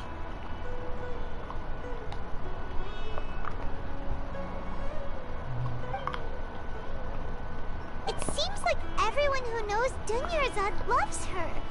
But none of them has any idea that she... My lady, step back. That sounds like Dia! Oh, right. This is when Dunyarzad bumps into the kid... Huh? But Dia can handle them! Hey, Traveler!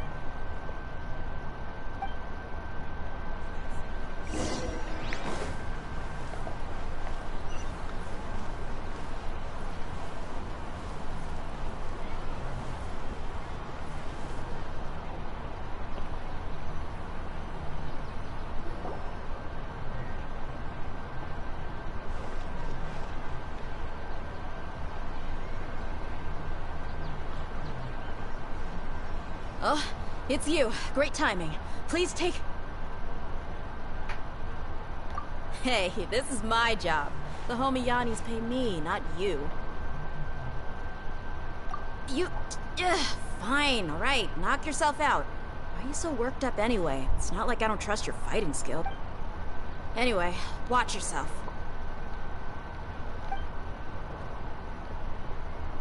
So you got yourself some backup.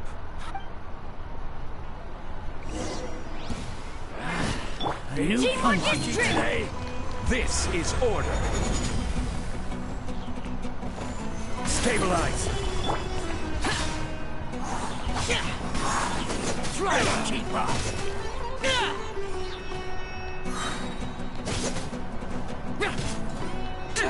Need.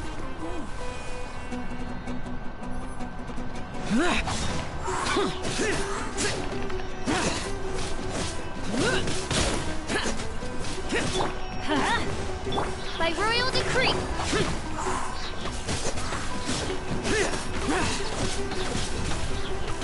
Useless. I'll be back.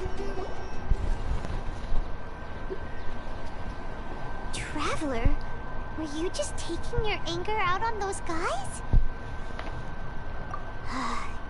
You and Nahida both. Didn't you? Oh, and speaking of her, Paimon just remembered something.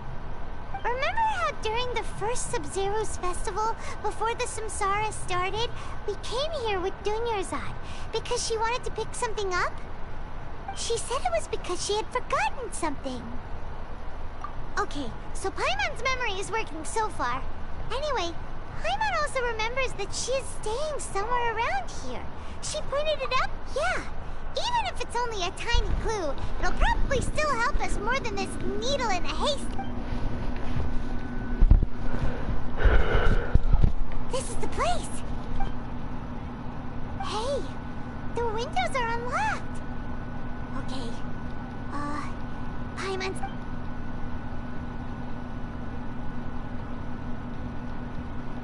This was only a temporary residence, so there was pretty much nothing inside. Should we open it?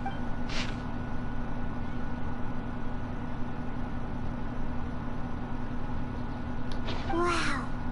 Dunyarzad wrote all of this. Sounds like she was always thinking of us, even though she must have wanted... If we hadn't found this book, we never would have... But now that we know, we can't even thank her. Hey! Where are you up? Bro got emotionally attached too quick. What I say too quick? If he spent almost every single day for like 70 days with her.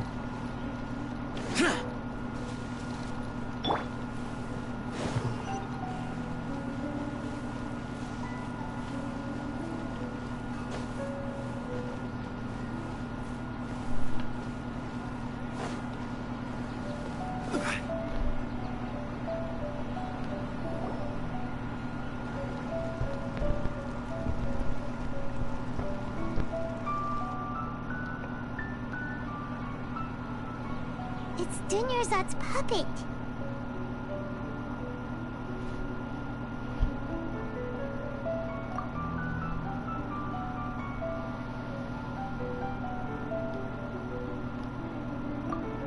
Traveler? You must be exhausted. Come to think of it, we've been stuck in this place for a really, really long time. Heck, even the last time we were chatting happily with Dunyarzad feels like an eternity ago.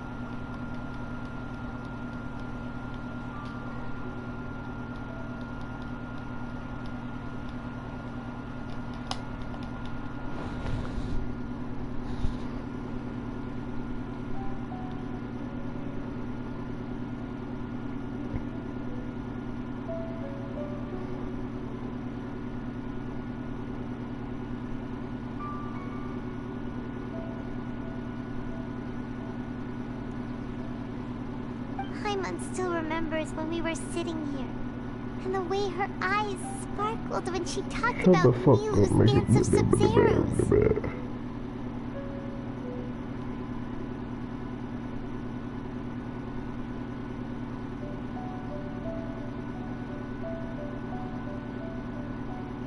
There will always be frustrations in life, but I know that the point of living is not to leave behind.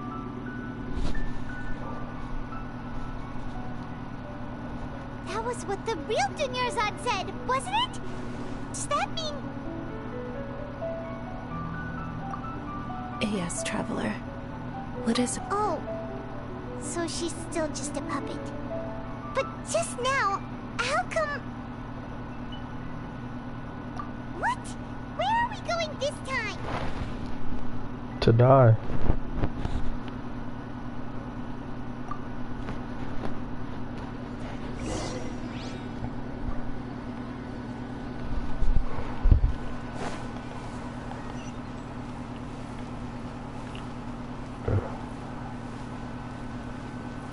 Ooh. Yeah.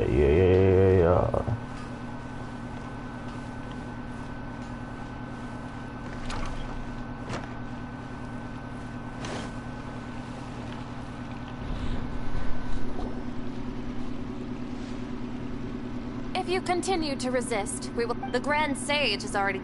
Oh.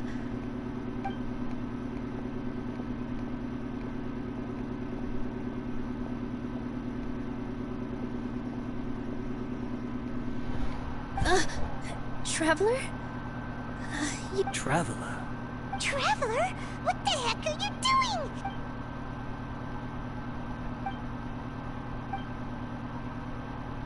Wait, they're not reacting. Have they been scared stiff? Oh, of course! If this is the Sage's plan, they wouldn't put themselves through this. So they're just substitutes. What is this? What happened to the Grand Sage and his entourage?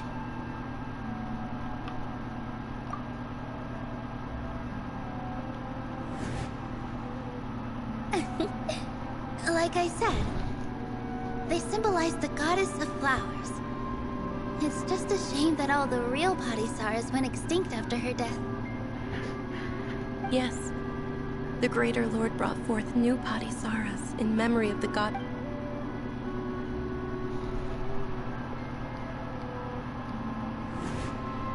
That beautiful shade of purple.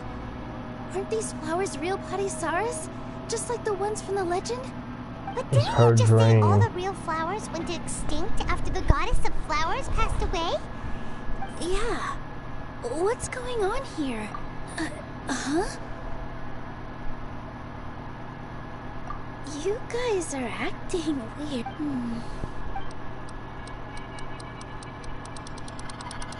Hey! They disappeared! So Milu's the host! What if purple Padisaras don't exist in the real world anymore? But in Milu's subconscious, they can appear as decorations on the stage! It's just like the example Nahida told us. People assume there will be food on a plate, and when you saw the flowers, you instantly knew it was Nilu? But if we want to end the samsara, we need the host to become aware that they're How should we make Nilu? Am I dreaming? Huh?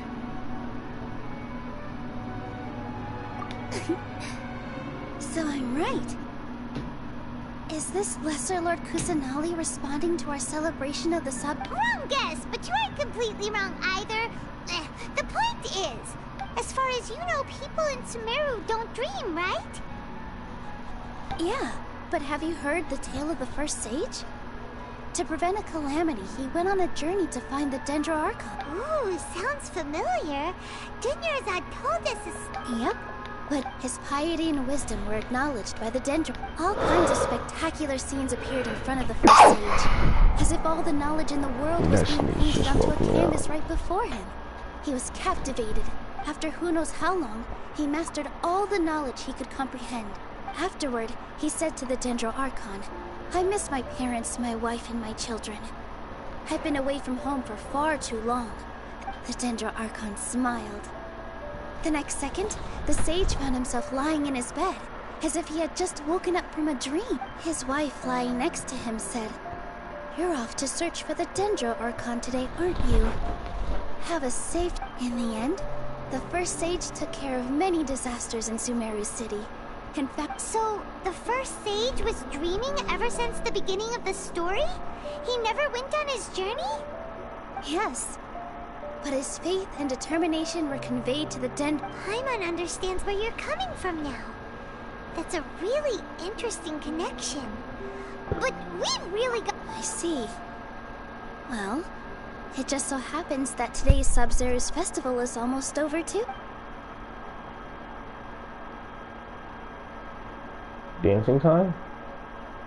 Since we're in a dream, let's make this final dance of Sub-Zero's as beautiful as we can.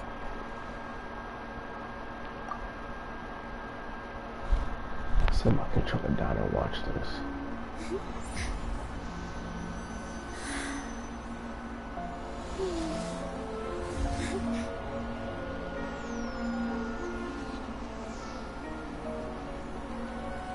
The wait is over, everyone. I dedicate this to our god, the dance of Sub-Zero's.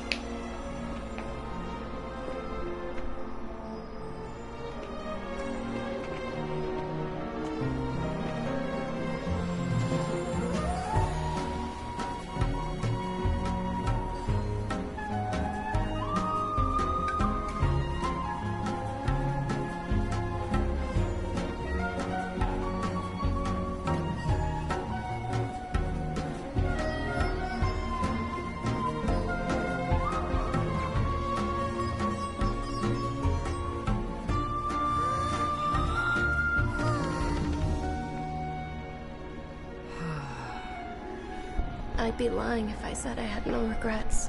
I would have loved to see Nilu's dance.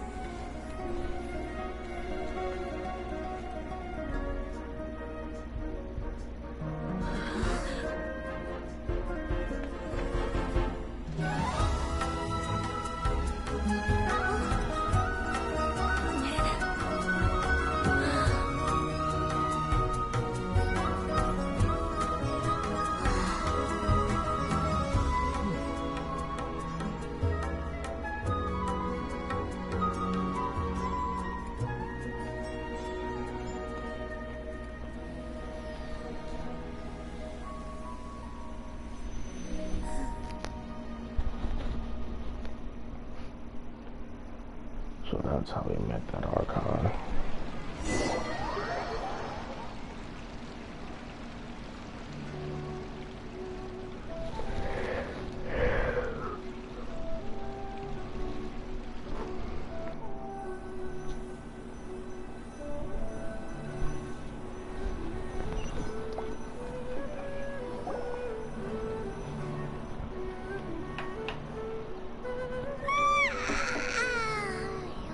Good morning, traveler. Oh, Paimon feels like she's been asleep for the longest time. Paimon's head feels super heavy. Did we oversleep? Do you even remember going to Paimon thinks it was the Sub-Zero's festival? Have we finally escaped from the Sub-Zero samsara? Quick! Take off your Akasha terminal! She dead, bro. She's dead. She's dead.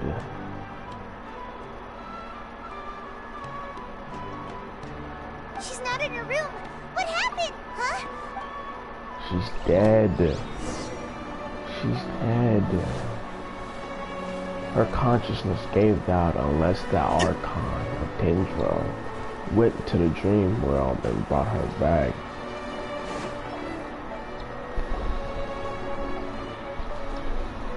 Well done, Traveler and Paimon. And thank you, Dunyarzad, for organizing the Sub-Zero's festival for me. What the fuck? I'm sorry, who are... Dunyarzad! Oh, Traveler Paimon. I have something, I just had a dream. And I saw Nilu performing the... What the hell, Captain?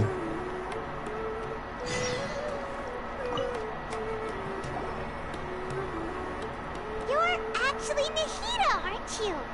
Paimon felt like Catherine was acting weird when we met and... Dunyarzad. It's a really long story. We shouldn't disturb her. Her consciousness is still weakened. Let's chat somewhere else.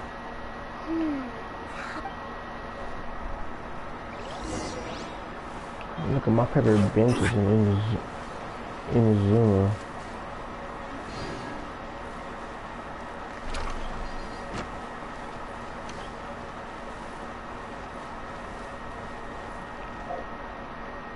I doubt it, but I just want to make sure. 54. I'm gonna make a wish before I get off. I wanted to finish this stream in 2 parts, so part 3 forced to be the last.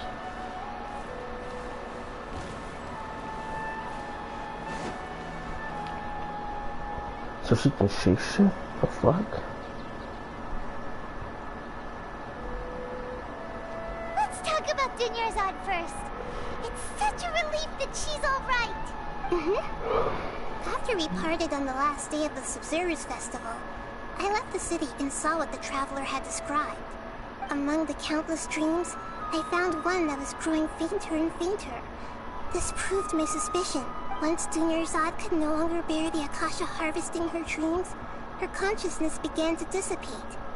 But this also meant it escaped the Akasha's control. Such a small fragment of consciousness can't last for very long, though. It will return to its original dream, where both will gradually fade until they completely disappear. I used all the power I had to keep her dying dream alive as long as possible. But it still wouldn't have lasted for much longer if it hadn't been for you two breaking the samsara. So it looks like we did manage to save Dunyarzad in the end.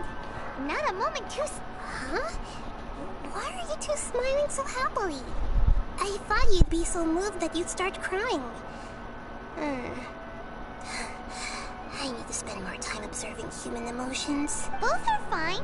Everyone reacts All right. You two must have a lot of other questions for me, right? After all, at the Avidia Forest, there was this incense that made the Traveler fall unconscious and dream of a huge tree and a red... You also heard someone's voice, right? It said world. Yeah, so you do know! We've been wanting to ask you what that was about, and if the red sky was related to Conria. It seems like the Traveler established a connection to Irminsul. That was a message left by Greater Lord Rukkhadevata's residual consciousness in Irminsul. Perhaps her last memory before she died. As you two probably know, Greater Lord Rukkhadevata disappeared after the disaster in Conria. The timings of these events do line up, so your suspicions are reasonable. A message from Greater Lord Rukkhadevata? We thought it was from the Scarlet King. The Scarlet King? That god who died even longer ago?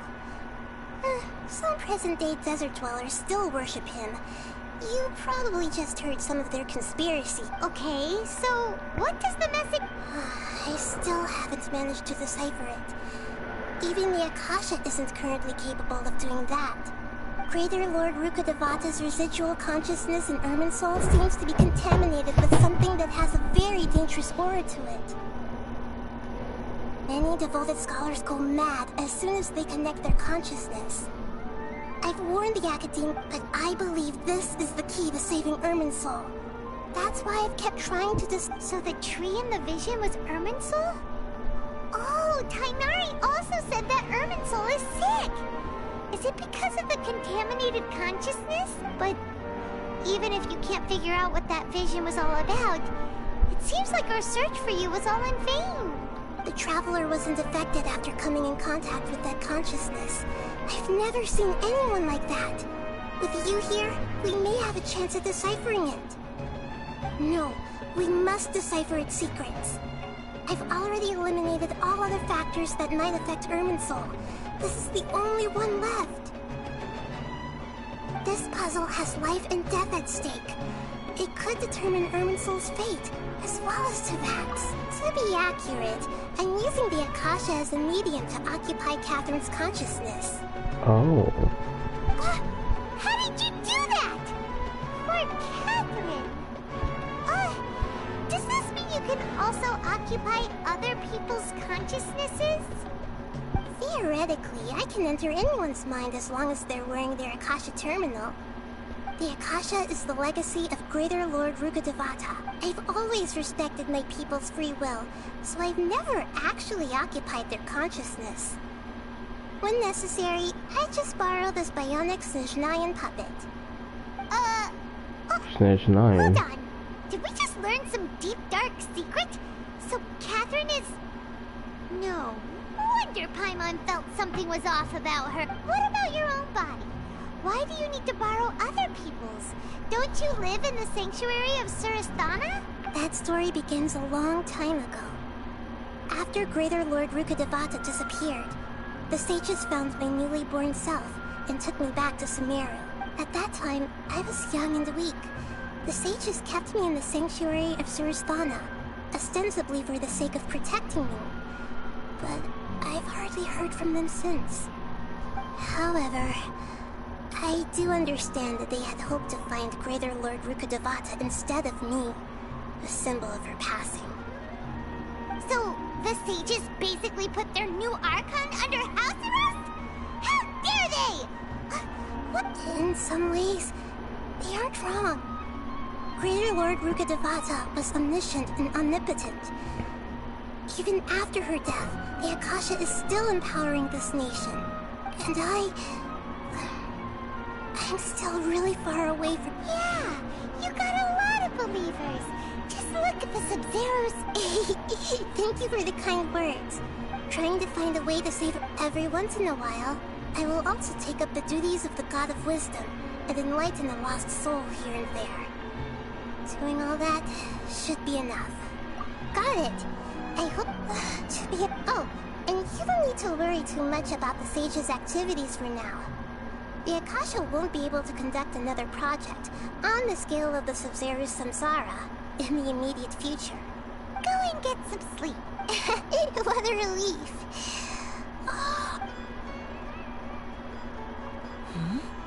Traveler? Paimon? Why am I here? Do either of you know? Maybe you were sleepwalking. You know you can't wake up a sleepwalker. We happened to walk by, so we thought we'd wait for you to wake up. I see. Huh. I should visit my maintenance personnel sometime. Oh, I'm fine.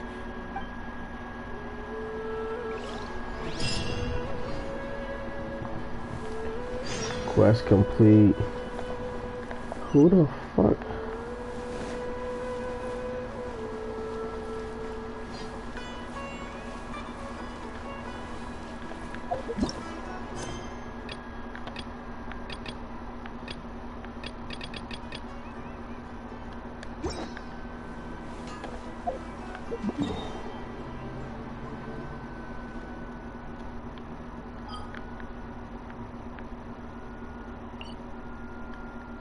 I have commissions in Inazuma still. But I want Inazuma commissions.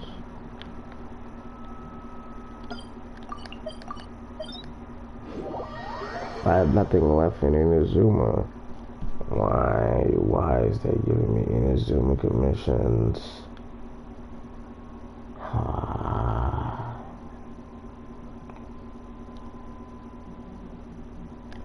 I'm just gonna make a wish hop off.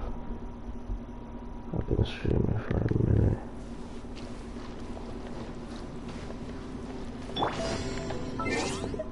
Let's not even waste our time on this.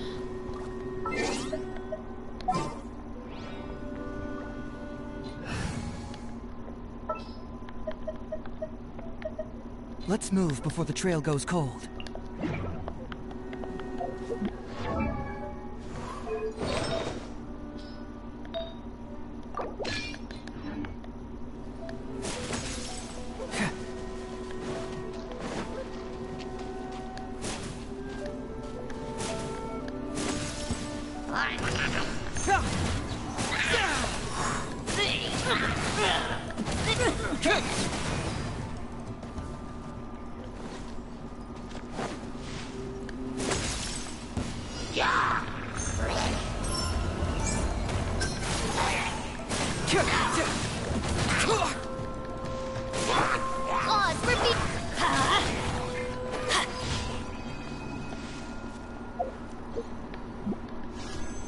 It would be cool if I end the stream off on a legendary.